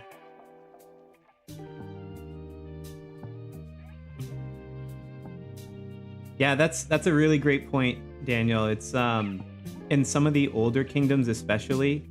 So I'll put this in context. I have spent less on this game than a game that I would buy on Steam, like a new indie strategy game or something. And even that, just since I've been playing since March, I have over 2 million troops.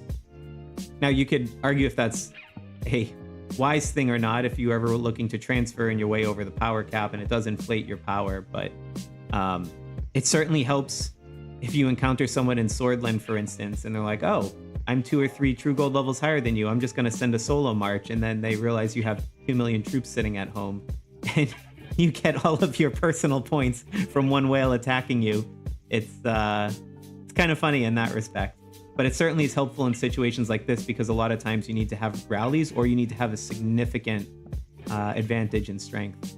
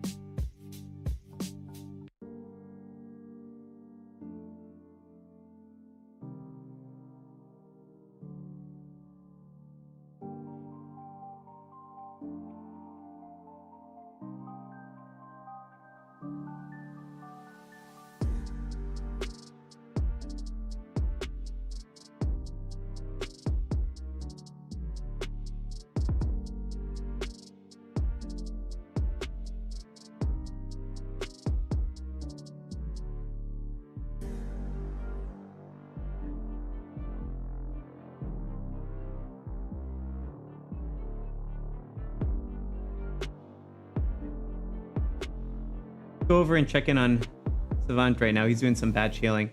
Delusional guy, yeah, so I see your question there about if I'm planning on doing a video on stats, such as which are multiplicative, which are additive, how they stack. Yeah, I'm going to be doing a few on combat. Like I said, I have one coming out. It touches on stats in a few different ways in it, and it does answer some of that. I do have already a combat video.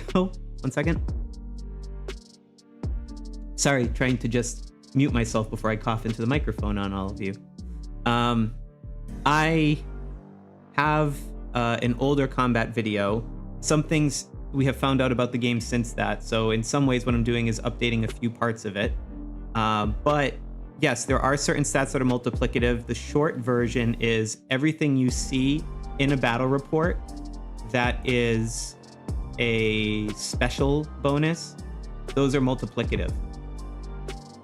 And I have a video on widgets and how they work because that's a major source for that. And you can check that one out there. But the math more broadly, anything that shows up in a special bonus in your report has a multiplicative effect, and you can actually look at a battle report with and without.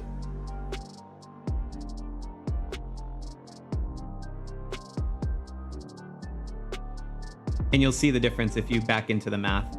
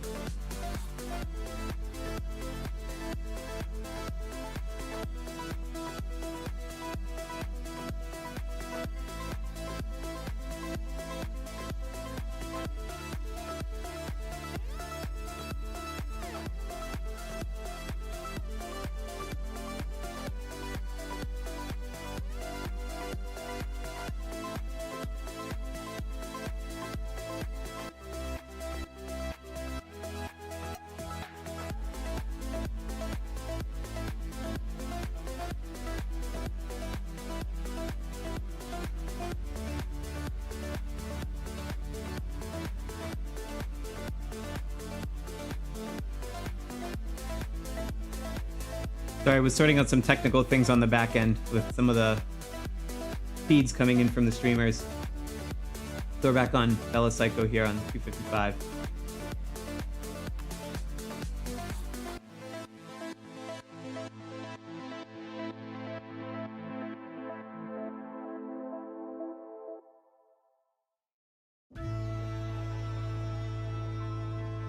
All right, so I'm seeing a few questions in the chat now that I get that sorted that I'm catching up on. So,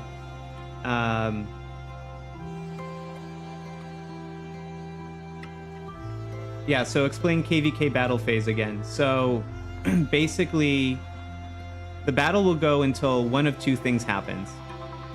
Either an alliance holds the castle for 3 hours continuously, or 6 hours have expired.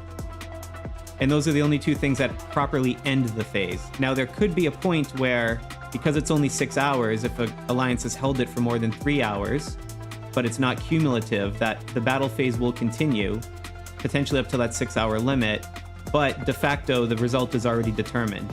And then that sort of changes the strategy because the match is known, and sometimes people use that extra time to try and farm points through a variety of different attacks and whatnot.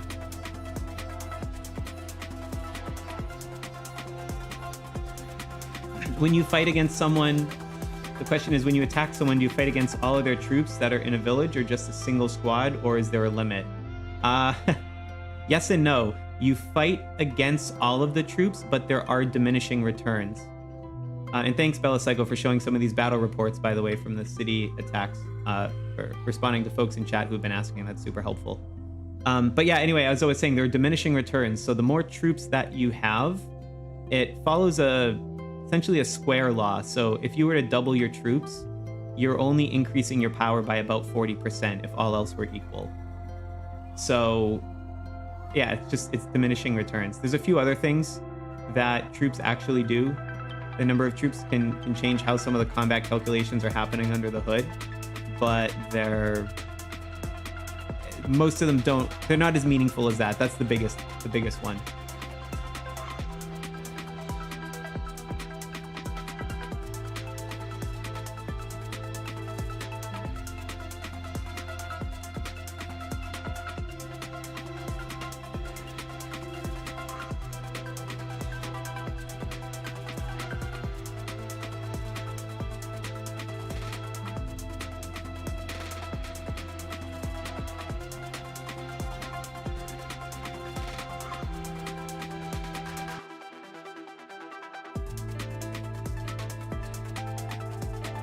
Yeah, Daniel, I'd be curious to see what you were talking about with the data that you had for that. I've had this conversation with a few people, including Frack, who made the Frackinator tool.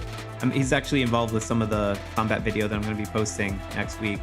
But he has the same suspicion that the 60-40, that 60-40 defense meta for Gen 4 might actually have some room to be further optimized, might not actually be the ideal composition, even on defense potentially. So he's been running some analysis too. It might be interesting to share things. If you're on the Play Smarter community Discord, I'm there pretty often, and so is Frack, so is Zbrave, who helps with all the optimizer stuff. You can find the link in my profile and to go to it. It's the one that has the mega giveaways. They've stopped doing the mega giveaways recently, but the link URL still says that. I gotta go clean that up. But if you join that Play Smarter community Discord, you can find us on there and share a bunch of theory crafting and everything. It's also the same one that we use for the optimizer when people are reporting stuff to us. So would love to bounce some ideas around with you.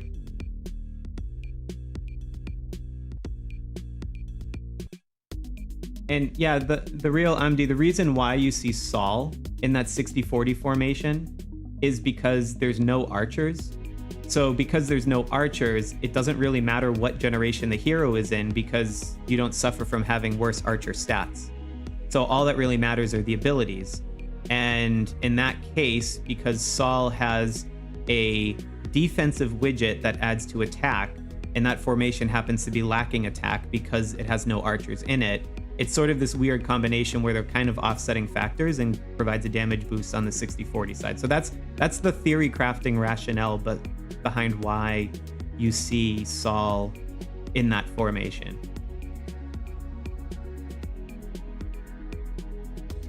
And Hari, for your question about why some players are sitting inside the red zone in KvK and others are using bubbles to stay out and shielding essentially outside, it can be for a few reasons. One is that it could just be there isn't enough room inside the Forbidden Zone. Sometimes really big matchups, particularly for KvK, it could just spill over. Excuse me, and I think we've seen a few of those here. So, yeah, that's one of the reasons. But the other thing is, depending on what the rule set is that's agreed upon by the kingdoms, if attacking other castles within the Forbidden Zone around attacking other towns within the Forbidden Zone around the castle is allowed, that means that you can't shield while you're in there. So typically what you find in that situation is weaker players on the peripheral that will send troops either to reinforce players who are inside without a shield and join their rallies, and that's how they manage to score their points and support their castle battle. So that's why you'll sometimes see that configuration, particularly on ones where there's no rules of engagement that have been agreed to. And as you can see here, people are getting attacked outside of it when they don't have that shield. They're paying the price for that.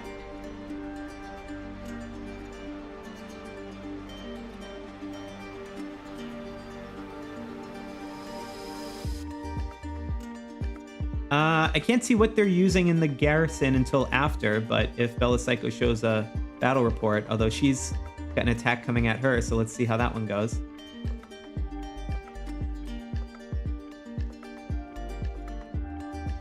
Just got a couple attacks. Fended one of them off. Oh my goodness, 3 million troops.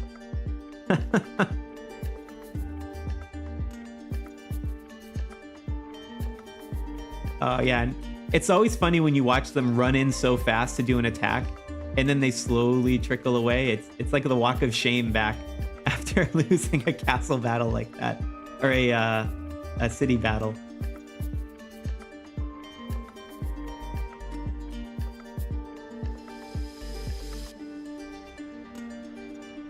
Oh, you're Tayaki. Okay, I didn't link the name to the YouTube name.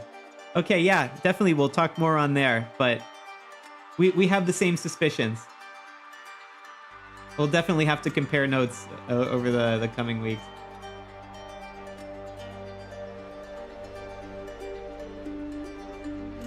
All right, I'm going to try to get my castle. Actually, let's jump over. Let me see if I can get my live cam back up again. Or the sky cam.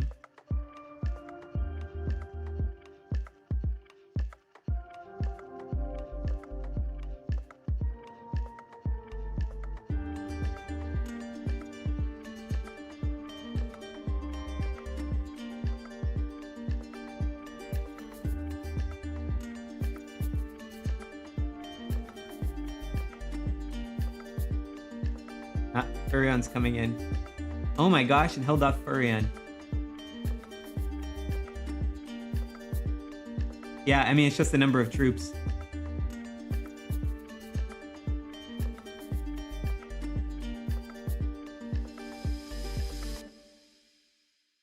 So that hit that Bella Psycho just had on her castle from Furion. Furion is the number 7 ranked player, if I remember off the top of my head correctly. Also, friend of the channel again, who helped collect a bunch of data for us on the high-level gear and charms for the optimizer update earlier this week, and helped me get some of the other streamers like Tacky Brad and Parakeet on the 199 side. Actually, let me, after we look at this battle report, man, that is a massive amount of gear.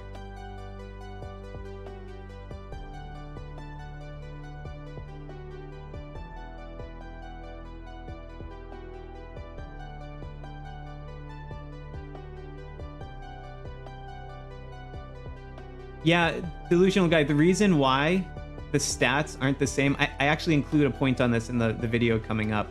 So, in the past, on my old combat video, I described the special abilities as being multiplicative and additive. Because so like say you had 200% with a 15% multiplier, you would actually gain plus 45%, so your new total would be 245% from that 15% multiplier. And I previously explained it as saying, you know, you're basically multiplying it and then you're adding the base 15%. But perhaps a better way to say it is that 200%. Well, let me take a step back. If you say something like lethality has a 20% bonus, that's like saying if you say the price of something is increased 20%, right? It's gone up, but there's still a base value. So if something is 100%, it's doubled. If something is 200%, it's tripled, so on and so forth. So if you're doing a base value of 200% with a 15% special bonus, it's really like a 300 base value that multiplies by that 15%, which is a sum of, well, which gives you 45. And then you add that, so that 45 shows up in the battle report, but it still only shows up as 245, even though your base would be 345. So it's a little confusing the way they choose to display it, but the math does work if you check and you're just aware of the way that they're doing that.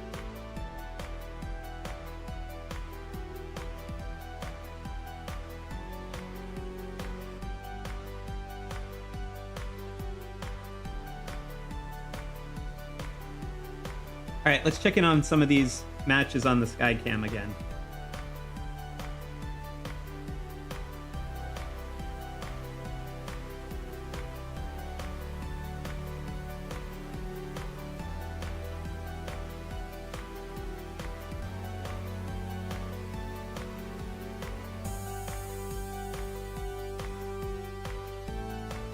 All right, so I'm going to bring us back to 255 here.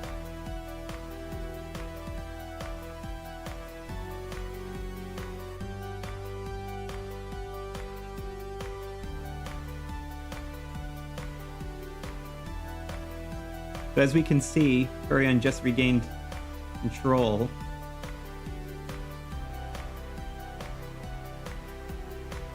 And again, the total occupation time, because of the way it's split, it's still leaving this match open, but this is a pretty big gap now it's starting to look like for 255 to overcome, given there's only about an hour and 20 minutes left to the phase. So at some point it'll become a mathematical uncertainty unless they're able to hold it and either do a shadow rally to win it back instantly or withstand some waterfall rallies.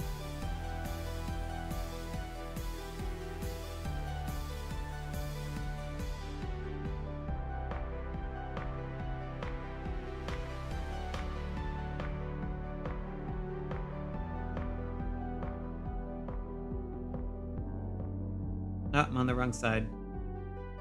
Not 231. 267.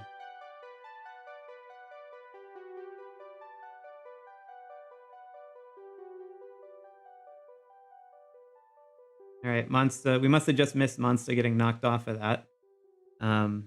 Too bad he was having challenges with his feed coming in. It was a really interesting one to watch him as he was holding it. But I think... No, it's still mathematically possible, but Chaotic Order...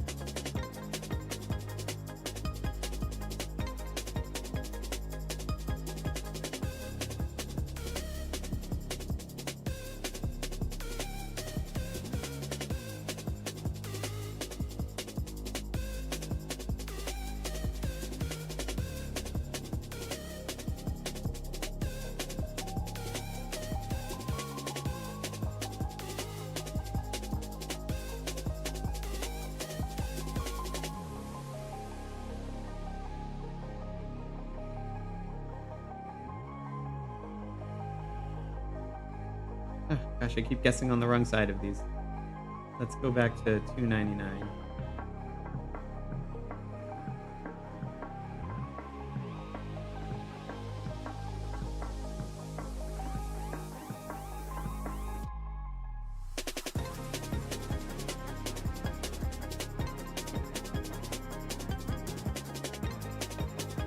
Yeah, 259 still has the edge.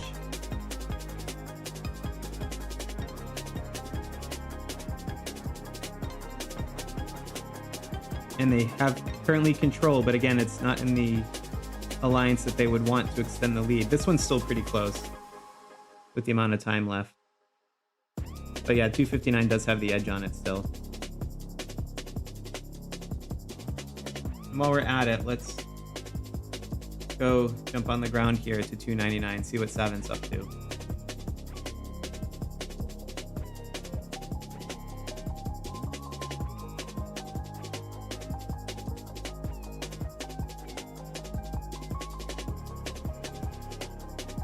Thanks, Daniel. Have a good one.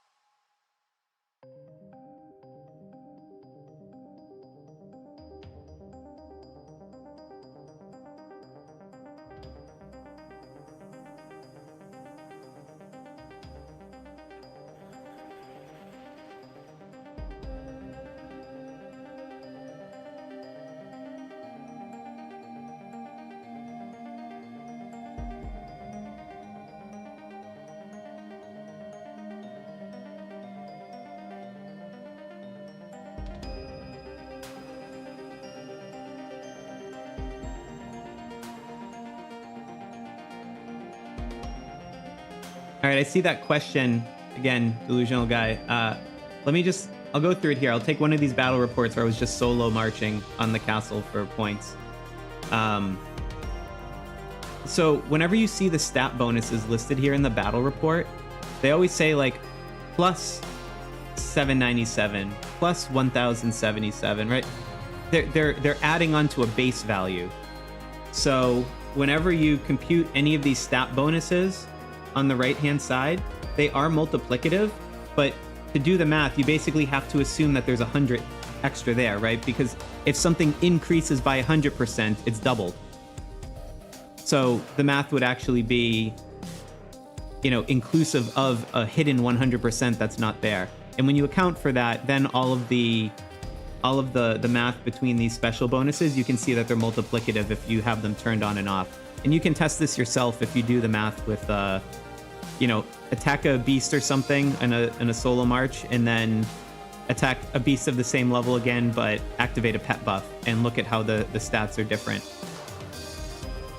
But it's just assume there's like an extra 100% that's not shown here, and then the multiplicative math always works.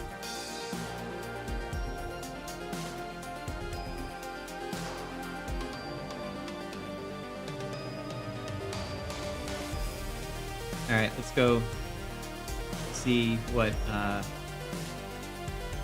Ella Psycho's up to again on that 255 match. We're seeing some interesting city skirmishes around the castle there.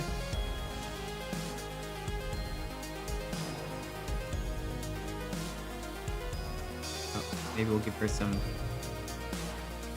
Yeah, let's go over to Tacky Brad on the other side of this 199-255 matchup.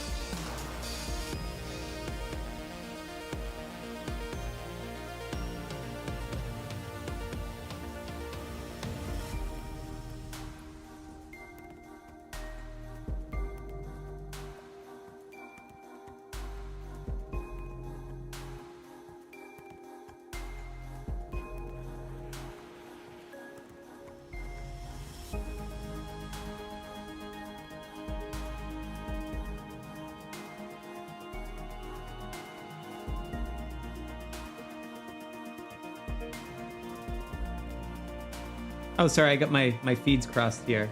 Sorry, we're going to have Parakeet. Sorry about that.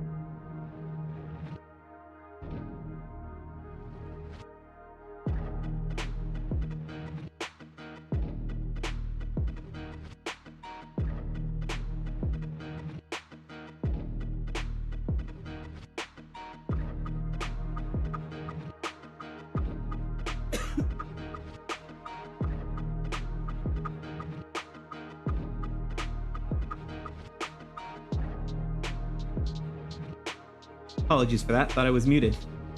Anyway, looking forward to this gold going away. I'm hearing in the chat here. I'm gonna jump over to my Skycam. So this is that 685 and 709 matchup, and you may remember that this was the one on the leaderboards, right? It was the undefeated matchup that we were hoping to host here, but we're unable to. But I think the result here, we go back to it. So 685 has won the combat round and successfully defended its own castle. from the invading 709, which means 709 won prep, but 685 won castle battle. So if we now go back to this leaderboard, the result of that is essentially they're both going to become 9-1. They'll both lose their perfect record because they exchanged a victory on each side of it. So they're actually going to then fall off of our perfect undefeated streak on the kingdom leaderboards. And you can see if we go to undefeated only, yeah, they'll both fall off of that. But at least one of them will remain undefeated for prep and one of them will remain undefeated for battle, just like some of the others listed here. But the overall undefeated, they're not going to be able to claim that anymore, unfortunately. That's quite an outcome.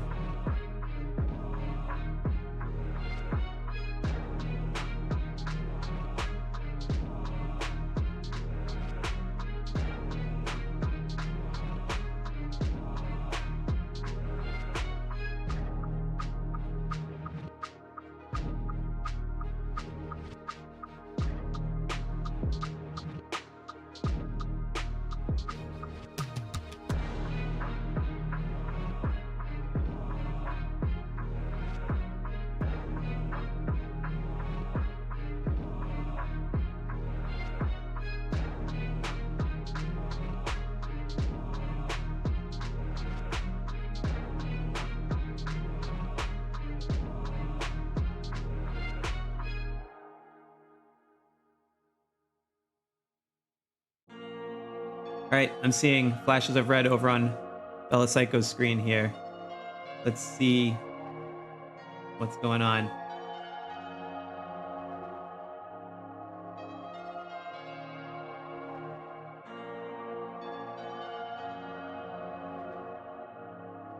All right, we might have to come back to that one.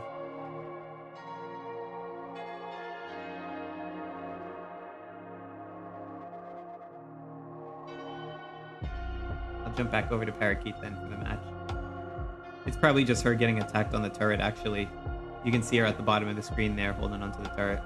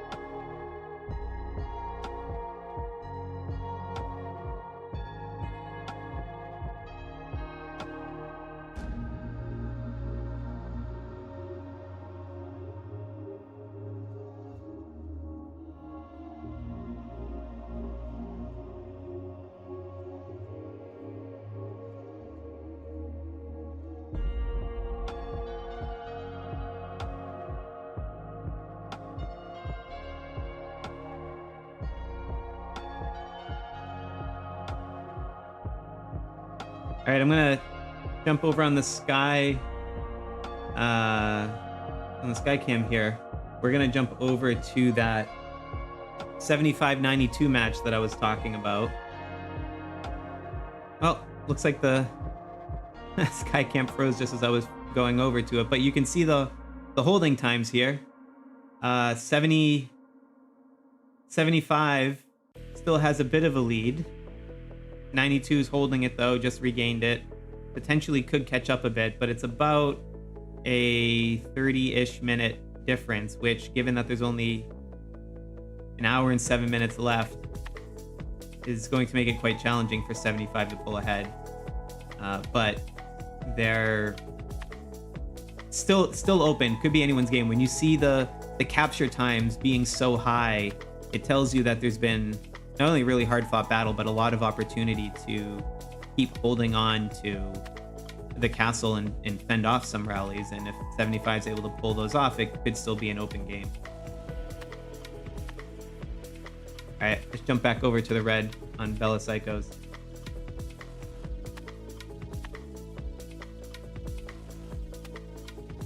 Not 231's resolved. I see.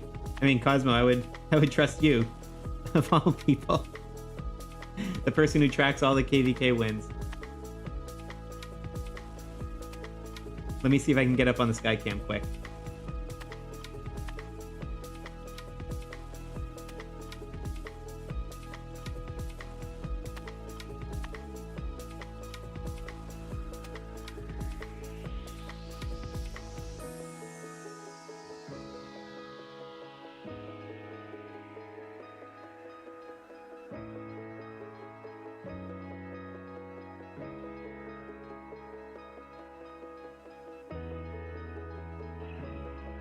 Yeah. So it's a mathematical impossibility at this point now. Even if 267 were to hold it for the entire remaining 1 hour and 5 minutes, it would still be a few minutes short of 231's holding time. So this one's been decided at this point in favor of 231. We're going to mark that up on the board. And that also means, too, if we go to the leaderboard, so this is going to become 14. 14-0. The longest undefeated streak, the longest perfect record in Kingshot so far by a mile, especially since we've just had a couple of these, 2 of these undefeated ones just fall off. Yeah, 685 and 709, since they split, they'll each become 9-1. They'll stay at 14-0. So then the next closest is Kingdom 623. I wonder how they're doing. I don't know if anyone knows in the chat. I can try and see on the Skycam too. I just need to reboot it again. Let's go back over to Bella Psycho while I look.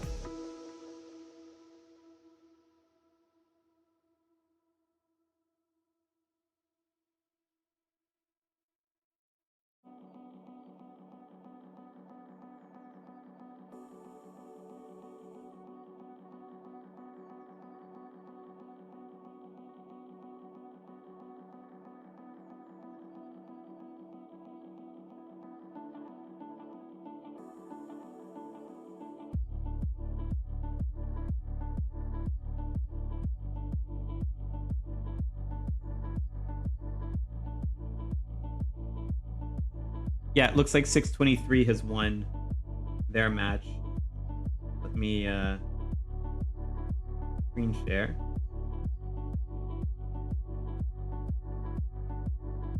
Go back to the Skycam. But yeah, 623 has held it. It was a pretty hard fought battle, it looks like, but 623 has won their prep and their castle battle. Which means, again, if we go back to the leaderboard, now it's looking like Kingdom 231 is going to be 14-0. 709 and 685 will become 9-1, and they'll fall out of this undefeated overall, although we'll stay in their respective prep and battle spots. And then Kingdom 623 is going to jump up to become 10-0. So they'll be the next closest one behind Kingdom 231 and running an unbroken streak. And I'm sure we'll get a couple of 3 Kingdom battle ones in, but yeah, that's quite impressive. Congratulations to Kingdom 231 on this one, and to 623 as well, and all of them. I mean, just to even get up to here is a crazy amount. You need to have a lot of things go right to do that.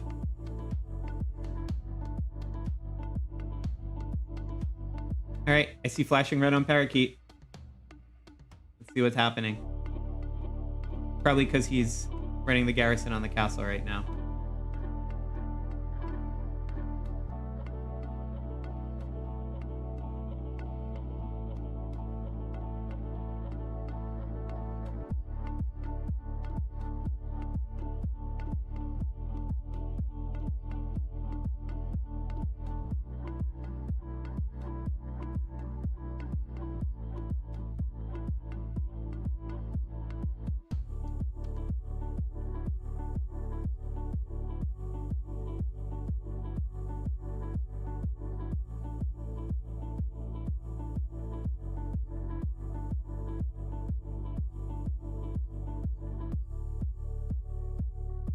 Oh, I see in the chat. Congratulations to 977 and 976.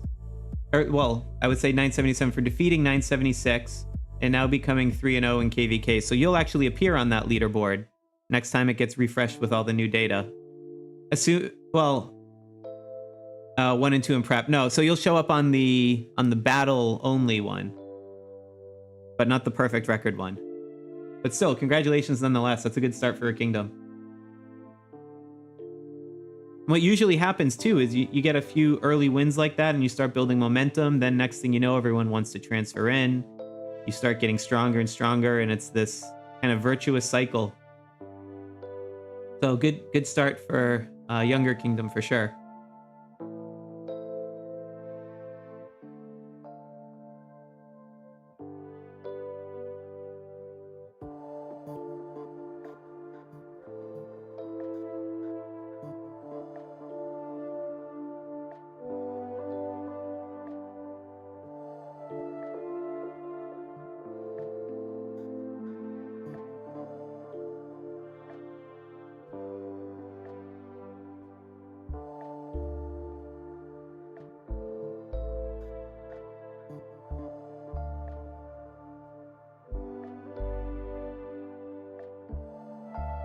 Yeah, delusional guy, that's it exactly, except it would, in that weird case, like you're saying, if you had no bonus,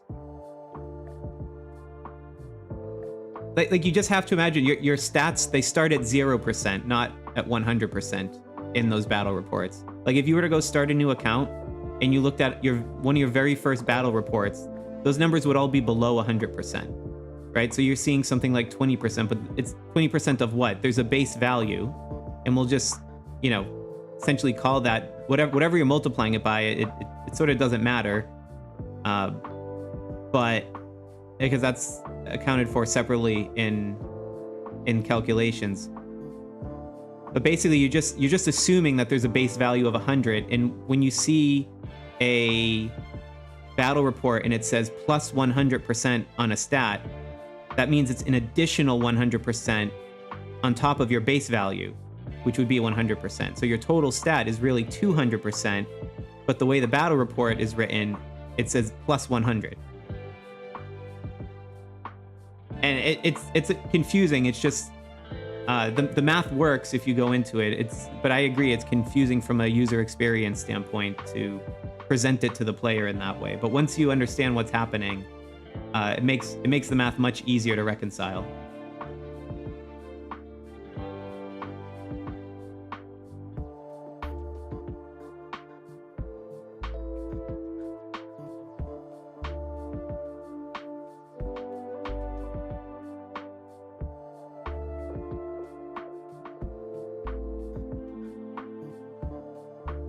All right, I'm gonna switch over the feed to Bella Psycho's Vantage again for this 199, 255 matchup that's in the air, just because I see a lot of comments flying around on her screen.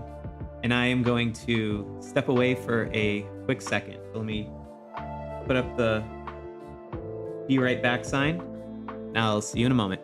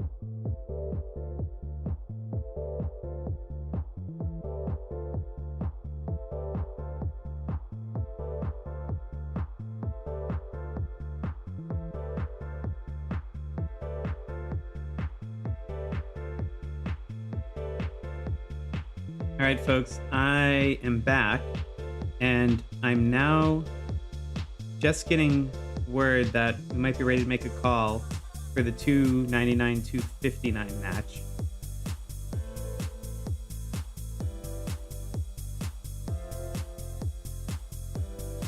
Just pulling up the Skycam here for you. And let's go over to it. So we can see at this point, 259 has held it, and it is basically a mathematical uncertainty, or mathematical certainty they wouldn't be able to retake it. And I also just got word in from on the ground with Savant at 299 that they're calling it on that side. So we're going to be marking this one for 259.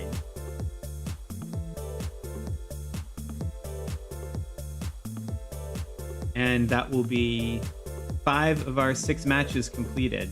And I want to say too, Savant, really appreciate you streaming for us here.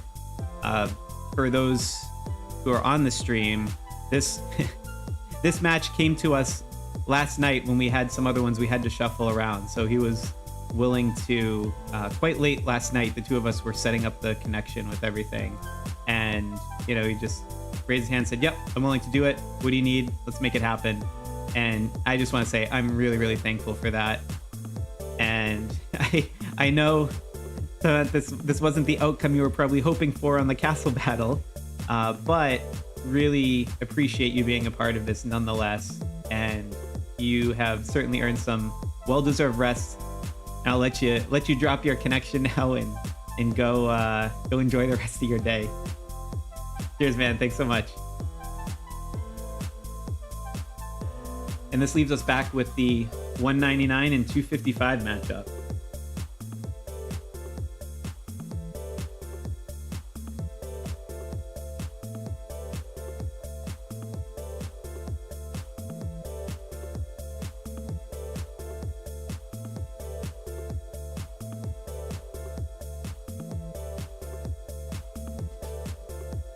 While we're at it, I'll just pull up on the Skycam.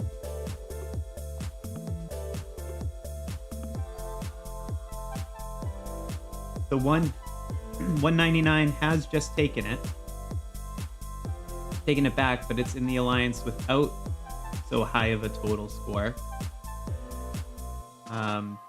If they switch it over to KvK, which is probably what they're going to try to do, then yeah, they'll be much quite a bit closer. But this one's already looking slightly, actually quite a bit in 199's favor, because at this point, is that 40 minutes? Actually, it's almost a mathematical certainty at this point that it would go to 199.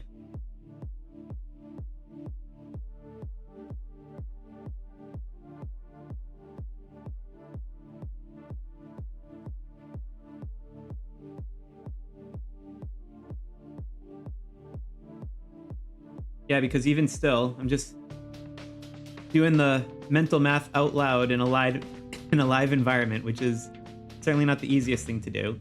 But yeah, I think even if they hold it, by the time another rally comes in, because they're not going to get it with a single attack, so that's already 5 minutes. Even if it's still within the WoW alliance, let's just say we take 5 minutes off the clock. That leaves us 42, 43 minutes left. So even if Death or Exile were to get it for those, call it 45 minutes, that only puts them at 2 hours and 10 minutes, just slightly behind 199 KvK alliance.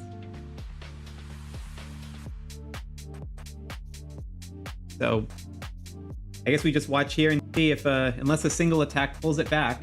Let's go back on the ground and see what happens. Oh, I see Parakeet's doing the same math right now as I am.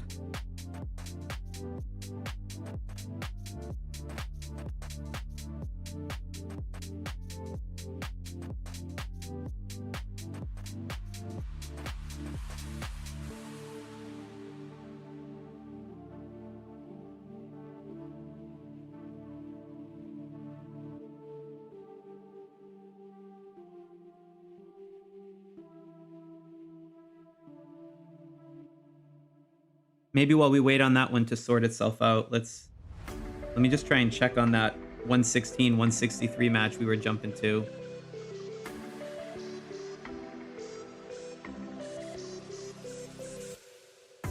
Whoop. Guy cam. Switch needs to be reset.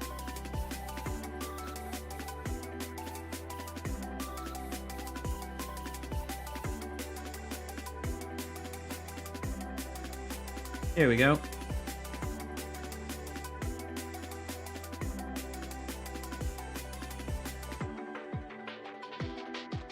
Yeah, it looks like 163 is starting to pull away with this.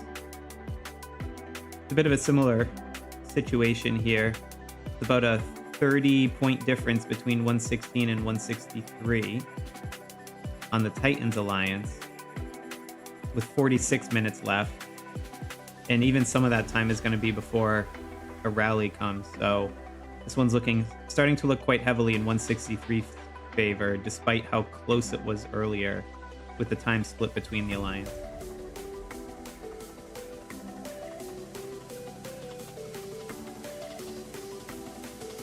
All right, let's check out 7592.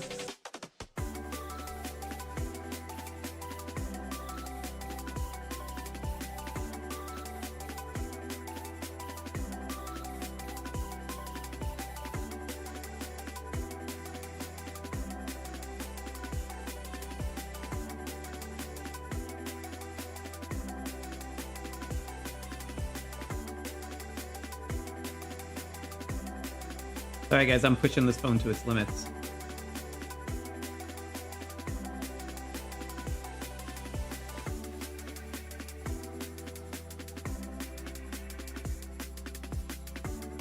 So 92 has regained it. They just regained it. They'll probably try and swing it back to the Raw Dogs Alliance. That one actually could go. This one's still anyone's game. Slight advantage to 75, but yep, and there it is, back to Raw Dogs. So they'll probably get another 3 or 4 minutes off of that. That puts them at, call it 2 minutes, 12, 13. They can withstand a rally or do a well-timed shadow rally to regain it. They could still inch back up ahead on 75. That one's still anyone's game.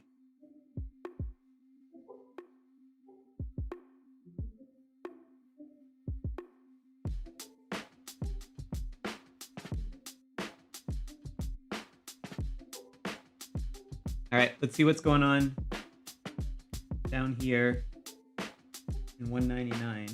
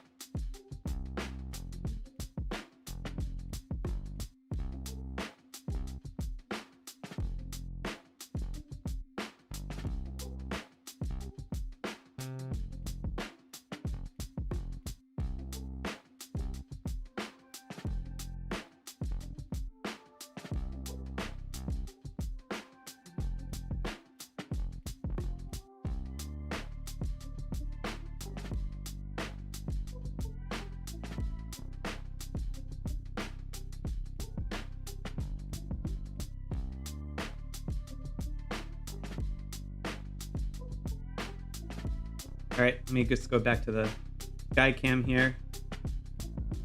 So if we're looking at this again, this 199, 255. So 199 does have control of it.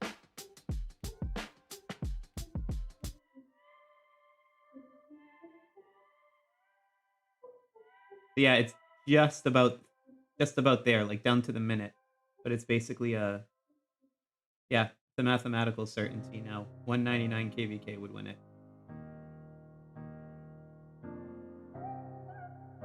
Because even if Docs had all 42 minutes, which means they would need to get it back immediately and not have a rally time. they would still fall short.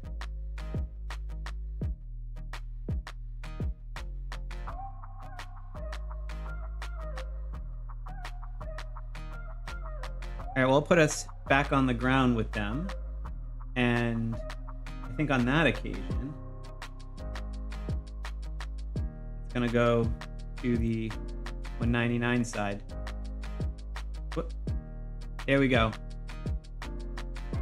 So congratulations to 199. We can check in on a couple of other matches in a quick moment here. But first, we did just have all 6 of our covered matches finally end in some sort of conclusion where I feel comfortable calling them.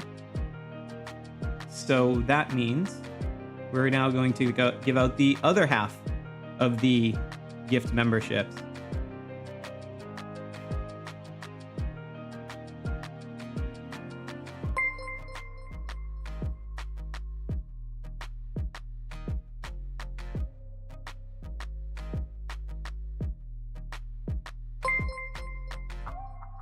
Thanks, Mikhail, for subscribing. And a whole bunch of folks just became Sloth Squad channel members.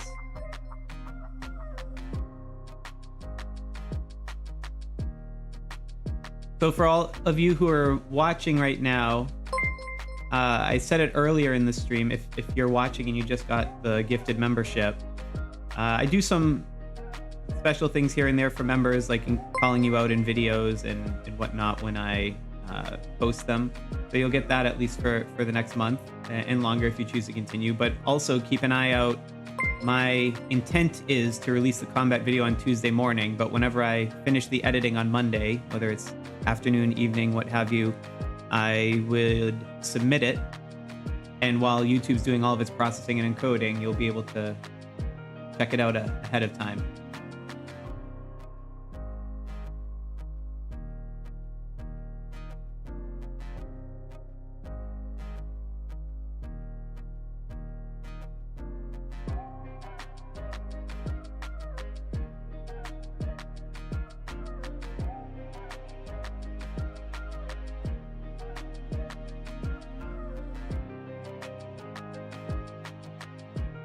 So I'll check out some matches in a couple seconds. Some of these other ones that you're asking about, we can spy in on them. But I do also want to once again thank our sponsor, Play Smarter Community, for basically making way for all of you serious spenders who are watching. If you consider yourself among dolphins or whales and you invest a lot in the Kingshot game, you can invest smarter and support my channel with your in-game spend if you go through with Play Smarter Community and check out with creator code Sloth. And that, again, is a concierge-like approach from spending that will follow you from game to game. So even if you were to stop playing Kingshot at some point and you go to another game that they cover, all of your perks and benefits and all like the private giveaways and things that they do for their whales behind the scene, that will stay with you and carry through within that whale community. So feel free to check them out. The link's in the description. And for those of you who already have and are already using them, I really appreciate you supporting the channel that way. It's super helpful for me to be able to, get some support out of this and use it to block out time to create more great content for all of you. So thanks again. So now let's check out a few of those other matches that we were talking about here. So I heard someone say they wanted to check quickly 213 and 201.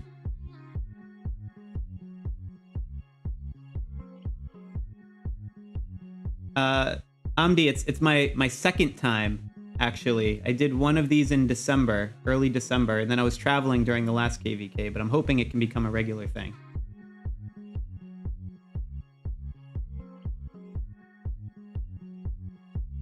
I'm glad you like the music too. I'll give it a little more volume for you.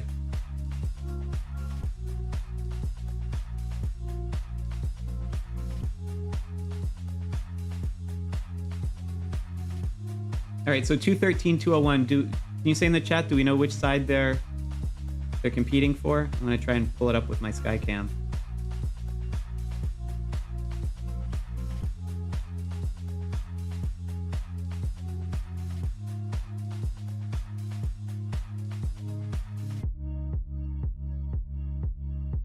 All right, it's on the 213 side.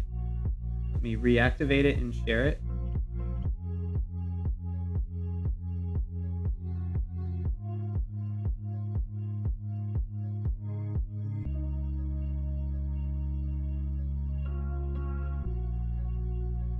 All right, so this is the 213-201 match, and you are right. It is neck and neck.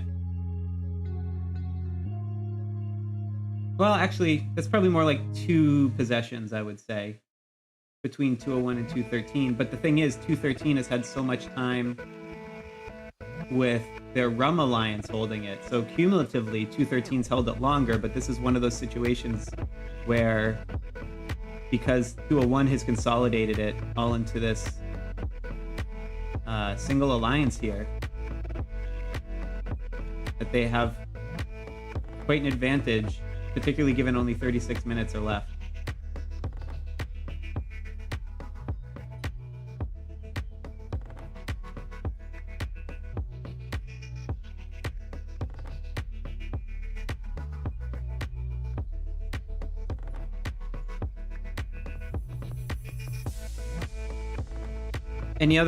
Any other alliances we wanted to check out quick?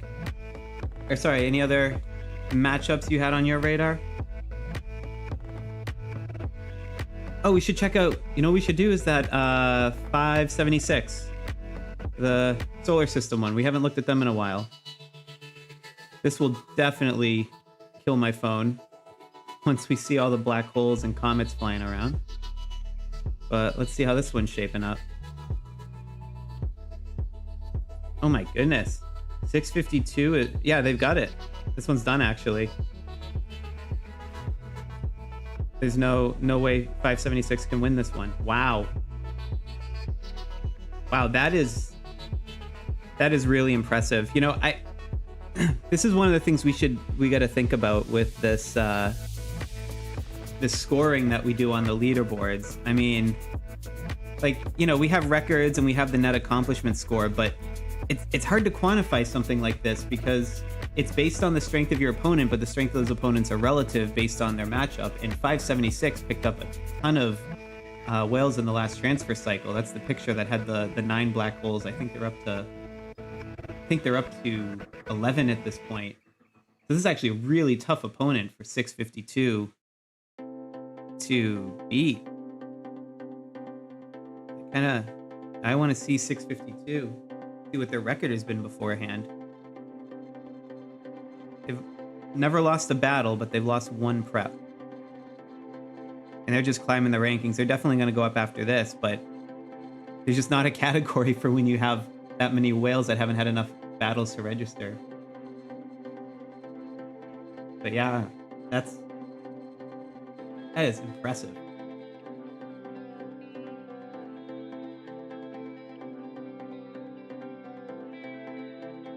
So I'm seeing 343 and 337. Let's check that one out quick.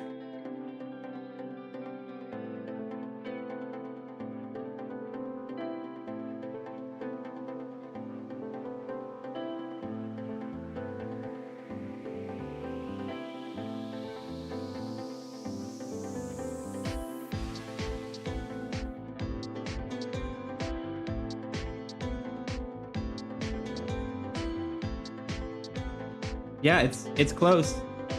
And again, we keep seeing this, but this is one of those ones where the alliance time, had it not been split between the 2 alliances in Kingdom 343, this would be a very different matchup.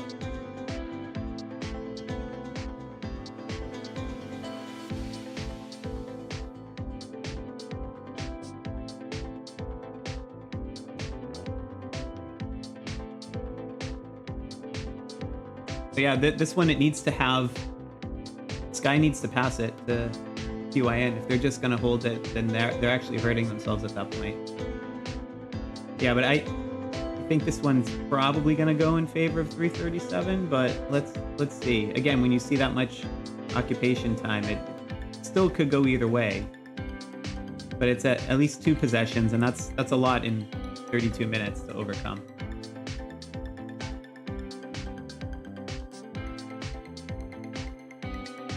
$1,065 and $1,075. Let's take a look.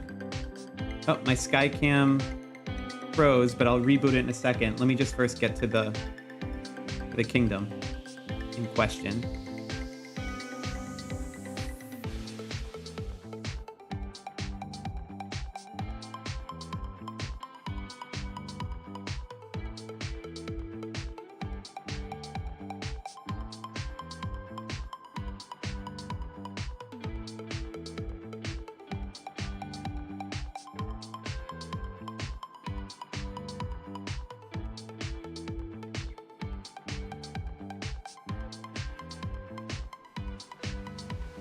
All right, here we are. And it looks like the castle is being held by some really angry-looking Pikachu there. It's great. All right, what do we got here? Oh, but this one's already... Someone said this was a close one. But this one is very... I guess you start adding up the sums, and then maybe they stopped for a little while. Although sometimes, you know, the numbers can always be tough, right? Like, sometimes it can be really close, and if just one or two battles went a different way, the holding times look very different. But still, it's good to see healthy kingdoms in the 1,000 plus range.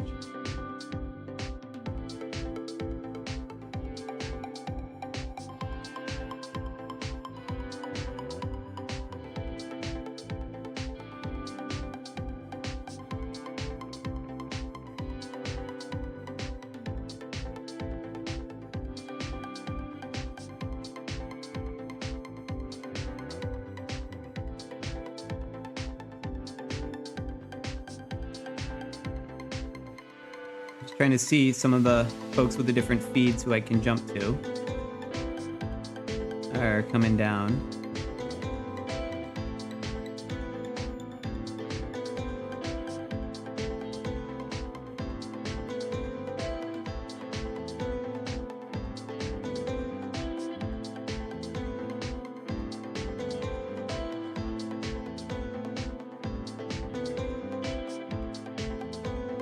All right, folks, I think this is probably the point to call it. I'm not sure if there are any other super interesting matches. Maybe the only one I can think of right now, and I'll jump to it quickly, is the 75-92 match that was playing out. That was the one that still could go either way. Let's check in on them, and if there's nothing interesting on this one, then I say that just as it changes hands. Let's check it out. Yeah, this one could go either way. 92. Oh, wow. This is quite a comeback from when we last looked at it. 92 is down. And 75, they're coming back to him. Because there's... I don't know if they cycled or what, but this continuous occupation time, they'll probably get a few more minutes off of that. That puts them probably to the 2 hour and 20 minute mark with 28 minutes to go. That one's still anyone's game.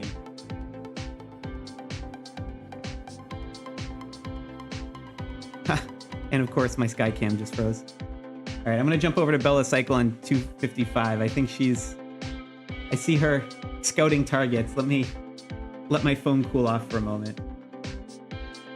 And then maybe I can check that one. Let me look at that 1004 one while we're watching this and see if there's anything worth going there.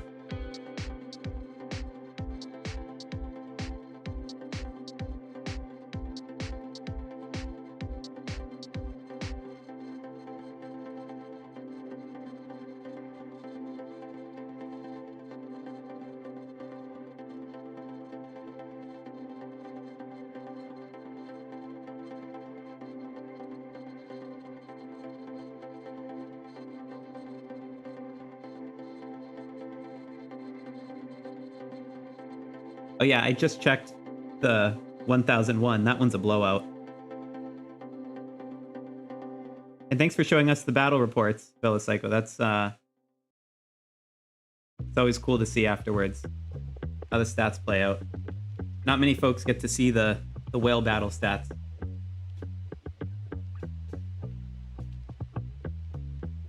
All right, I'm getting a request for 304 221. Essie, you've been here the whole time. I'll honor that request. Let me pull it up. I gotta see which side it is first.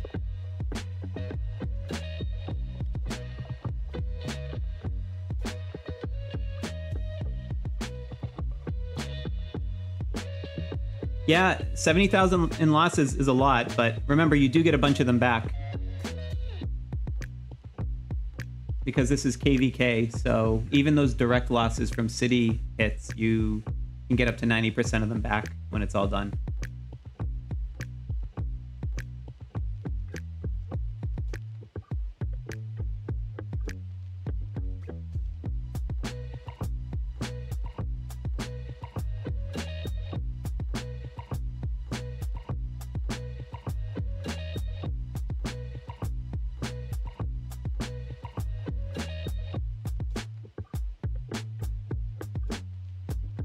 All right, Essie, I got your 304 221 matchup right here. This is a decently sized one. Not all the spots are full, but I think it's because this one's actually already been determined. So if I look at it, 304 is, yeah, I mean, it looks like this was a pretty decisive one over 221. But they've just been sitting and holding it and letting the timer run out.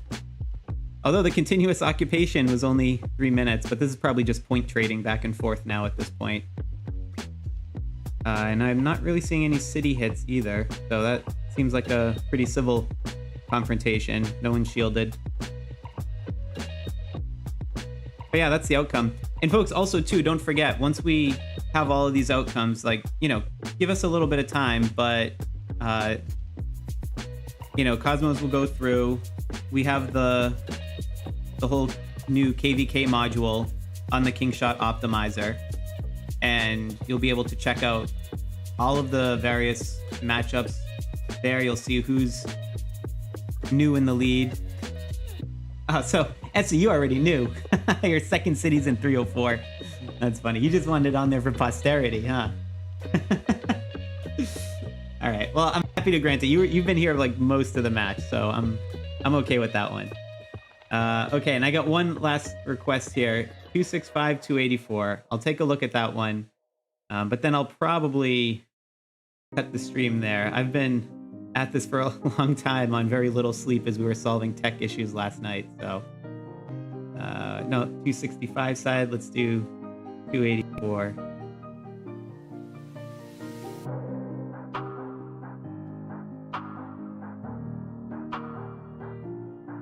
Yeah, so Invaders won pretty decisively, 265 over 284. One prep and... Oh, okay. Essie says she didn't know. She was glued to the 401 354 match with her name. Okay, that's fair. It's fun. I'm happy to help either way. Oh, well, thanks everyone. This has been a lot of fun. I hope you enjoyed it too. And thank you so much for everyone who is here, dropping in and out the entire time. Thank you for all of our streamers. You know, Tacky Brad, Parakeet, Bella Psycho, Monsta, Bella Psycho twice actually. And again, happy birthday to her. And Savant, Khan, and even Kama from 45, who we weren't able to get in on this one. I mean, this was a lot of fun. And thanks again too to the Play Smarter community for supporting me with this, with the creator code Sloth that you can use if you go check out for them. And thanks all of you for watching. I know there's a lot of different things that you could be doing on a Saturday morning, so hopefully this has been a really fun thing for you. And hey, let's try and do it again on the next one, hey?